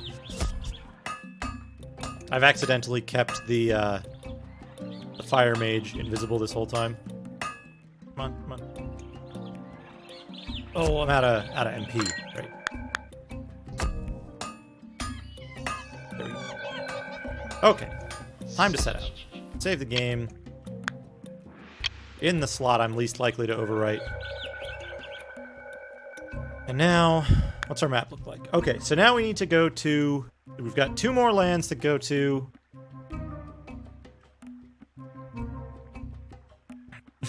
The main sound effect is whoosh, whoosh, whoosh, clank, clank.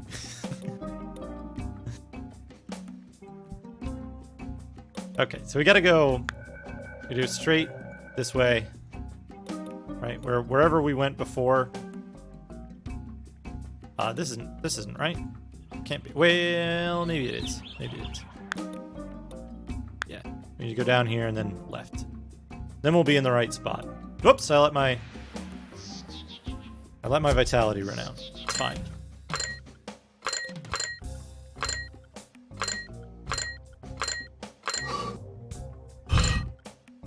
Good sound effect. We'll basically be fine, I think. Yeah, I'm out of fatigue. My fatigue meter has run dry. Save it. So now we're gonna go through this forest a little bit, just because I want to collect some items. It's basically free money when you get upgrade items out of these things.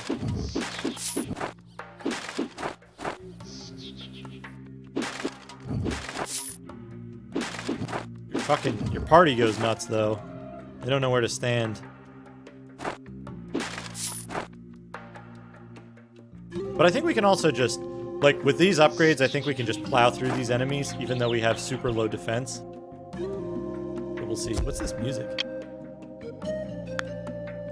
Good music. Hot jams.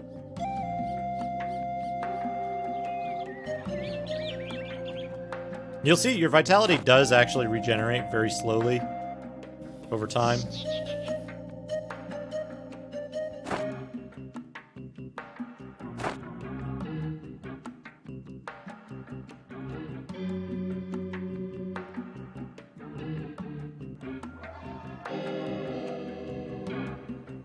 Song's got everything. Amazing.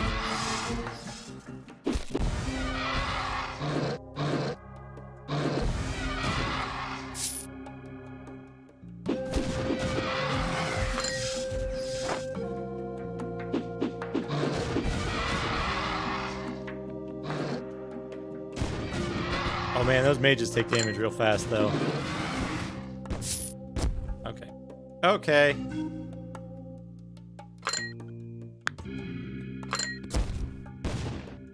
I realize my mistake. Let's protect everyone.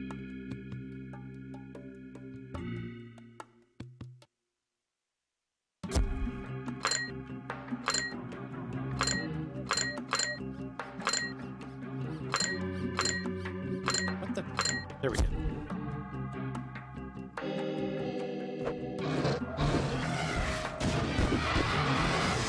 Okay, now we're cooking with gas. We got full power. All the stuff is exploding. We should be pretty close to the exit here. Make a break for it.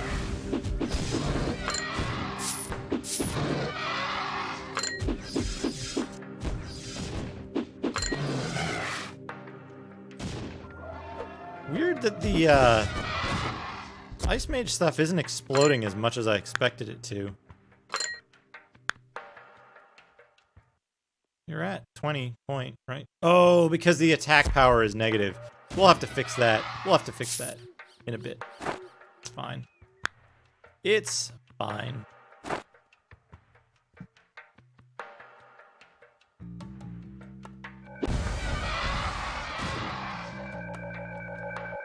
We'll fix that at the next town. Let's save it here. So this one, they don't put you right next to the town at this one. The entrance is actually quite a ways off from the town.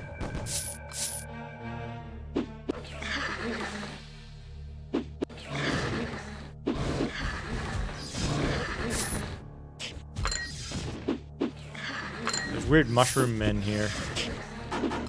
They kind of remind me of the buildings in that one Space Bounty Hunter anime from like the early 90s or something, whose name I can never remember.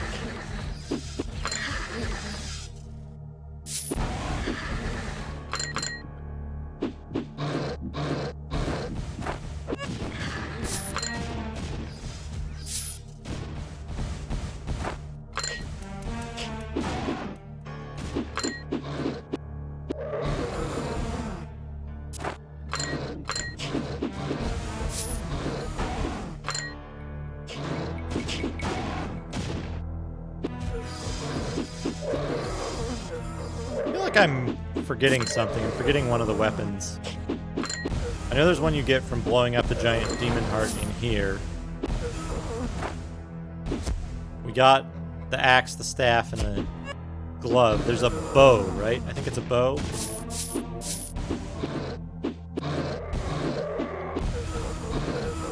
So this is why we wanted everyone protected from dark, is because a lot of the enemies in here will poison you, and that's one of the only things that can hit you through invisibility. Oh, look at these guys with the fucking, like, the shackles and stuff.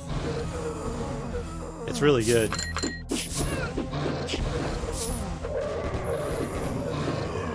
Okay, let's do some, let's take a quick detour here to do some extra content. If I can remember where it is. Map. Okay, so down here, there's two places we need to go, basically. We need to go down here. This is going to get us to the ice crystal in which frozen, dead, undead Mars is kept.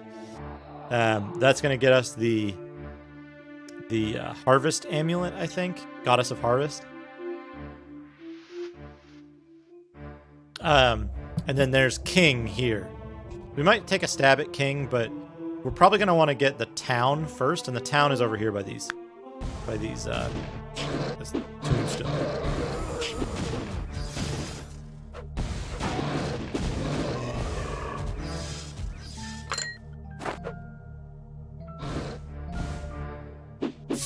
Good music.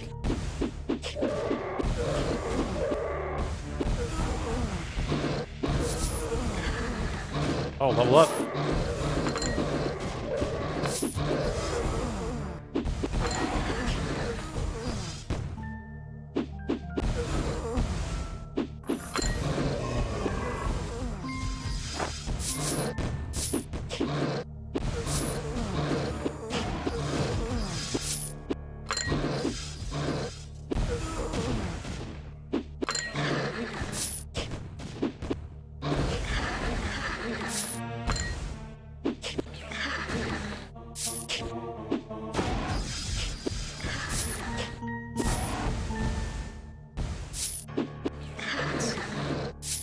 Kill some stuff off here. We want to see... Okay, we're real close to the tombstone, so the city should be here any moment now. Right around the corner here. Clear out some of these enemies so they're not walking into the city and attacking me while I'm staring at a menu or something. Okay, this is the city here.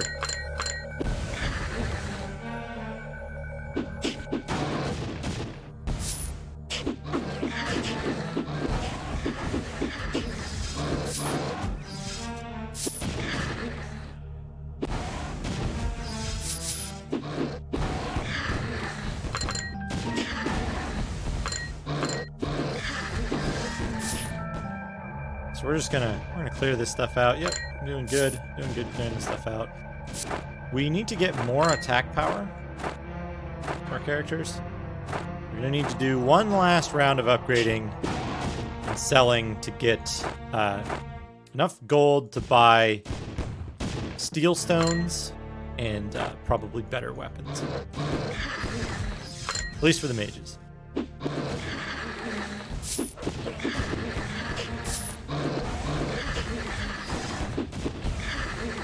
Okay, I think that's good. Probably cleared enough out. We can go back. Here's the final town, which has these skeleton guys as the merchants. Enemies never respawn. There are a fixed number of enemies in the game. Burial. What's the name of this town? Burial.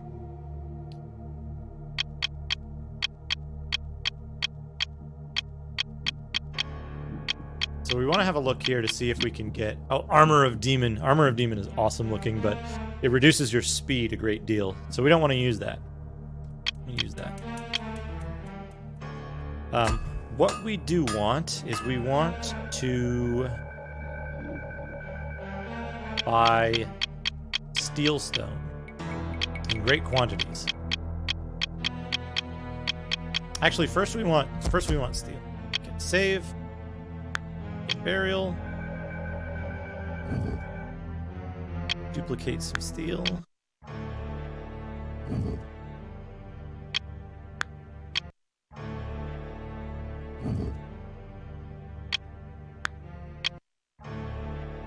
I saved it at a really good spot in the soundtrack.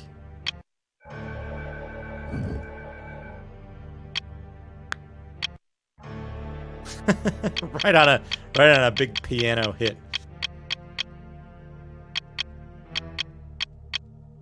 Okay. We're gonna grab a bunch of this steel.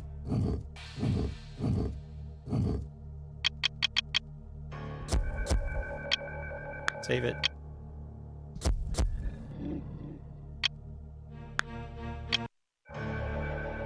Oh no, that's the start of the track. It's always gonna do that.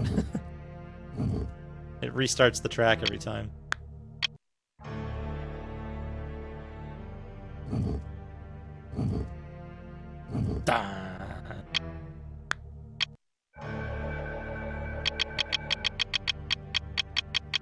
We're going to need a lot of money for the amount of steel stone that we're going to need now. But the good news is we won't have to do this again because we'll have all of our weapons fully powered up in the way that we want them. Okay, I'm out of money. That means I need to sell something. What can I sell? I probably won't need vitality. That'll be good enough to buy us any weapon, which is basically what we need now for money-making purposes. What's a good weapon? Leather glove. Short bow.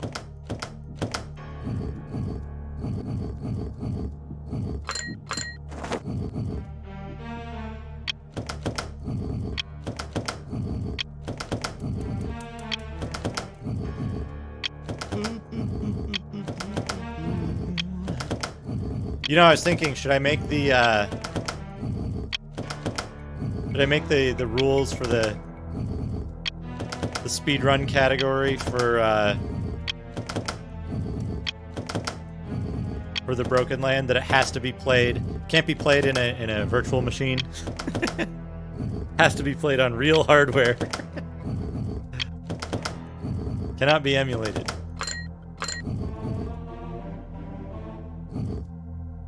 Sell. Robe of Lord, look at that. We're not gonna get that, but it's cool anyway. It's cool.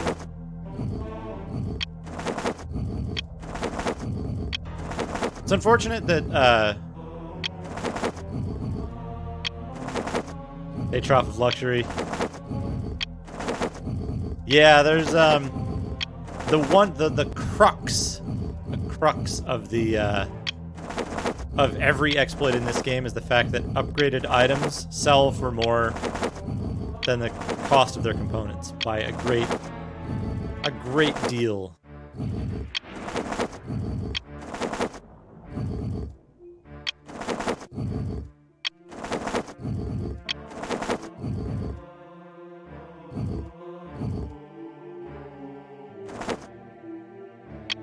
So yeah.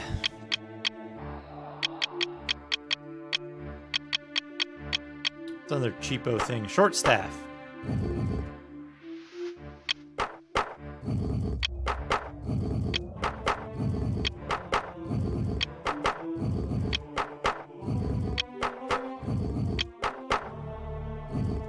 Robe of Lord is a good robe.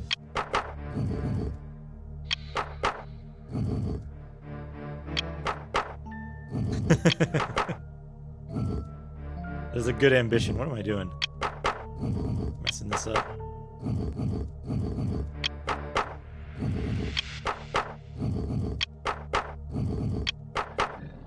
I think the developers were a little short-staffed, if you know what I mean.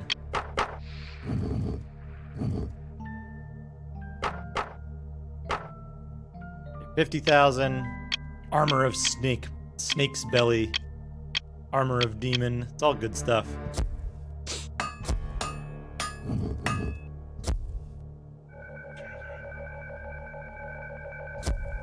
Save.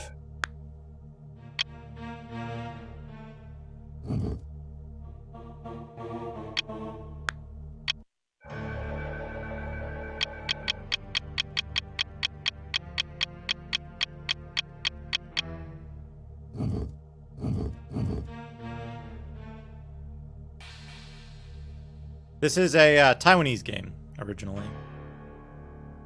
Taiwanese.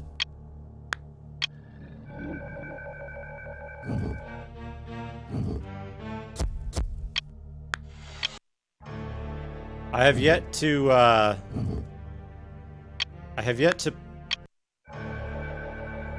solve the issue that I have with the big Korean game that I want to play, which is to say, I don't have a mechanism to put translated text into it.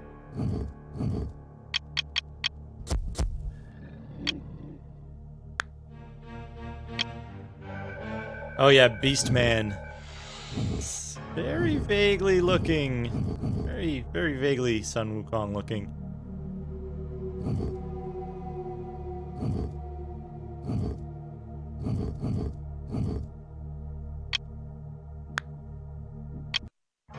Yeah, the character portraits. There's more character portraits too. There's a close-up for each character in each of their character sheets.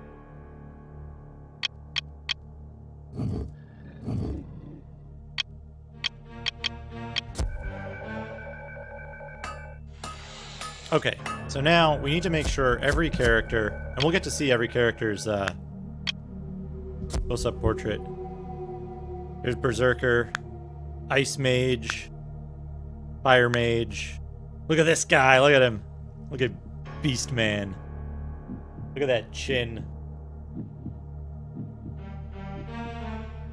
It's very good.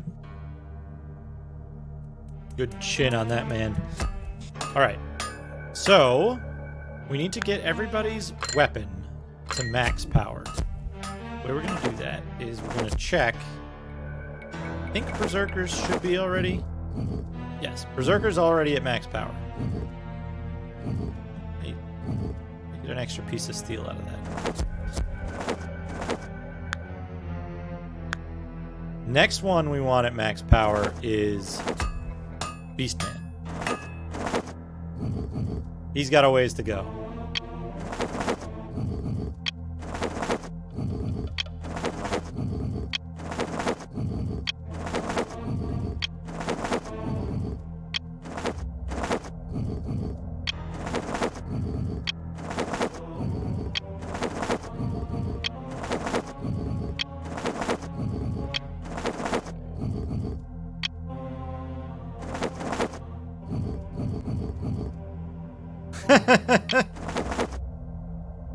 Big dick energy.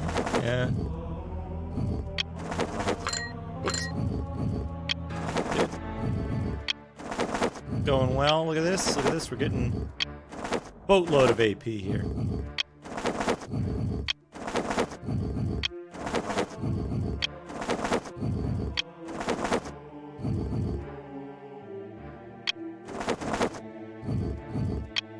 Codpiece demon. Yeah.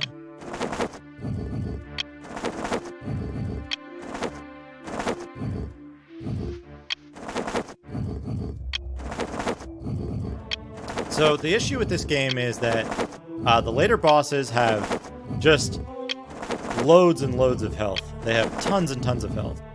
So in order to combat that, you need to have your characters fully powered up when you face them. Otherwise, you can just sit there wailing on them for like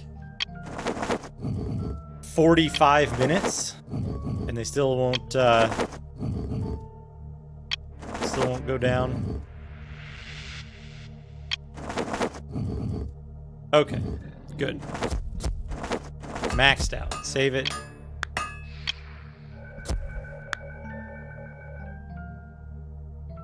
Okay, first thing we're gonna do is we're gonna get some speed 62. His speed's only 84 right now. It should be fine. It should be fine at 84. Actually, wait, hold on.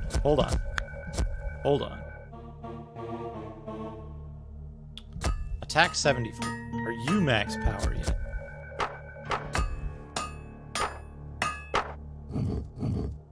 No, Fire Mage isn't max power yet.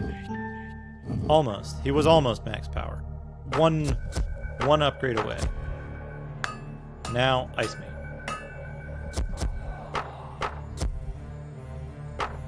Like people dying in the background while I'm doing this.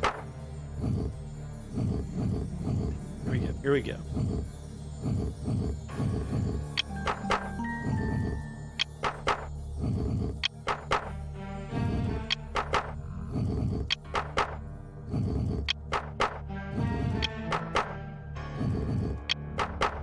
So now, there's two things left to do. One is to go get the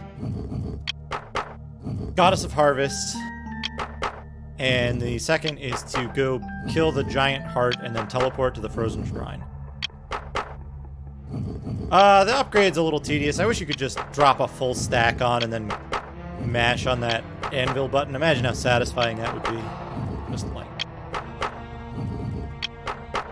drop 9 upgrades all at once. It's fine though, it's fine. We'll get through this. We'll get through this. Won't be too much longer now. Got this stack and half of the other stack, I think, to go before we'll be at max power.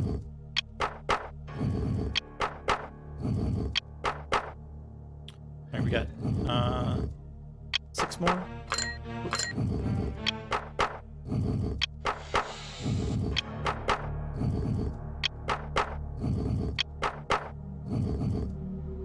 That's max power. Okay.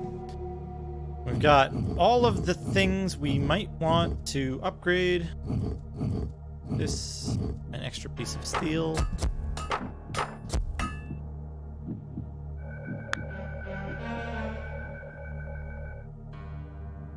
Spectre armor. Oh, look at that face on the Spectre armor. Isn't that cool? I'm gonna do this real quick just to get rid of this piece of steel. Get a couple $1,000 while we're doing it.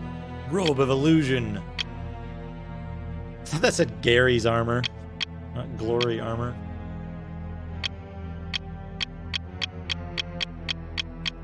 Okay. Striking, striking. Nothing in the world is worth having or worth doing unless it means effort, pain, difficulty. I have never in my life envied a human being who led an easy life. I have envied a great many people who led difficult lives and led them well. Theodore Roosevelt. Thank you, Basehole. Thank you for the 200 bits and the inspiring quote.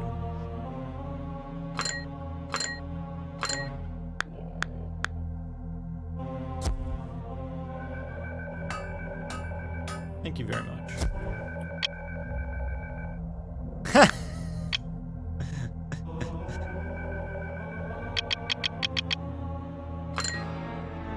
It's fine. There's far more tedious games out there than this. This isn't Shadow Flare. Ew. One more bit of housekeeping to do. Oh, hell no. I'm not going to play Shadow Flare. That's a fool's errand. What if it gets better later and it's not just rainbow goblins?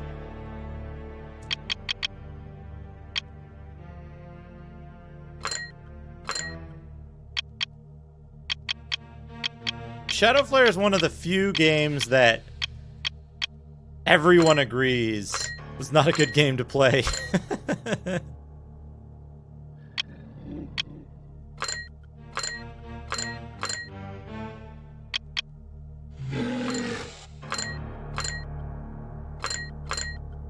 Oh, it's not a good game. It's not a good game to play, regardless of whether you want me to play it or not.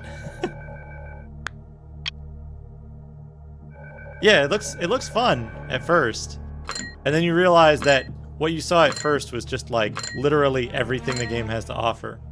There's no variety. There's no anything. Even the if you look at, I don't think the enemies deflate either. It doesn't have deflating enemies. It doesn't have a totally fucked up economy that you can just like press through. Okay, quick question. Do I do the king fight before I do the ending in this? Or do I do the ending first and then go back for the king fight, dark wizard, light wizard? What do you think? What does everybody think? King fight first or finish the game first?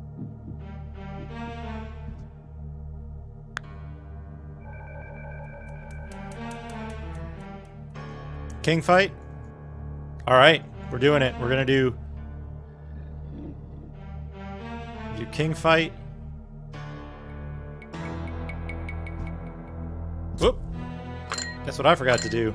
I forgot to put some of these potions on my belt. Alright, so we need to go south, southeast.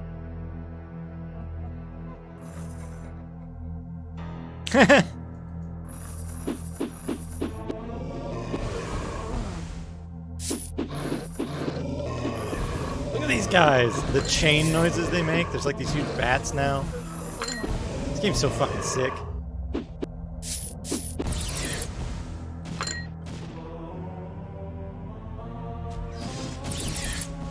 Somewhere around here is Holy Mage. We won't be using Holy Mage. Oh, you want to see the attack animation of the chain guys? Yeah, I'll let one of them attack next time they show up. Well, let me rephrase that. I will let them attack as much as my companions allow.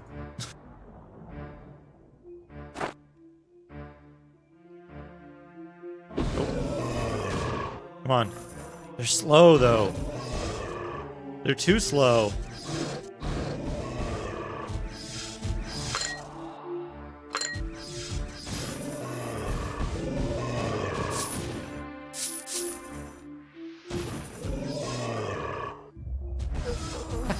I can't do it.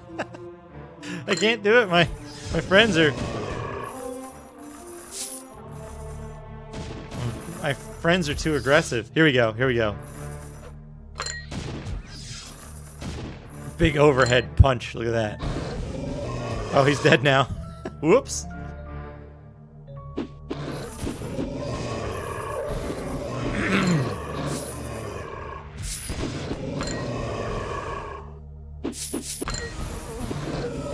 Overhead punch projector.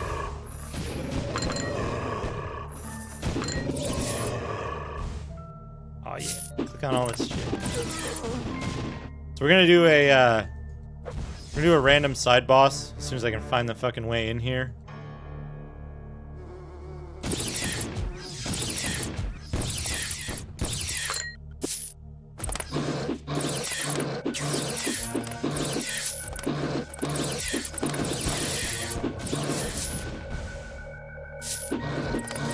Okay, so here's the exit. That's the exit to Harvest Amulet and the area with King. We'll fight King. Look at this guy. Just hanging out. He's tired.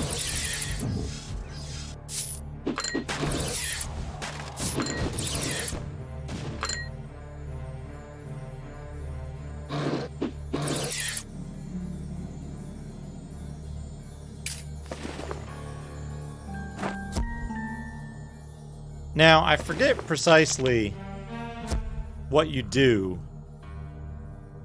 to trigger this. But this guy... Oh, yeah, the boxes do that in this area. Right, I forgot. Oh, here we go. Giant demon.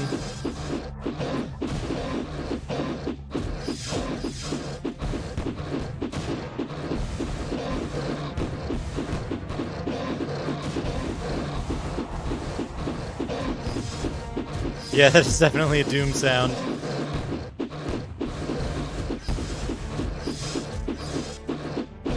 Out of potions on that slot.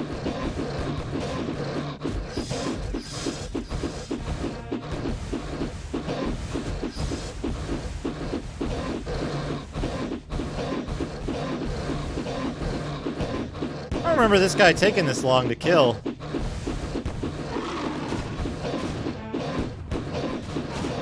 But yeah, this is a purely optional fight with no special reward.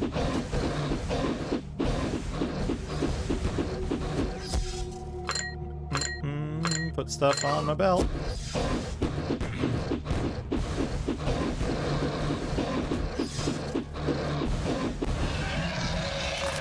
And he just disappears and he's gone. Oh, what did he drop? He dropped another hybrid scroll. So you get a reward. You get a relatively rare reward for fighting and killing him, which is one of those hybrid scrolls. We should probably grab this armor stuff to sell. Okay, good. Got it before it ticked down.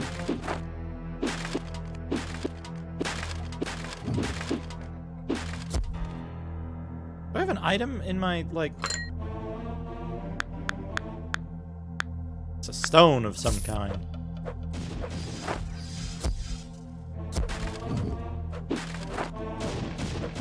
Okay.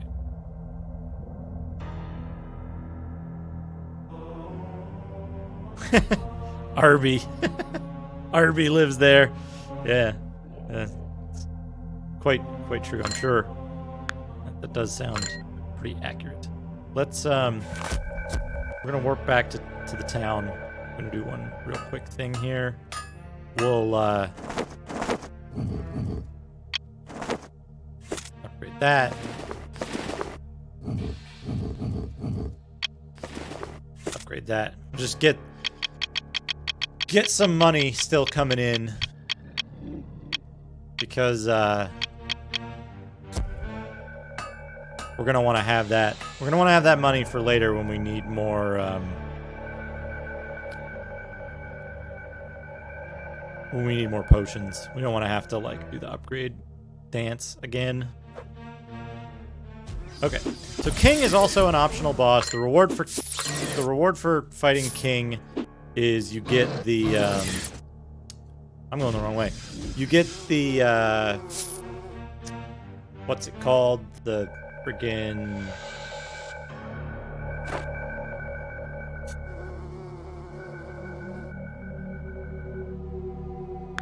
the Dark Mage. You would get the Dark Mage as a reward. It must be nearby. I'm like just missing it. What the hell?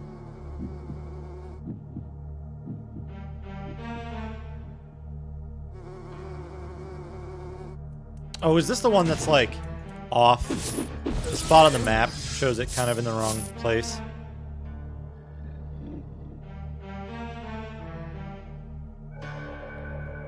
Wait, that's it. That's it. Right? Okay, so now we're here. These enemies continually respawn. Although it looks like they're kind of dying permanently now, which is weird. Sometimes they respawn.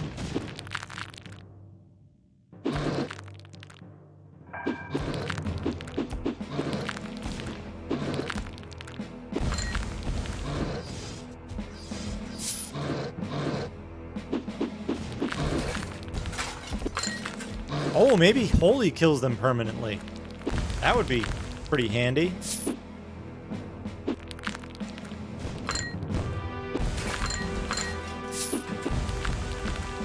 know, there's one part here that I kind of don't remember. I might need someone to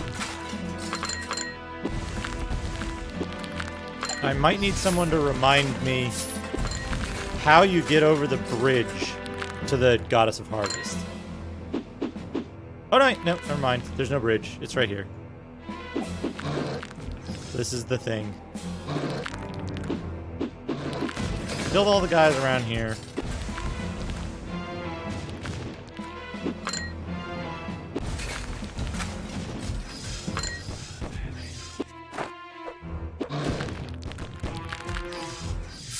Good.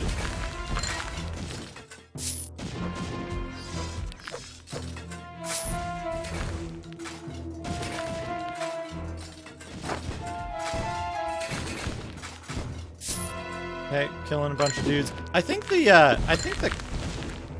crate, the infinite crate thing, might have to do with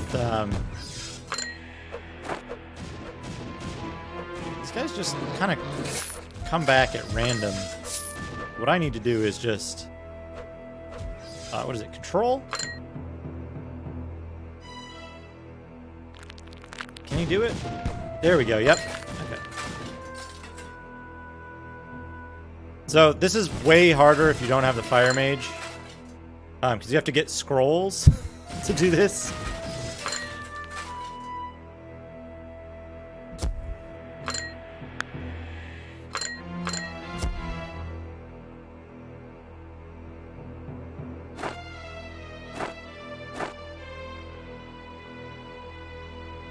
And like lining this up is kind of difficult.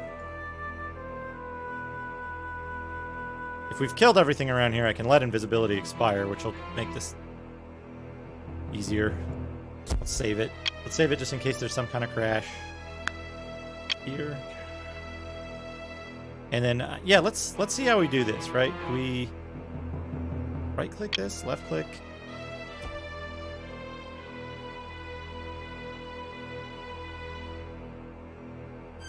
That still does that. We basically have to break all of these seals. The way you do it is by hitting the seals with fire magic.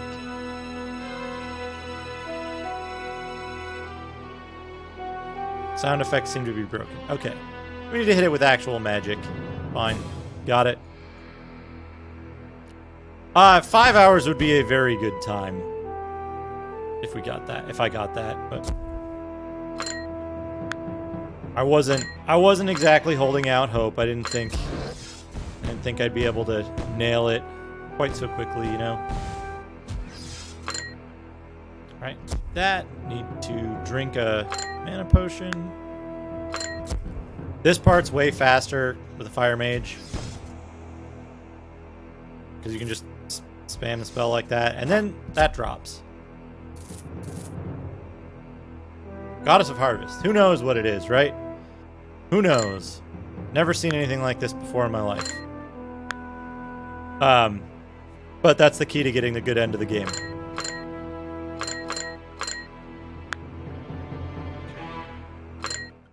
Actually, you know what?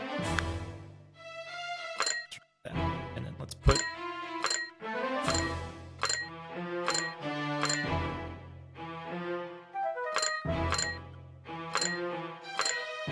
together. Okay, good. Save. The king. Okay, so now we want to...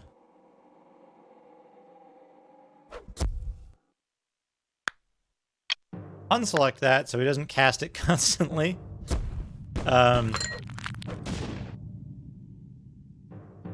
everybody's back to invisible. We'll save the game again. Here. Now let's go do the king fight.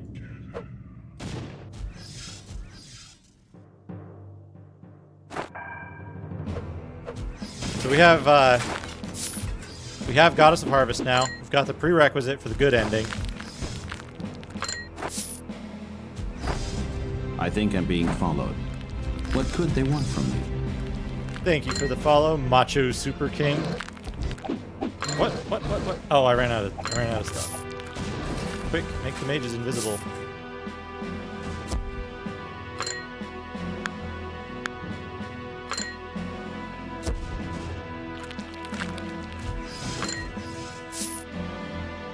Okay, this is the weird part, right? There's like a bridge that you need to go over to get to King.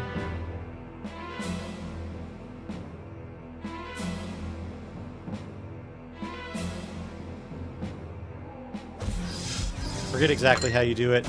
Normally you would come here, you'd get the harvest, you'd get the Goddess of Harvest, and then you'd leave. You would not continue on to fight King.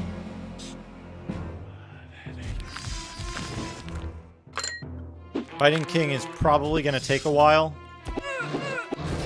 Just gonna warn everybody. It's a lengthy fight.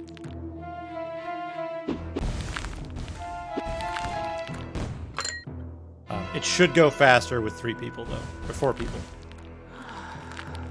Okay, so we crossed the Bone Bridge. This is around the area where I killed King before. I had to run away a couple of times.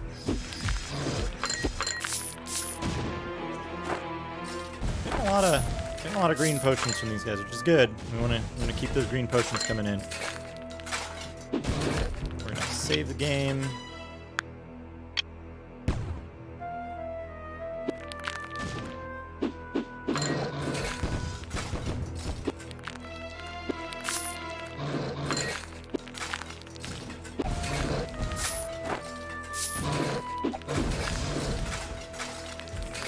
Is that where I fought King? There must be a second bone bridge that we're gonna go over. Yeah, this one here. Right, and there's these guys, these Manticore-looking things. These are cool. Save it. Here.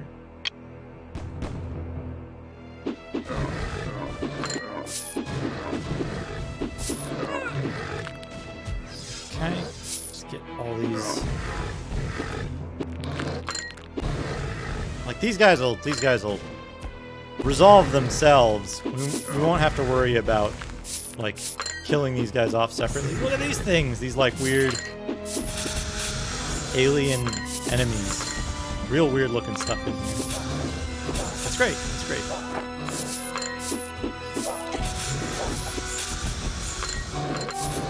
And then here's King sitting in the middle of his hall.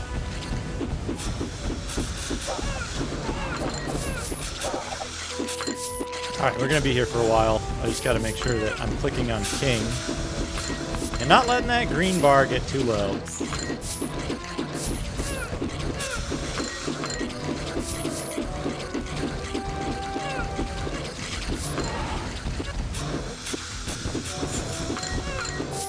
The other enemies will work themselves out eventually. I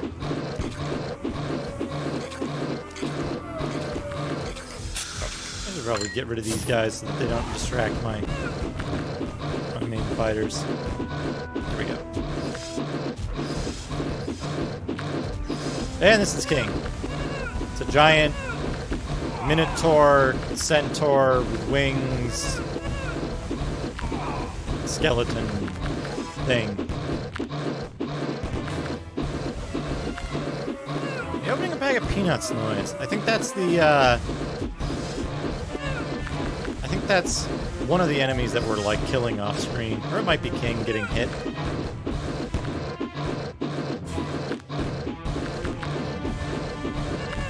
Yeah, you can see King.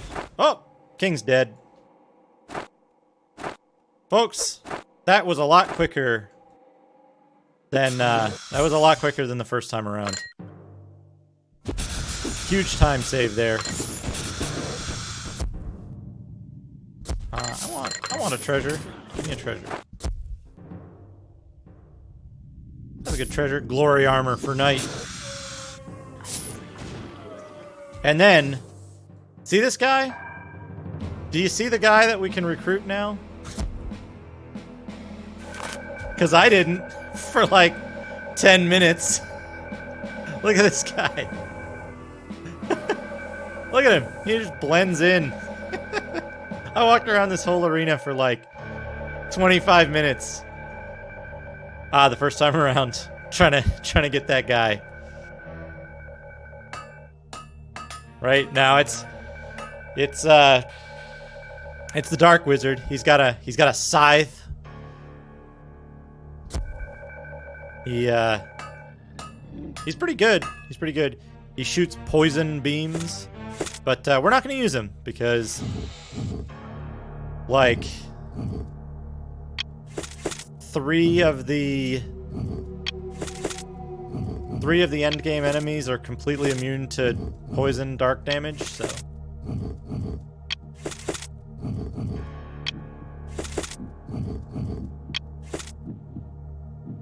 Sell that off. We got some money. Got some money from that. Bow of Devil's Wing. Staff of Devil's Eye. Oh man, that's a good staff, but it's negative 64 speed. So we're going to hold off on that. We killed King so quickly that I think we're going to be okay. Staff of Taoism. Interesting. Yeah.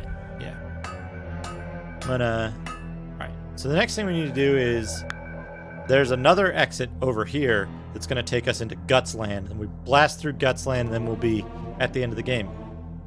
So I'm going to save the game. Save the game here. Here in Burial.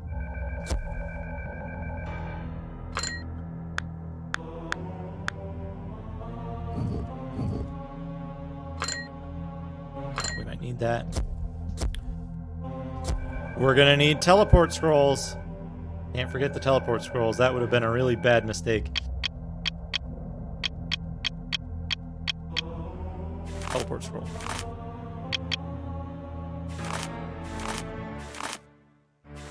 Really satisfying paper sound in this game. Kind of underappreciated, I think. An underappreciated sound that a good quality paper shuffling sound for your game makes a big difference. Might not seem like it, but it does seem to make a difference.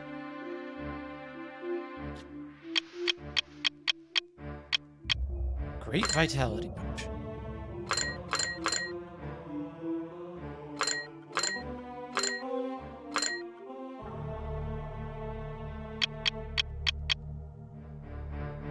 More teleport scrolls. We're just gonna stock up on those. We don't want to run out by accident in the last part of the game. Save it.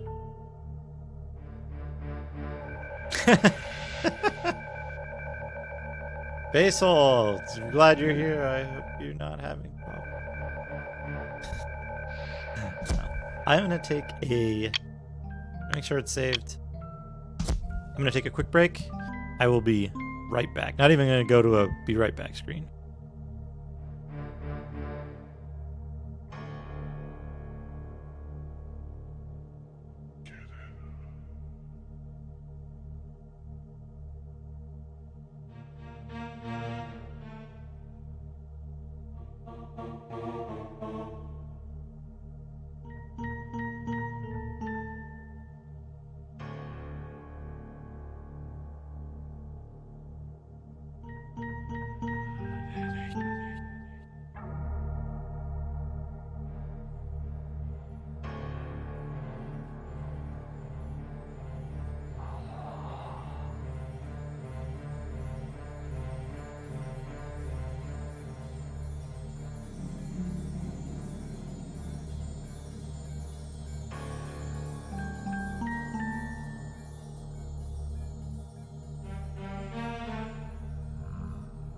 I am back.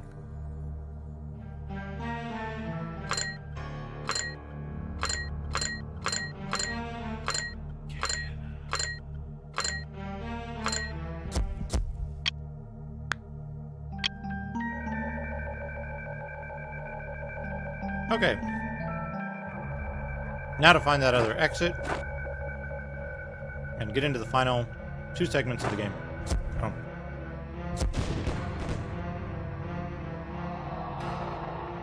Need to make everyone invisible first.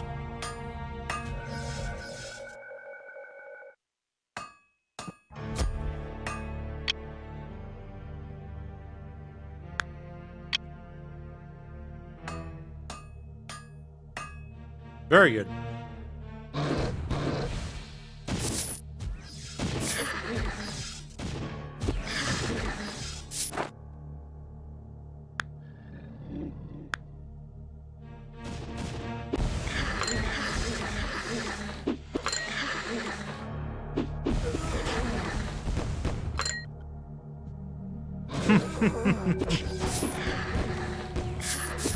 I'm having a fairly bland protein bar, so it's exactly the opposite of the Broken Land, unfortunately.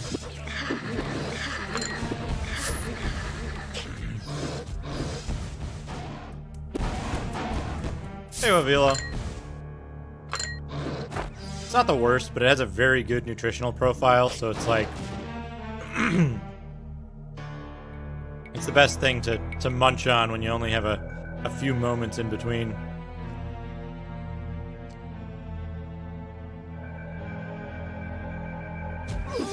Oh man, my breakfast, that was... yesterday.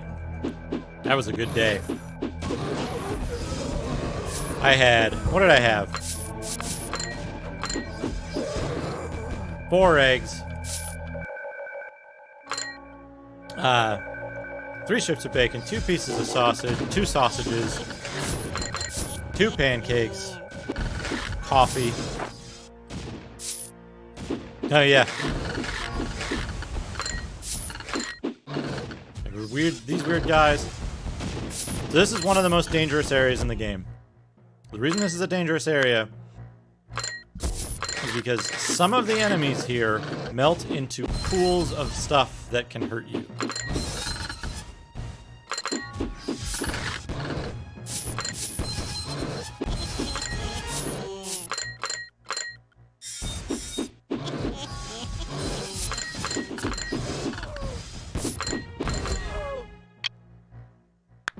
Let's save it. This is called Heart. Now we need to get down to this giant demon heart down here, so we're gonna do that by going this way. Look at these things! These like 2-headed man scorpion things with human legs sticking out and weird fucking... God, art direction is so good. And like worm ghosts that are just full of like gross stuff. This is a much more interesting hell than, much more interesting hell than the, there's somebody laughing, than the hells in, like, Diablo, which are, like, the extremely, like, almost boring demon types from, like, I don't know, Dungeons and Dragons, basically.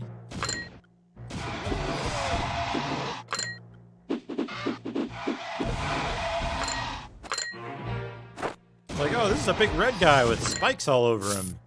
This one's real fat.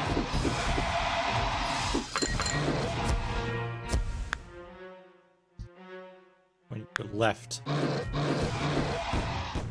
Why is there not a, like... This is just totally a dead end. I think I missed, like... I missed the boat. I'm like going down the wrong way.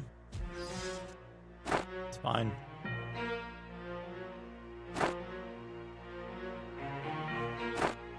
Picking up some of these health potions, just in case.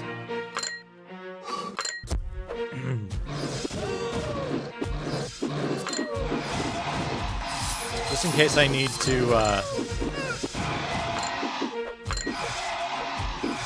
actually heal later when I can't control my AI guys and keep them from stepping in. Here we go.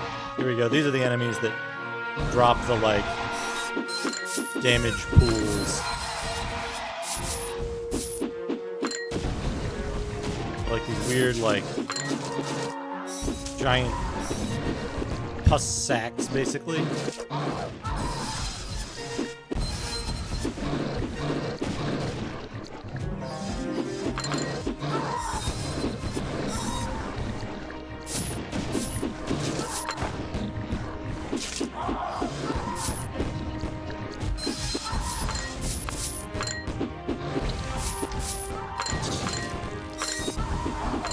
No, I believe there will be no physical changes in Macaw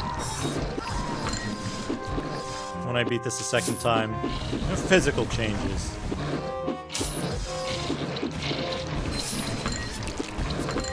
Neither physical nor moral changes. Okay, somebody's taking damage. Several people are taking damage. Where part is to the left?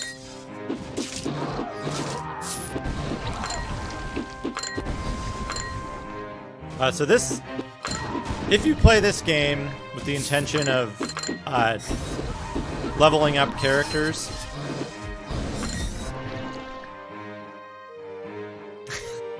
Oh, were you? Did you mean it as a physical connotation then? A physical change? We've covered physical. We've covered physical. The heart's around here somewhere. It's got to be.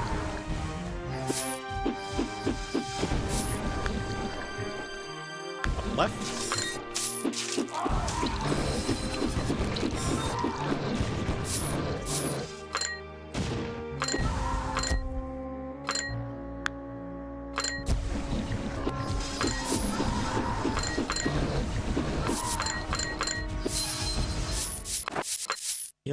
Healing potions, we kind of need those.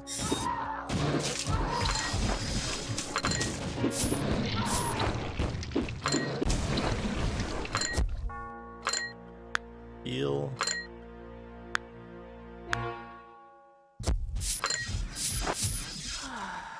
Yeah, so if you're playing this as like some kind of challenge run where you don't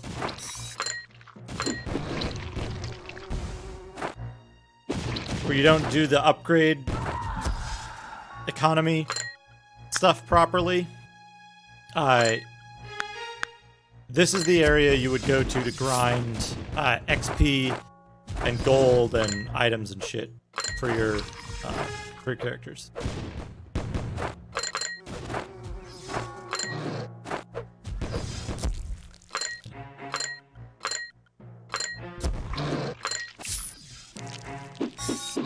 The blood enemies here infinitely respawn as long as the heart is alive.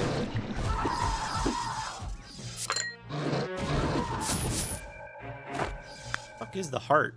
That's got to be up.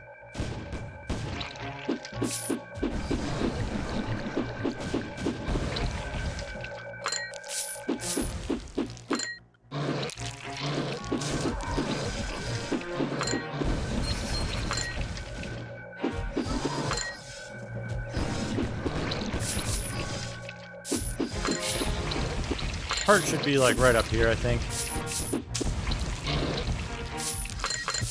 Right around here. Here we go. Giant heart. Giant demon heart.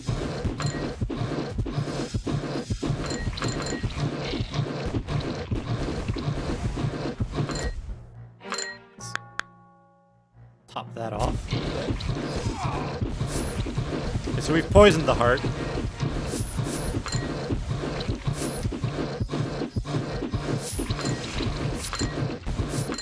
Good start.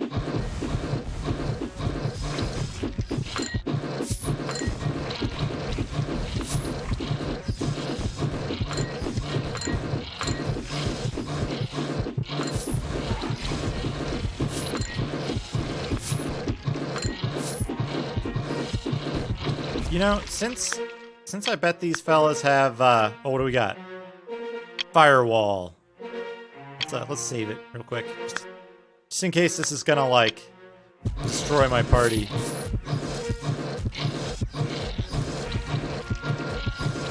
But yeah, you can cast Firewall now. There I can cast Ice Storm.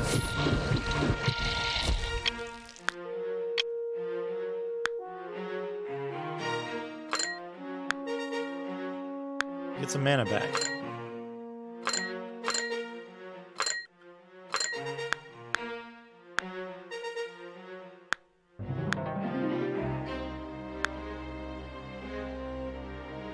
Concentrated attack, double AP. We're not going to use that.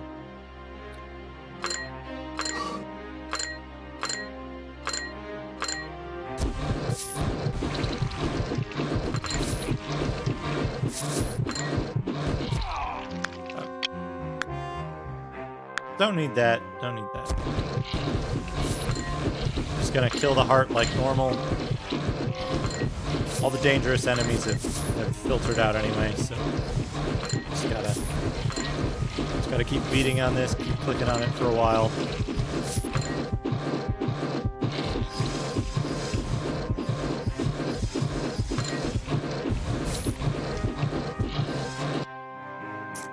Good thing I saved it, don't you think?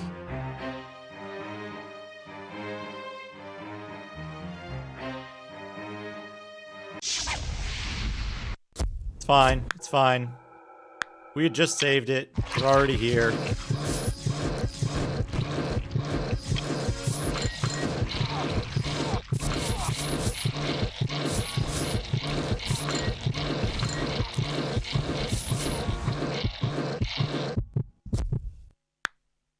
Turn these off so they'll do regular attacks.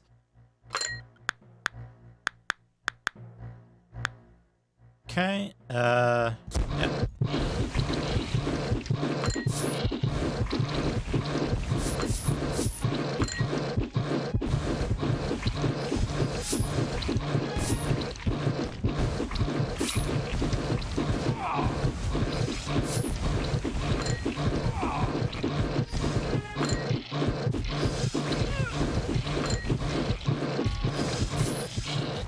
Perhaps it's because there's too many enemies spawning and we need to, like, adjust our position so they get hit more.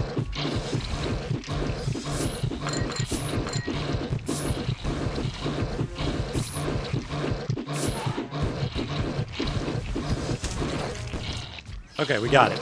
We got it. Destroyed the heart.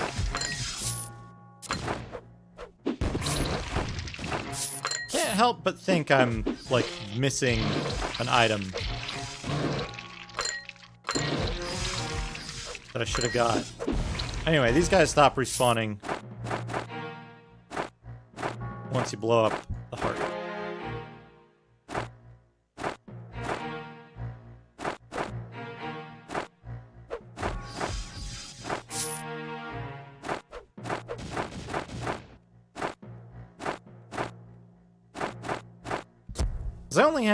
I only have, oh, I got it. The dark sword. There's 4 of those plus the one thing. Popcorn. Okay. We need to go down a little bit. Oh, hold on.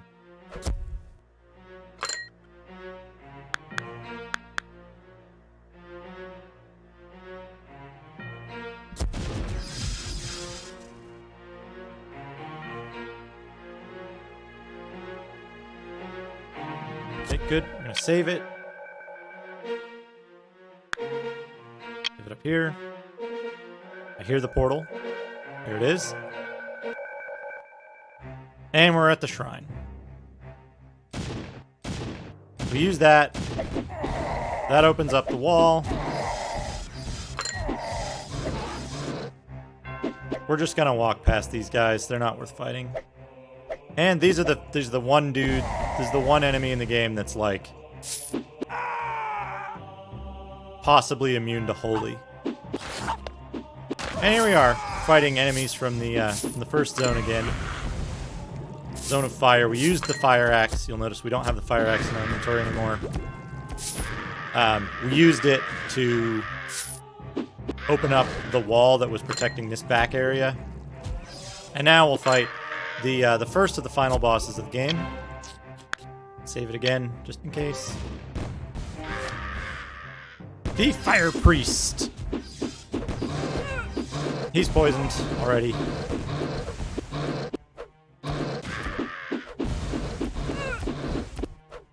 He moves around a little bit. Kind of a pain, but...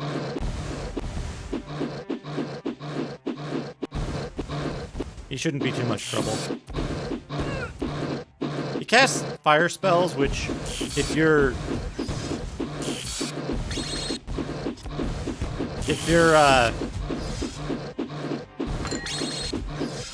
vulnerable to fire, or vulnerable to damage in general, it can cause a lot of damage with those spells.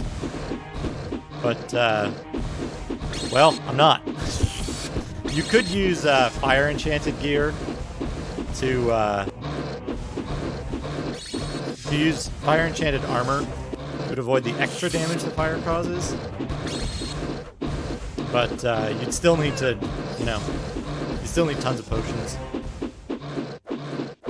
If you didn't start as Berserker, this would be a good point where you would want to swap in the Dark Mage, level up the Dark Mage to get invisibility, and then continue from there.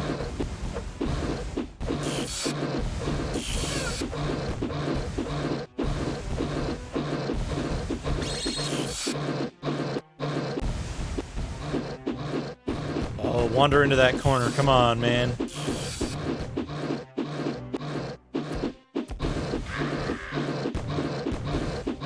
Bosses have a lot of hit points, by the way.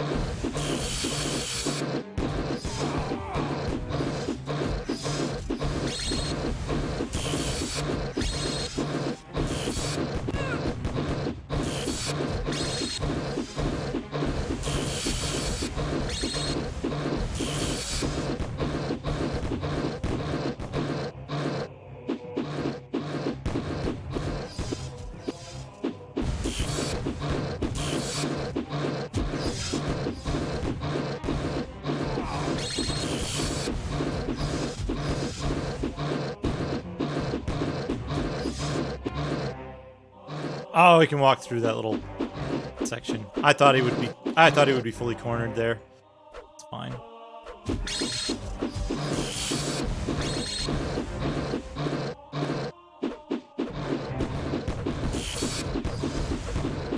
I think most states are probably running a deficit these days. You know, California is, pretty sure. I hadn't heard about Connecticut specifically, but...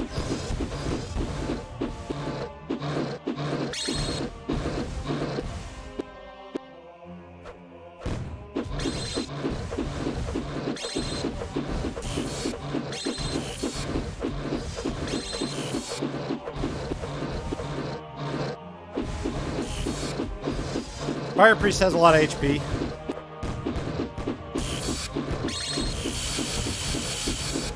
Oh man, did you see that fucking attack chain there? That was some good damage.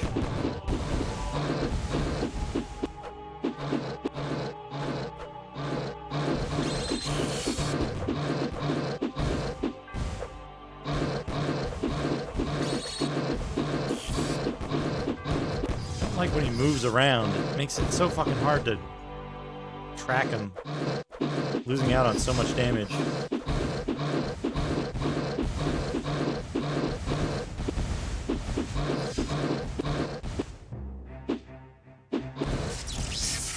Okay, he's dead. So we got the Fire Priest. Fire Priest down. Let's reorganize our belt here.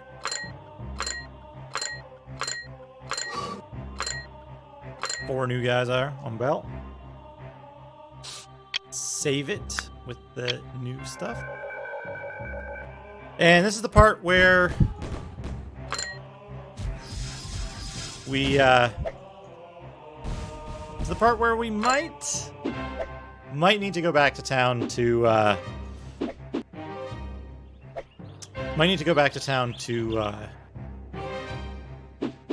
change our equipment slightly. We'll see. We'll try it. This is the final section of the game. It's divided into 5 major areas. So we've got this knight. This knight is a problem. We'll see why in a second.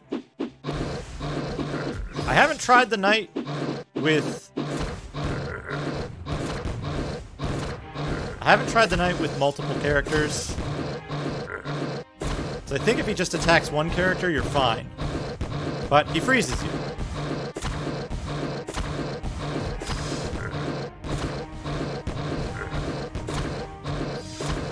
So I believe Macaw never made it this far. This is content beyond where Macaw has seen, but goddamn, I want to see him fight this guy. Like, with his knight build or whatever. Yeah. Berserker's frozen. It's all my friends fighting now.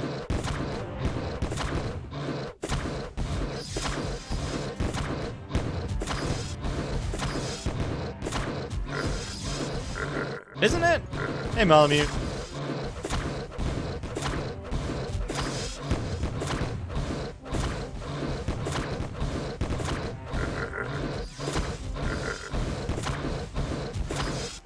I can actually... Oh, I can stop clicking. I can take this moment to have a drink of water.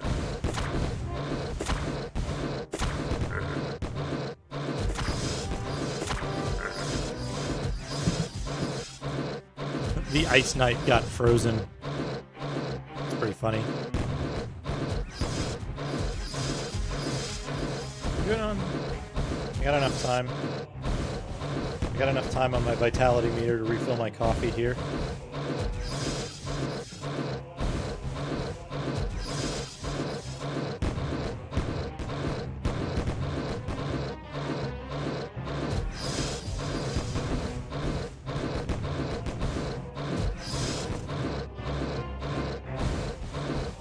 Oh, can I start attacking again? Is he like... Is he stun, like, freeze locked? I think I'm being followed. What could they want from me? Zamora70, thank you for the follow.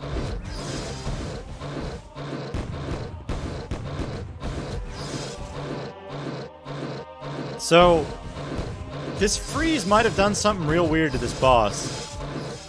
Okay, I'm still frozen too, though. Here we go. Here we go. Phase 2.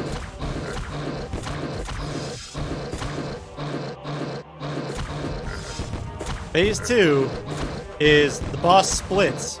Every time he loses, I think, half of his remaining health, he splits.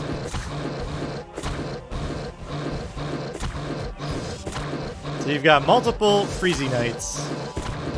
Fortunately, I'm very lucky with RNG here. They've both targeted Berserker, who's already frozen.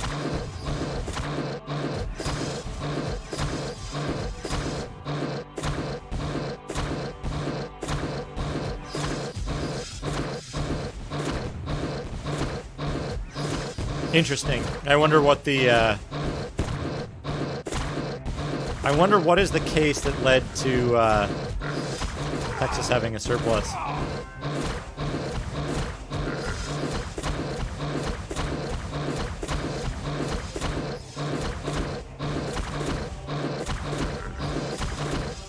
Damn it, hit the correct one. I can't target the right guy.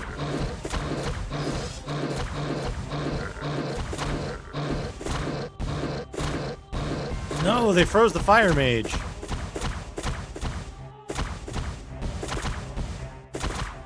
This is problematic.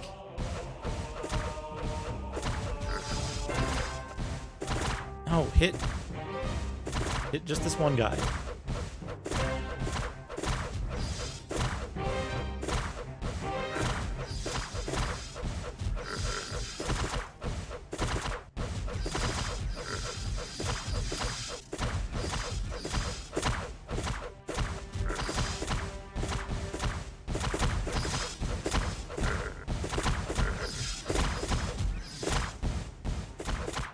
This guy down here. Here we go.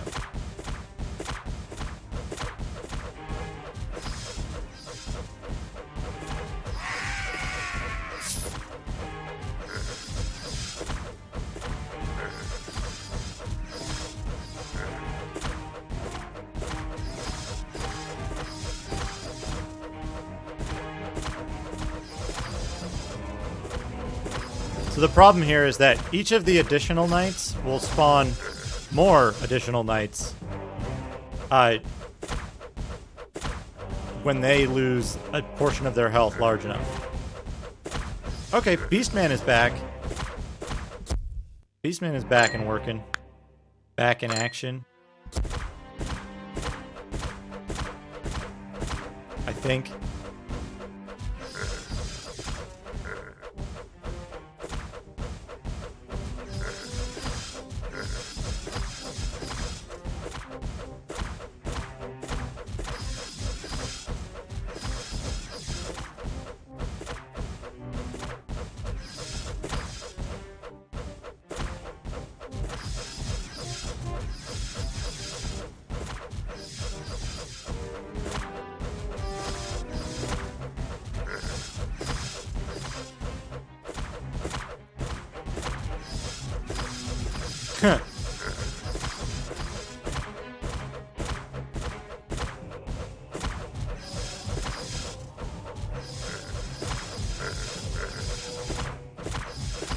Interesting.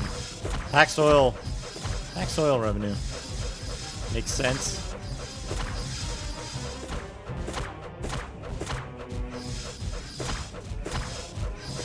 Oh, Berserker leveled up in the middle of this fight. Somehow. Somehow. Berserker leveled up in the middle of the fight, which kept the invisibility going without my intervention.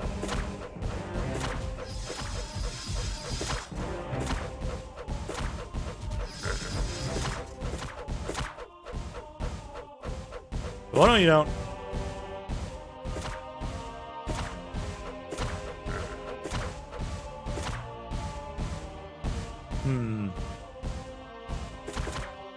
See, this is why, you know what? You know what? We're gonna have to do it. We're gonna have to do it.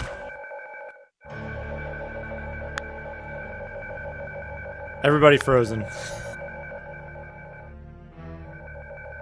Now, I don't know how long this freeze lasts. This is the problem.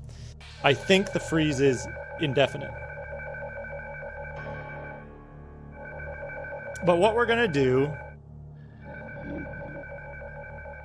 This is fine, right? We just need...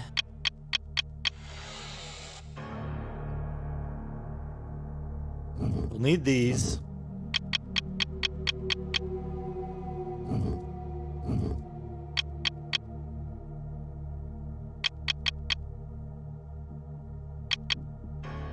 I mean, hell, we're gonna need all these potions.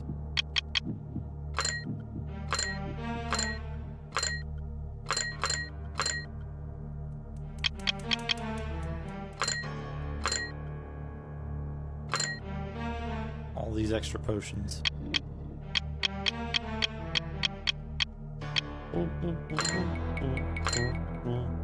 Okay. So...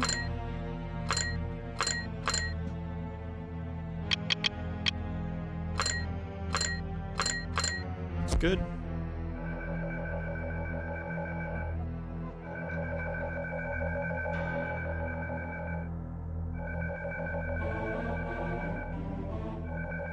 Hey, Morricane. How are you? Welcome. We're on the third to final normal boss.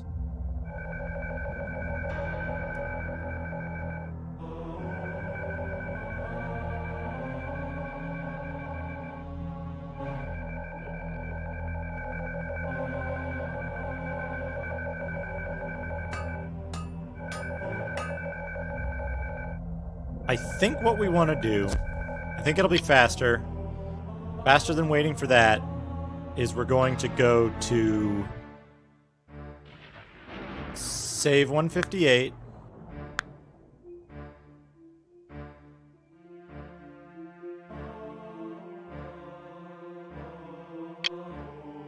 I'm sorry to hear about the delays, but congratulations on a gig. That's good, right? Playing out.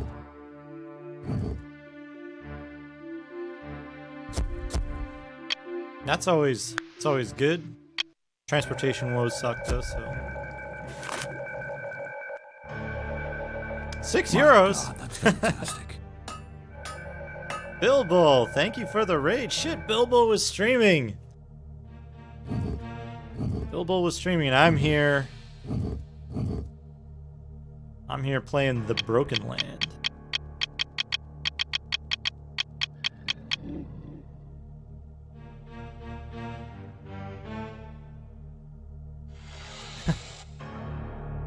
Welcome, everyone. Welcome.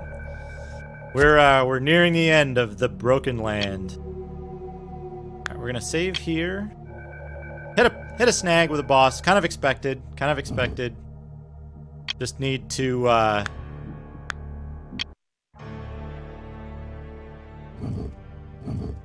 give myself a little ice protection. That's all that's needed here. Now, the issue is.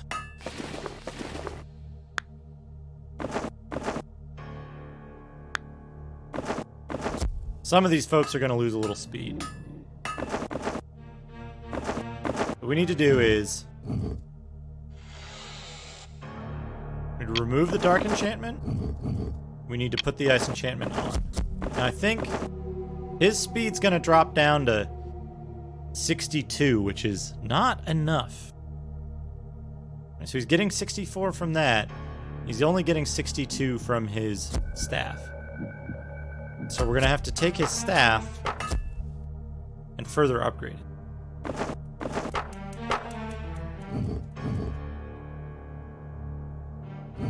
Oh, he can't get it.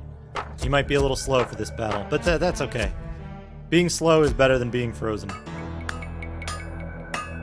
That's the lesson in all this. So we're going to take off the Dark Enchantment. Put on the Ice Enchantment. Ice Mage is going to get way faster.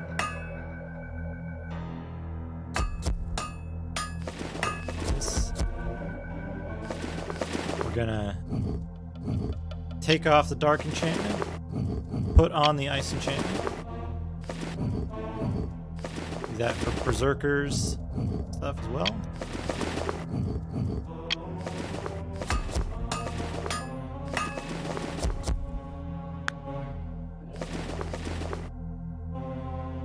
Yeah, a lot of green potions. So when you cast Invisibility, it drains your vitality. And so you want as much vitality as possible, and you want as many vitality potions as possible. We need 8 of these 8 holy stones after we beat the ice boss, and then we should be good.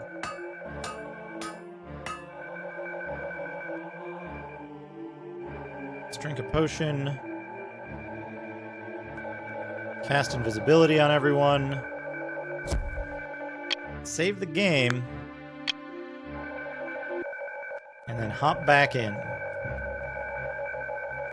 So all you want to do here is you want to put the item in there and then get out. You don't need to stick around for that. Did I like accidentally pick up an item or something? And so we're going to go down here. We're going to find the next boss, which is the Ice Knight that we were fighting a minute ago. The Ice Knight is complicated because he freezes you, unless you're immune to freezing. And he can freeze you even through invisibility. However, if you put one ice enchantment on your armor, you cannot be frozen.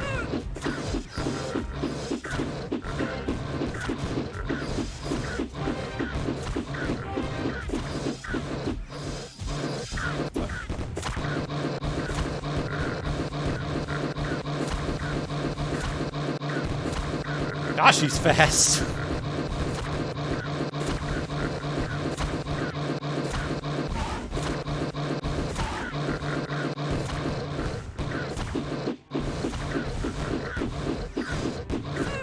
What do we get if we do this?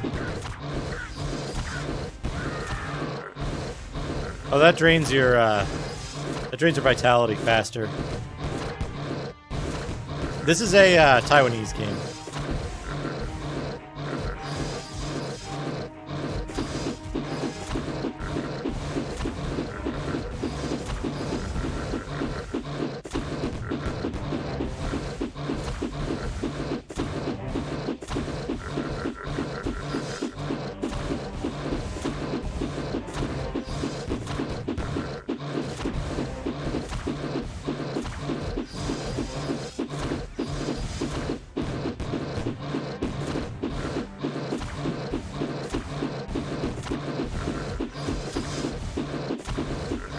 Right?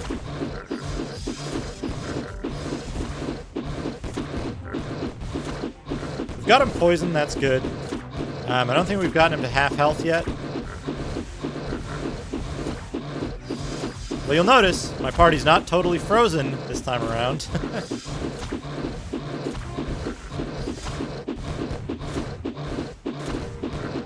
We can just wail on him. Fine. The giant manticore, which is the next boss, causes poison, and Devil Girl causes poison. So we'll have to.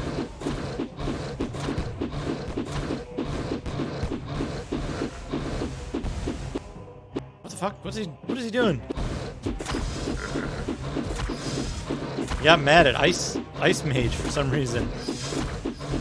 But both the next bosses use poison, so after we kill this guy, we'll have to go back, flip our equipment back to dark, and then we'll be good to go for the other bosses.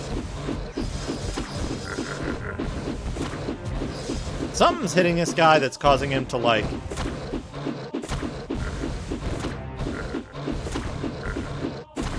lamp, yeah. Something's hitting this guy that's causing him to... Oh, there we go, he's dead.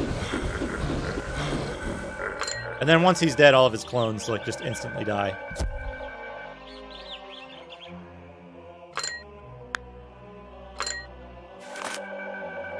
So now I'm going to go back to town.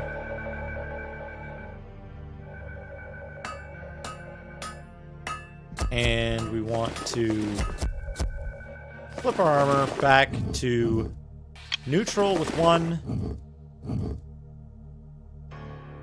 And back to dark with another.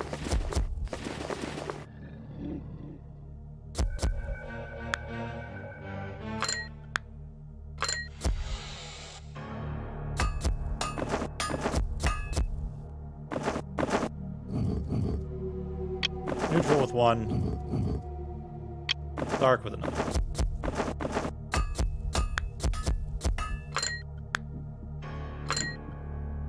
I'm just trying to keep the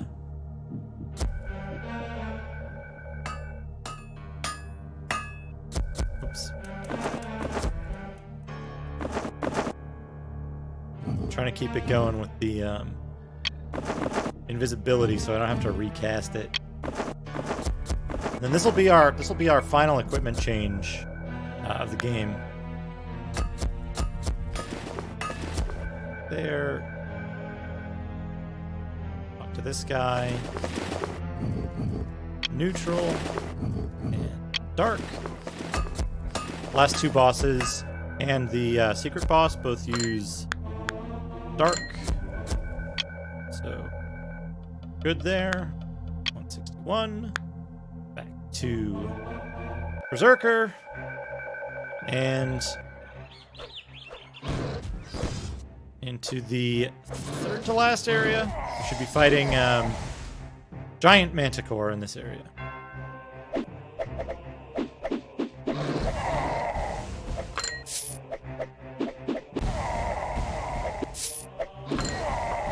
Those guys give tons of experience. They're real high damage if they hit you with regular attacks. Like wolf and cat people in here.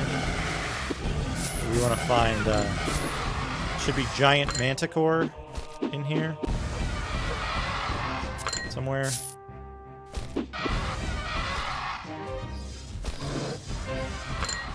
Oh, here's the deflating guys.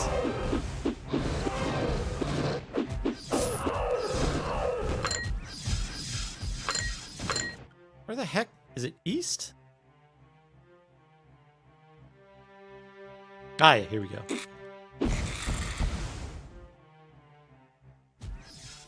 Maybe it's not a Manticore. Maybe it's a dragon thing of some kind.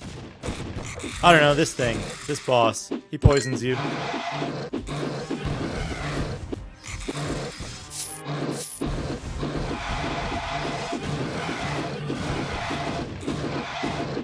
But he doesn't poison you if you have dark resistance, so... Fuck him.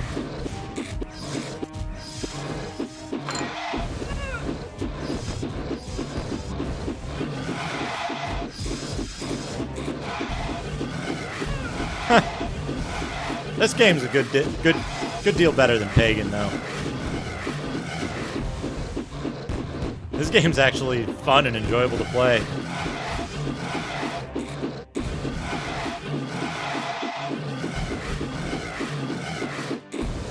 Perhaps this is a,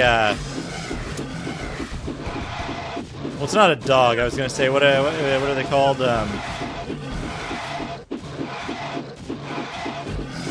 Orthrus. Maybe an Orthrus.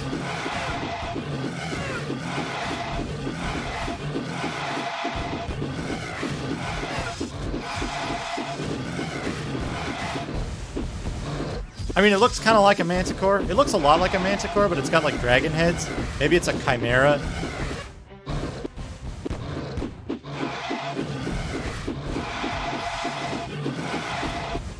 Whatever is causing that like 4 or 5 hit is fucking awesome.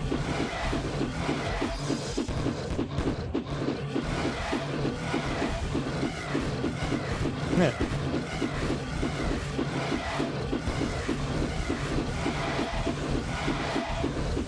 Oh look, it's got a chicken head on it, doesn't it? One of those heads is a chicken head, and then it's got, yeah, that's a chicken head, and then it's got what, a leopard head and a dragon head.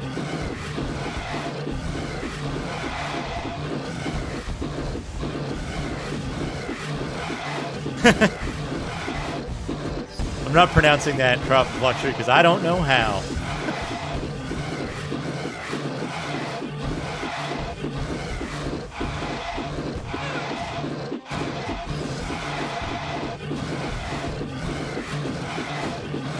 Yeah, but look at this. It's got a chicken head, a like jaguar head, and a. Can I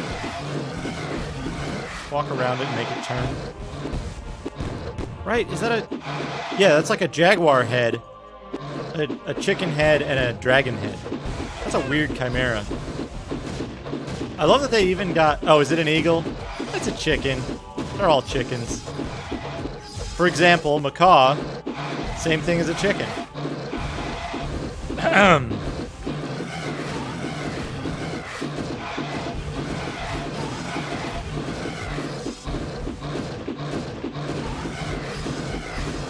No, not a shitbag. Not a literal shitbag. Not a figurative shitbag either. Just, you know. Okay, got him. Alright. Save. 162. Reorganize the belt.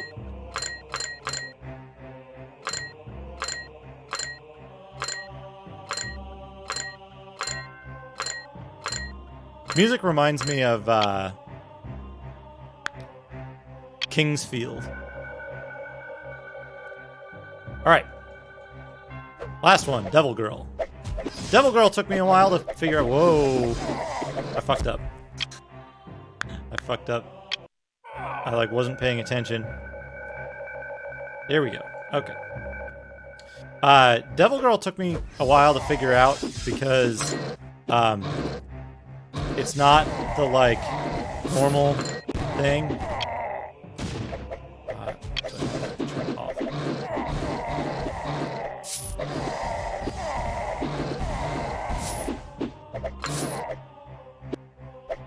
I love music like this. It's so good. It's like so atmospheric and like just fits. It fits the like tone of the game really well for both this and Kingsfield. Okay. So now we go into like giant bone territory. We fight the hell enemies again for a second time. And we gotta find the path basically.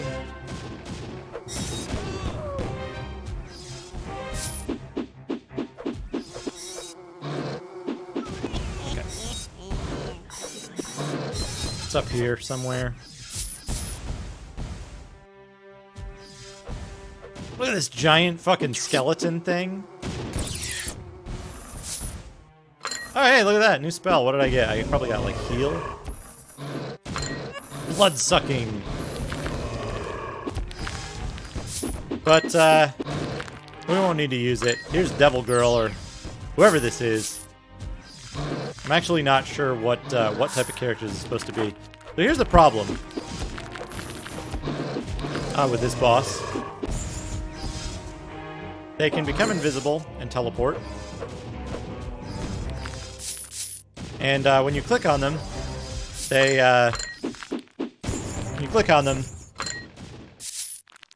teleport again. It triggers their AI to do so. We need to kill all of the enemies in this area first, so we can tell. There they are.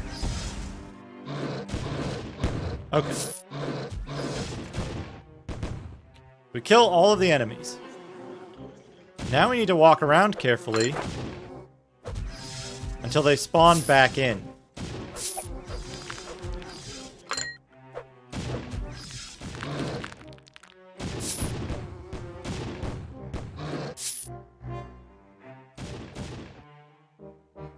Alright, so the boss is somewhere around here. I'm not exactly sure where. Might be the boss over here.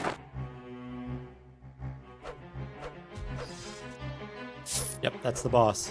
The boss is like in this area, I think.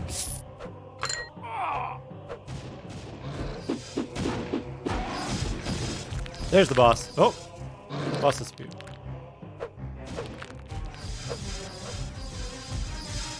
It's tricky. Oh, here's the boss. It's tricky because you have to find the right spot and stand still.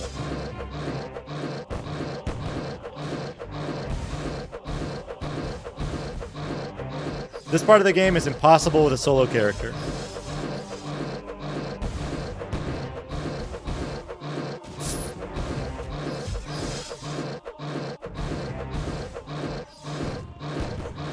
Yep. If I click on the boss right now, they'll disappear and become unattackable.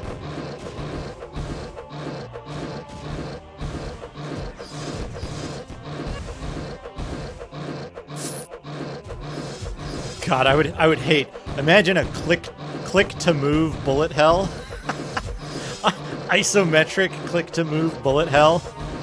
What a disaster of a game that would be. So you just you let your followers do all the damage.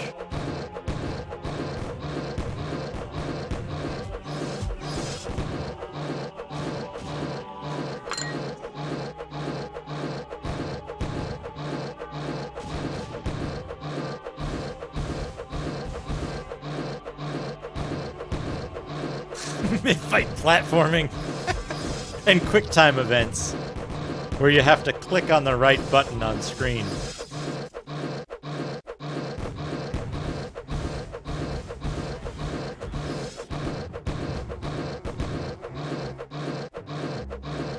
I think I might be better off.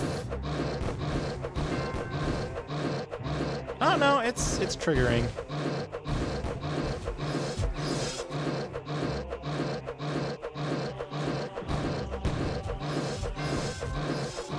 Oh, he's getting hit by those triples too.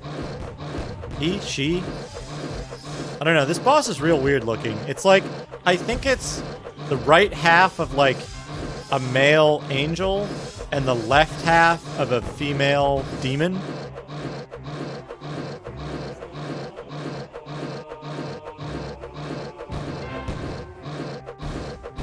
Enemy designs in this are really cool. You know what I'm gonna do? I'm gonna try to move so we can get a better look. Oh, it's dead. Never mind. It's dead. We did it. Okay, save game. One. We're gonna keep one at burial here. Or no, wait, we should be fine. Should be fine. Go back to here. I don't have the bow. Where the fuck do you get the bow?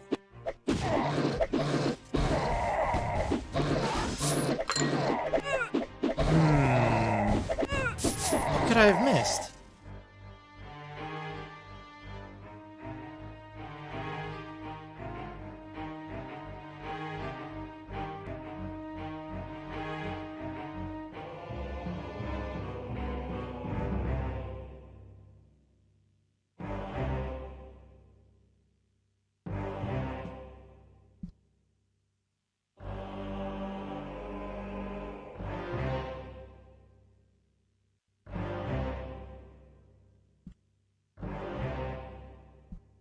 Where do you get the bow?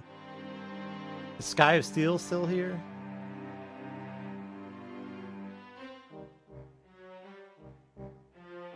Facts. Blizzard Brown, bad ending. Frozen bow is given to you by the Dark Knight. Fuck. God damn it. Alright. We're gonna have to make a trip back.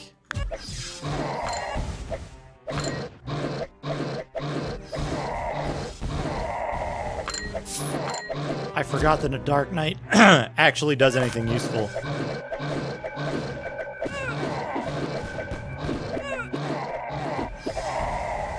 Okay. Clear out these fellas. Alright. We're gonna make an incredibly quick trip back. Yeah, Sky of Steel did an excellent job of assembling all the information from the VODs and the various sources we used for the initial playthroughs to make a very helpful guide if you ever want to play this game and get all the way through it.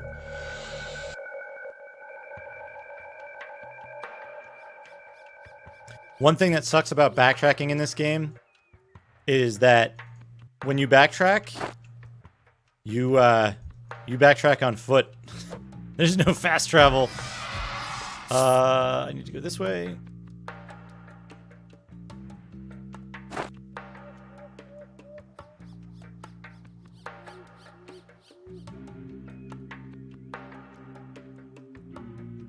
Hey, it's a concise guide. It outlines the stuff you need to do exactly in order, and I was able to find what I wanted to. I was able to find exactly what I wanted out of the guide in a few seconds, really.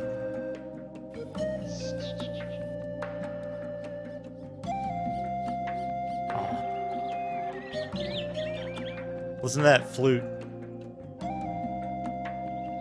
Good flute. Toot, toot, toot, toot, toot.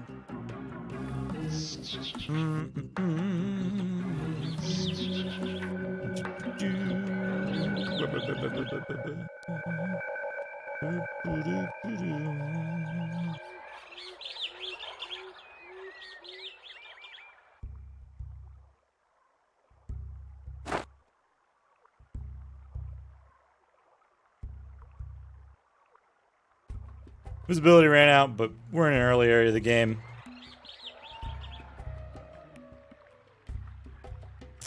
We don't really need to worry about it.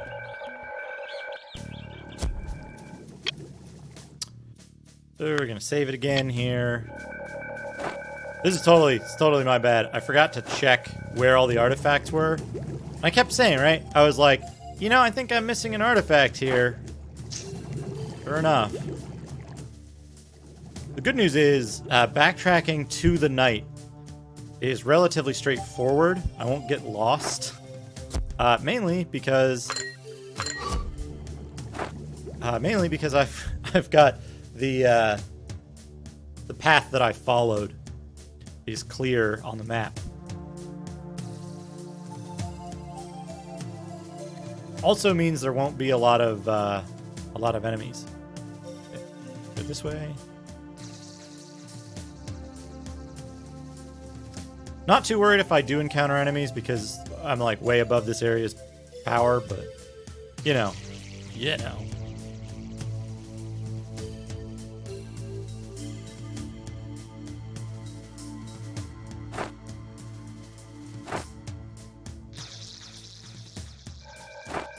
I'll be honest, the last thing I want Boeing to do at this point is rush anything. That guy has been frozen all game.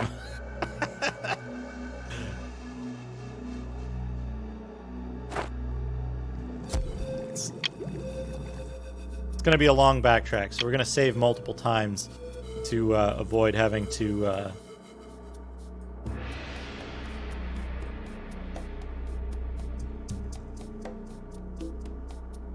reload it. We need to get this way, right?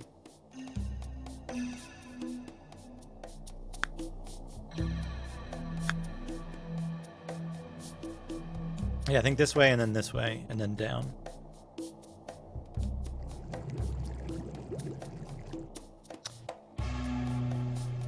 So the way it works is the game has one memory space for every segment for each continent. Okay, here's the night. Your party seems to be too crowded for new members. Alright, so we're gonna have to get rid of somebody to get the knight. So that we can get the bow, to drop the bow. And, to get the bow, and then drop the fucking knight. Here's what we'll do. Here's what we'll do. I think we're gonna give up Beastman. Because Beastman is already got... Hell no, because it's Holy Element.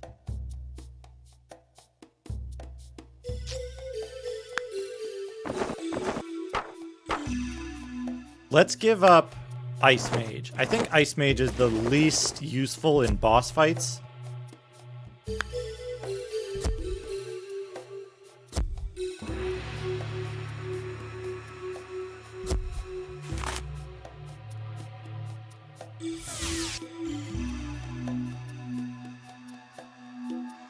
Bah, are you the worthless ones I am dealing with? God of Forge and Flaming Axe were all missing. I've acquired the Bow of Snow. What is left relies on you.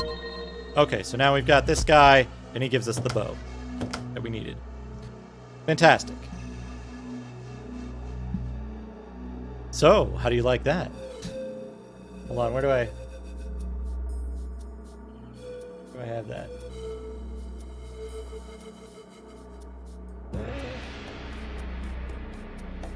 Do I have that one? Might not have that one handy. I do have... Gosh, have I got a thirst. I do have that. Do have that. Alright.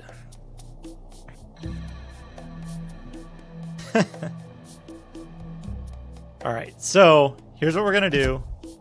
We're going to walk back. Got this covered. I think I did this in my initial run too. Is like forget the Dark Knight entirely.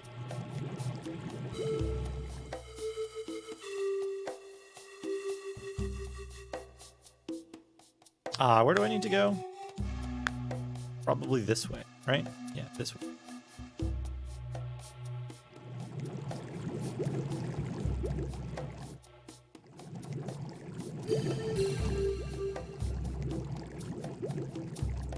After Macaw said this was unbeatable, I beat it literally less than 8 hours after he said that.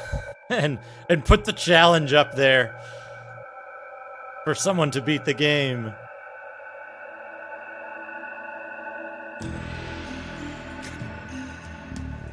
But the thing is, it's been a year since I proved that this was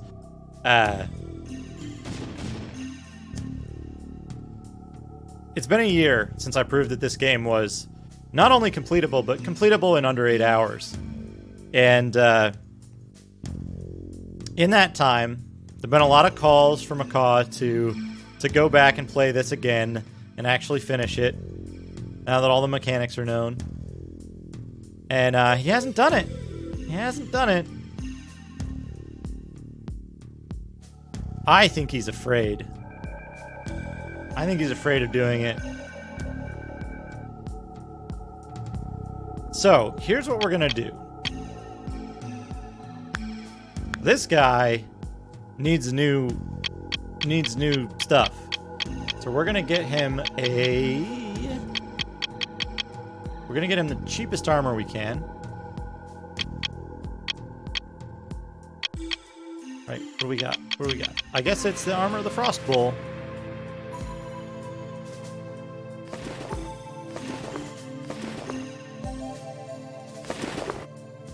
And then we're going to put this robe into it, which should give him some speed.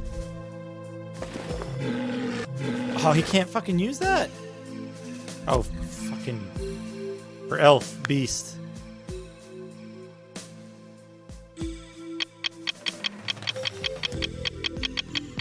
Is there no... Damn it, he doesn't have any armor available here. So, It might not be obvious what I just did there. Are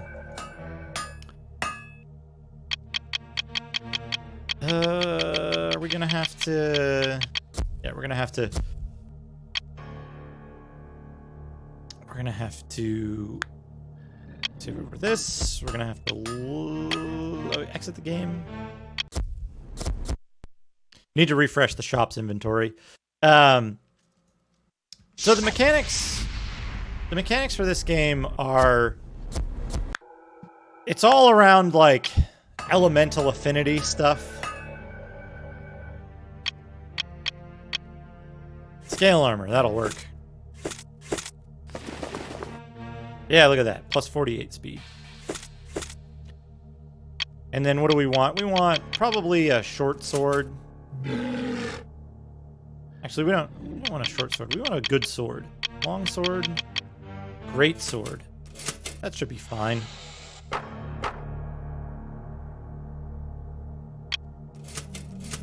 Let's see how this looks on him. Right, we're going to need to speed up the sword a little bit.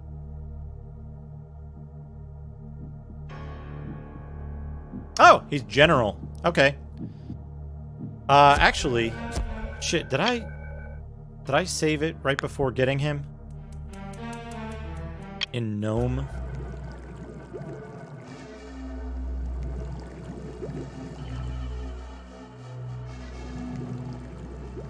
In this case, I think we want to switch out Beastman. Because Beastman has fully upgraded gear. Yeah, we're gonna switch out Beastman. Because Beastman has fully upgraded gear, which is it's fully upgraded for speed, but it's holy. But since Dark Knight doesn't have an affinity, we don't need to worry about what affinity the gear is.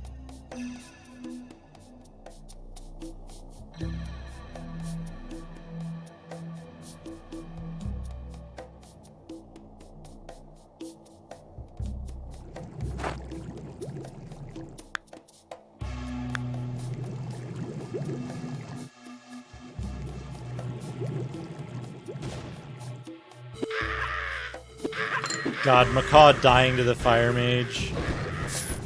Hilarious. Going the wrong way. Going the wrong way.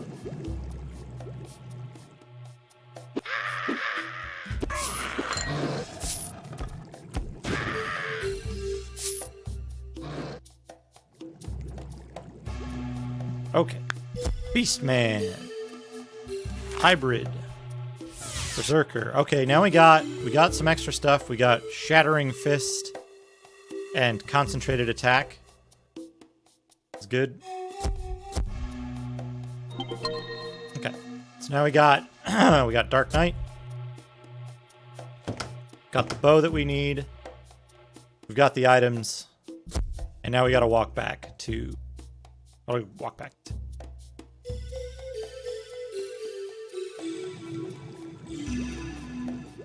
Just like this way, right? Yeah, this game is Taiwanese.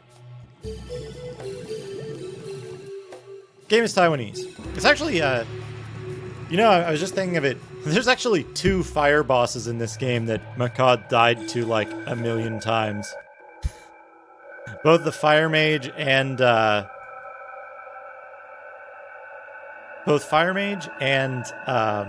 Fire Priest in the shrine. So the good thing here is what we're gonna do basically is we're gonna run back to the starting town, which is very close to here. Then through a peculiar quirk of how this game's portal system works, we're gonna use it to get back to where we were at the end, so we don't have to make a return walk back trip.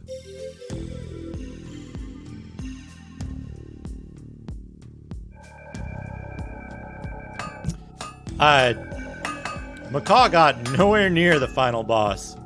He was at least 4 bosses out on this.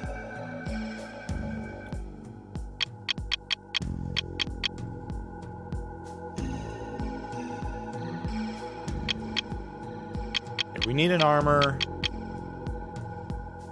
Alloy armor. Speed plus 10.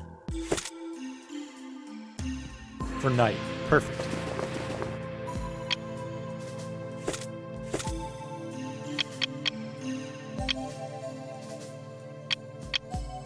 And then what can we do for a weapon? We'll just do longsword, I guess.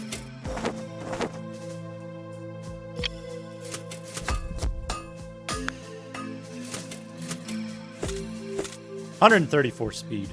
134 attack, which isn't great, but he's only level 1. He's gonna level up a ton. Also, he's like in the middle of nowhere. So, here's the little trick that we're going to use. We're going to take this portal. It's going to take us to Frozen Shrine. We're going to take our portal from Frozen Shrine, and it'll take us to Burial.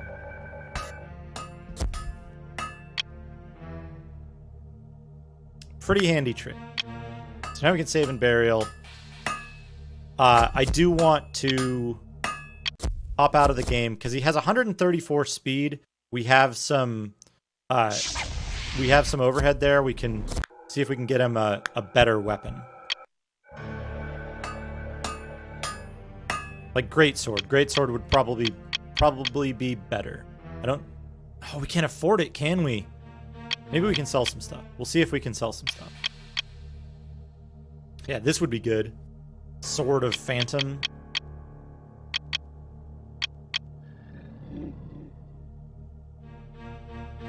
We can afford Greatsword. I think that'll be good enough.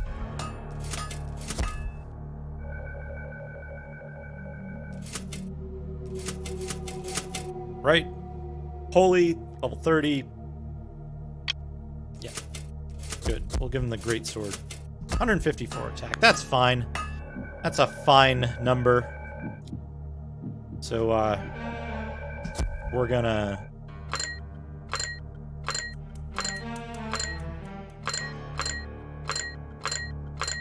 place this stuff. Whoops. What did I do wrong here?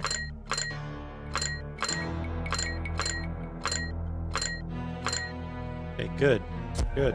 Now we want to make everybody invisible.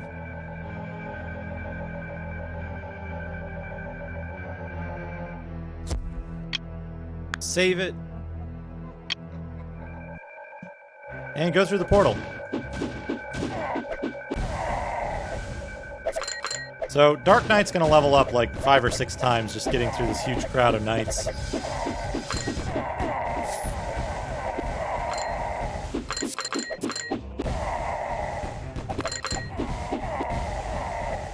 Okay. That's enough. That's enough killing of those guys. So, we're going to have to go back. Place the bow.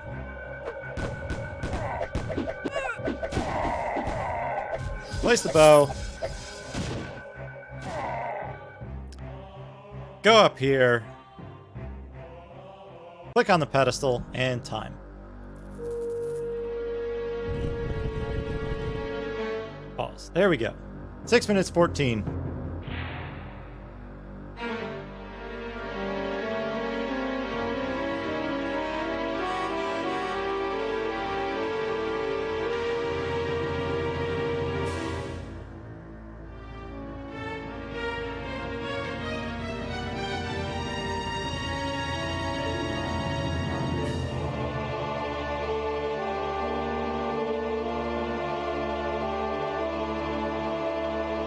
We'll do the secret boss after. This is the good ending.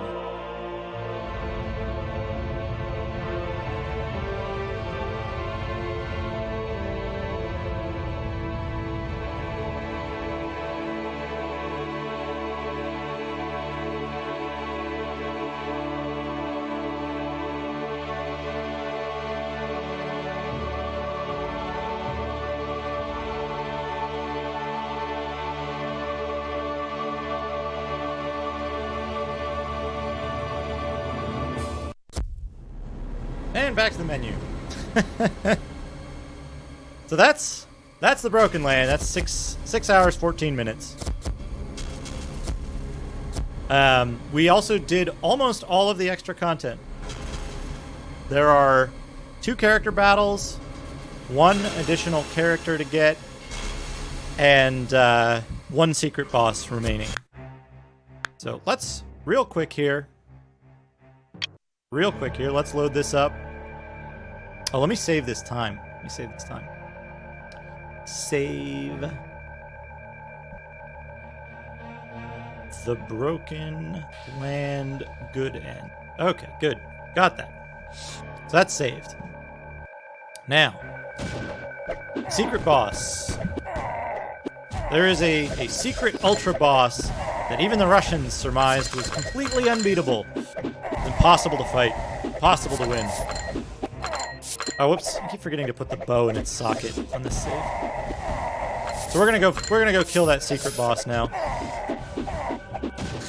It is a new world record. I think it was 7.5 hours on my first attempt, my first clear.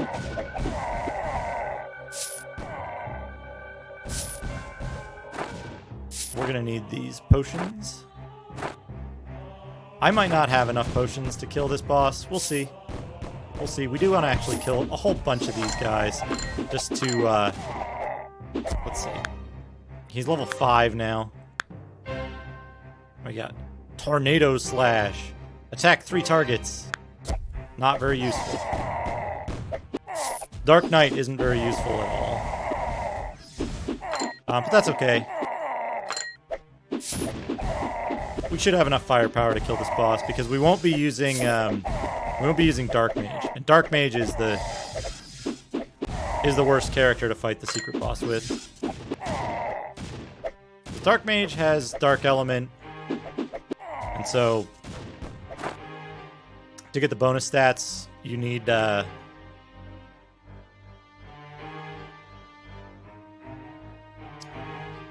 equip that stuff.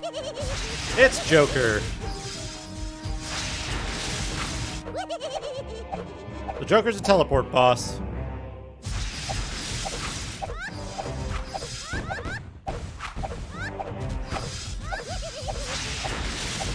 Here's the thing about Joker. Joker doesn't teleport if you don't directly attack them.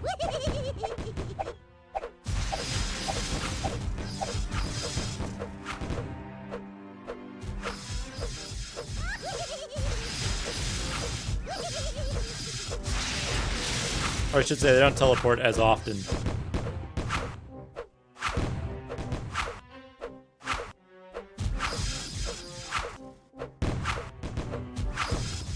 So you just keep this up and let your mages do all the work.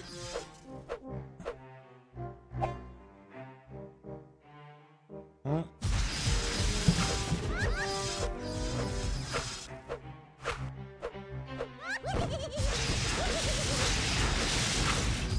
I believe I didn't have Fire Mage for this or something.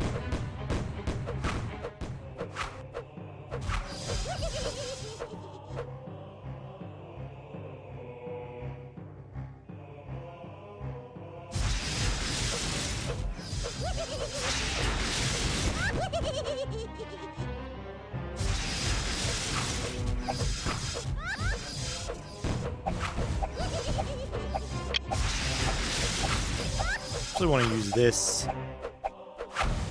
If it ever lets me,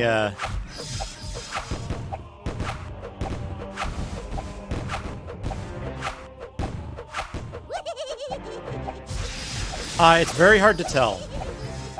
You only get hit reactions on certain, What? It killed one of my dudes? Huh. It somehow killed Berserker. Did I let my endurance run out? Possible. Let's see.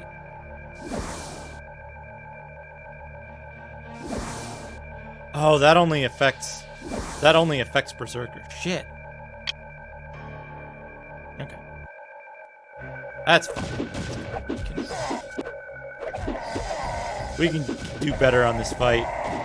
We might need to switch back to Ice Enchant. I thought it poisoned you. But, I just want to get a bunch of XP here, kill this huge highly concentrated knights.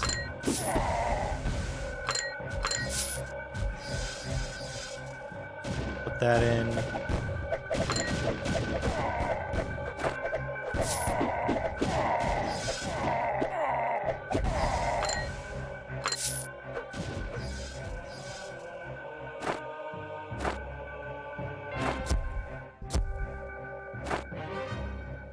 Sucks that it made me take Dark Knight.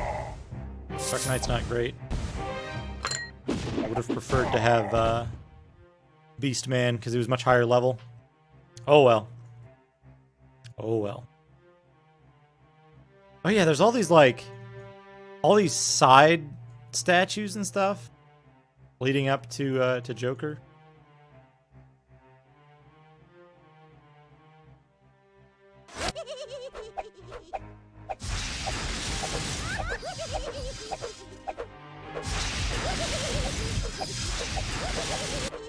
So I want to lure Joker out here.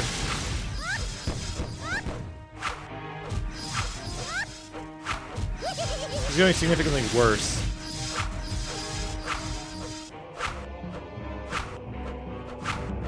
Because it's using the Ice Storm.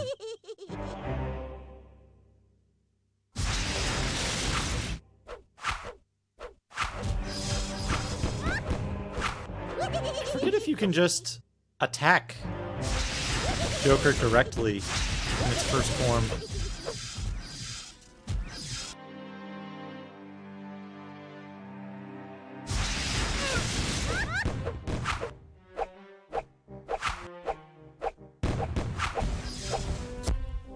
What is causing damage? How did Berserker get invisible?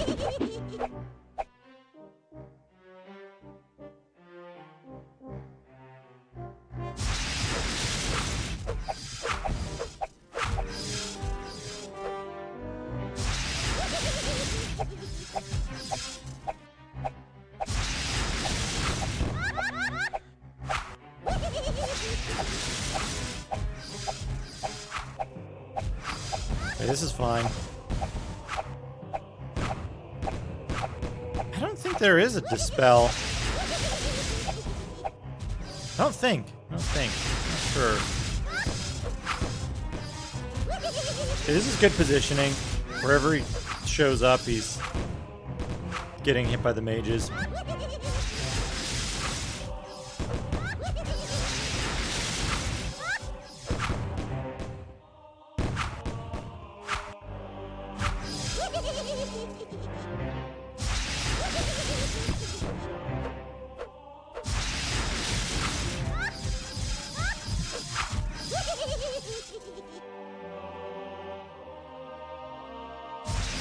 Come back.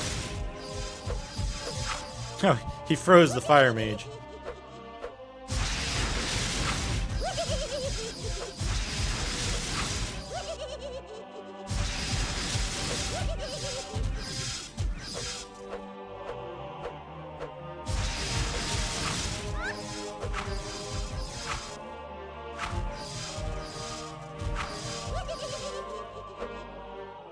Where are they shooting at over there, do you suppose?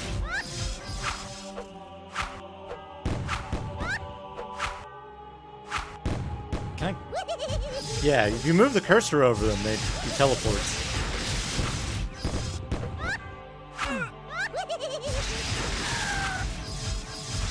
Weird. Weird. Alright. We're gonna do the... We're gonna go the route of ice protection. We have 4 ice stones. We need 4 more.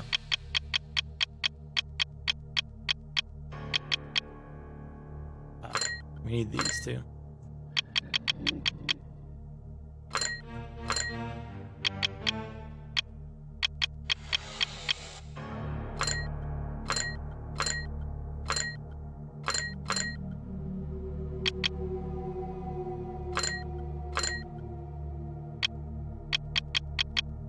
Okay, now let's sell off these health potions because we probably won't need them.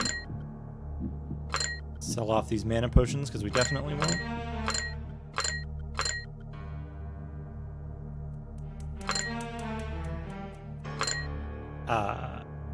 What else won't we need? I don't know. We'll need a bunch of stuff. The last character I unlock is typically Dark Wizard or Dark Mage, mainly because Dark Mage requires you to beat King, which is an optional boss, which we did.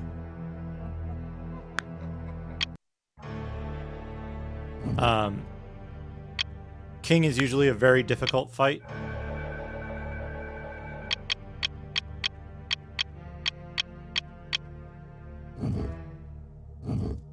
Okay. Good enough. We'll have enough here.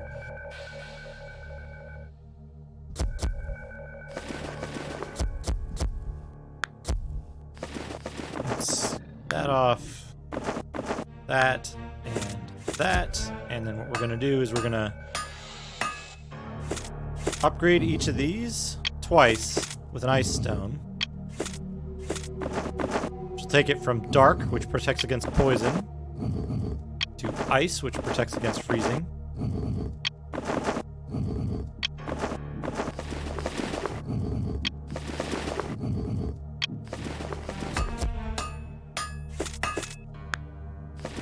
The only thing that will affect is these are both max, right? Speed 56, speed 64. Okay, we got them set up correctly here. Right, so applying upgrades doesn't cost anything.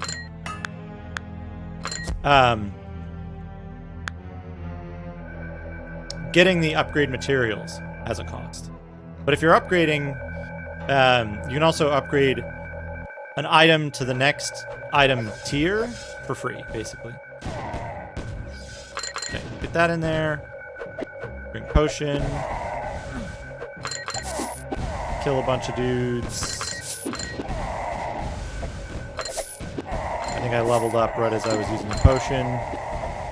Kind of a waste, but it doesn't really matter. Whoops.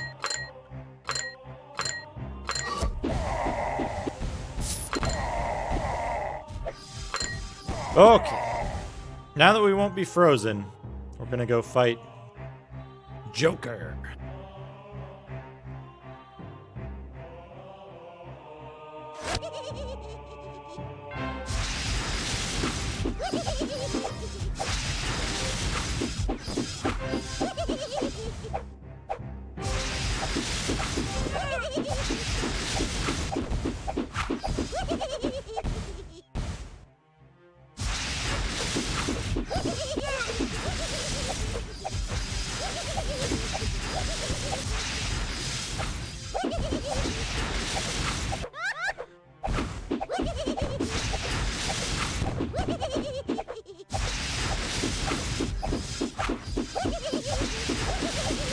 Oh, right. I remember how you do this fight.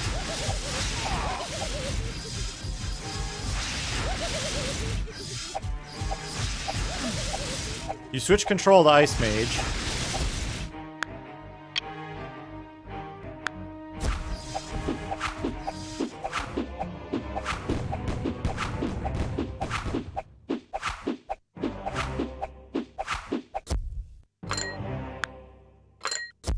So that your melee fighters can go ham. Because Ice Mage, like, this guy's resistant to ice.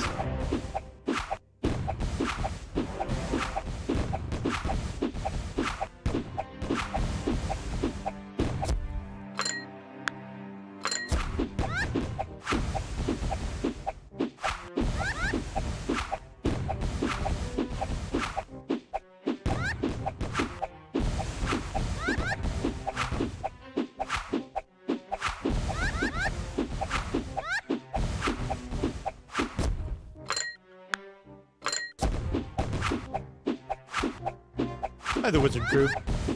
Welcome, welcome. But yeah, you just stand here.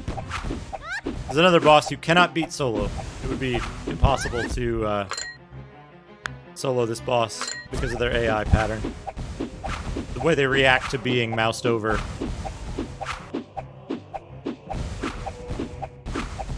I don't know, I mean, maybe you could, but it would take hours. You'd never want to, is what I'm saying.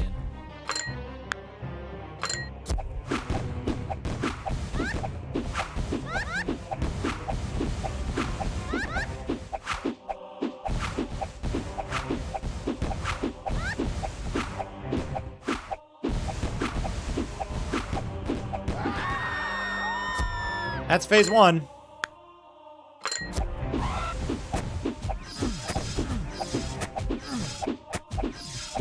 Save it. What were we on? 170? Striking. 171.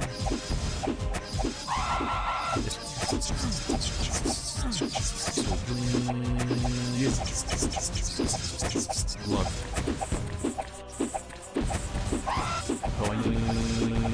Celebratory hands in the air. Celebratory hands in the air. Thank you very much, Basehole, for the 200 bits. It's very generous of you. Thank you for the excellent sounds. You still teleport? I think he stopped teleporting. We can just... You can attack about twice as fast as your AI buddies. So it's good to actually like go to your character and start clicking.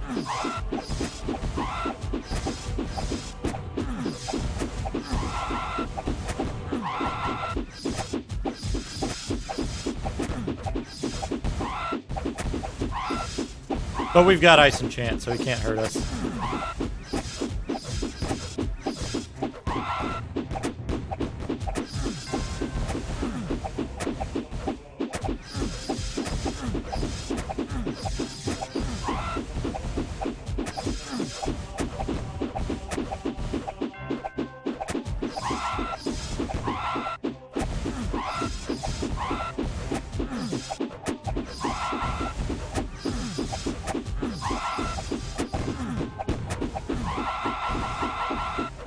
Oh man, did you see that series, that set of damage? That was really good.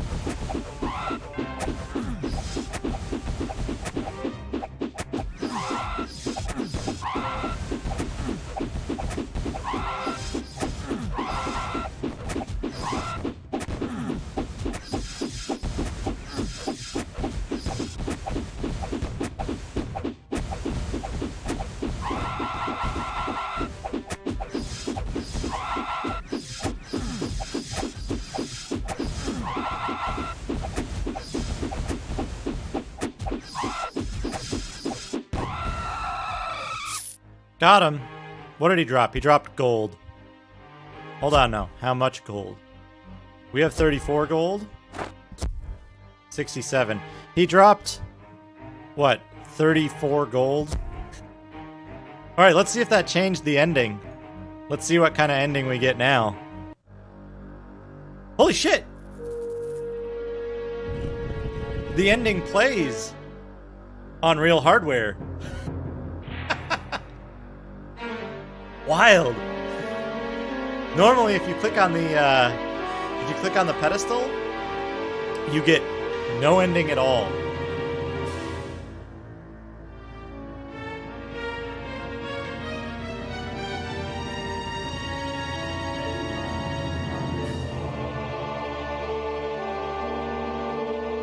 But yeah, what a trip. What a trip.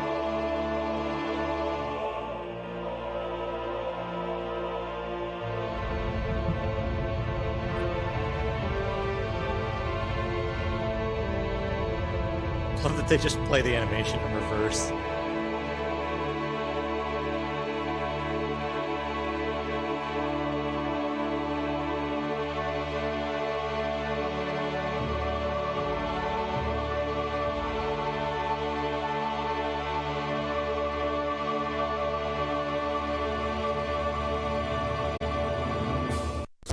Yeah, that's that.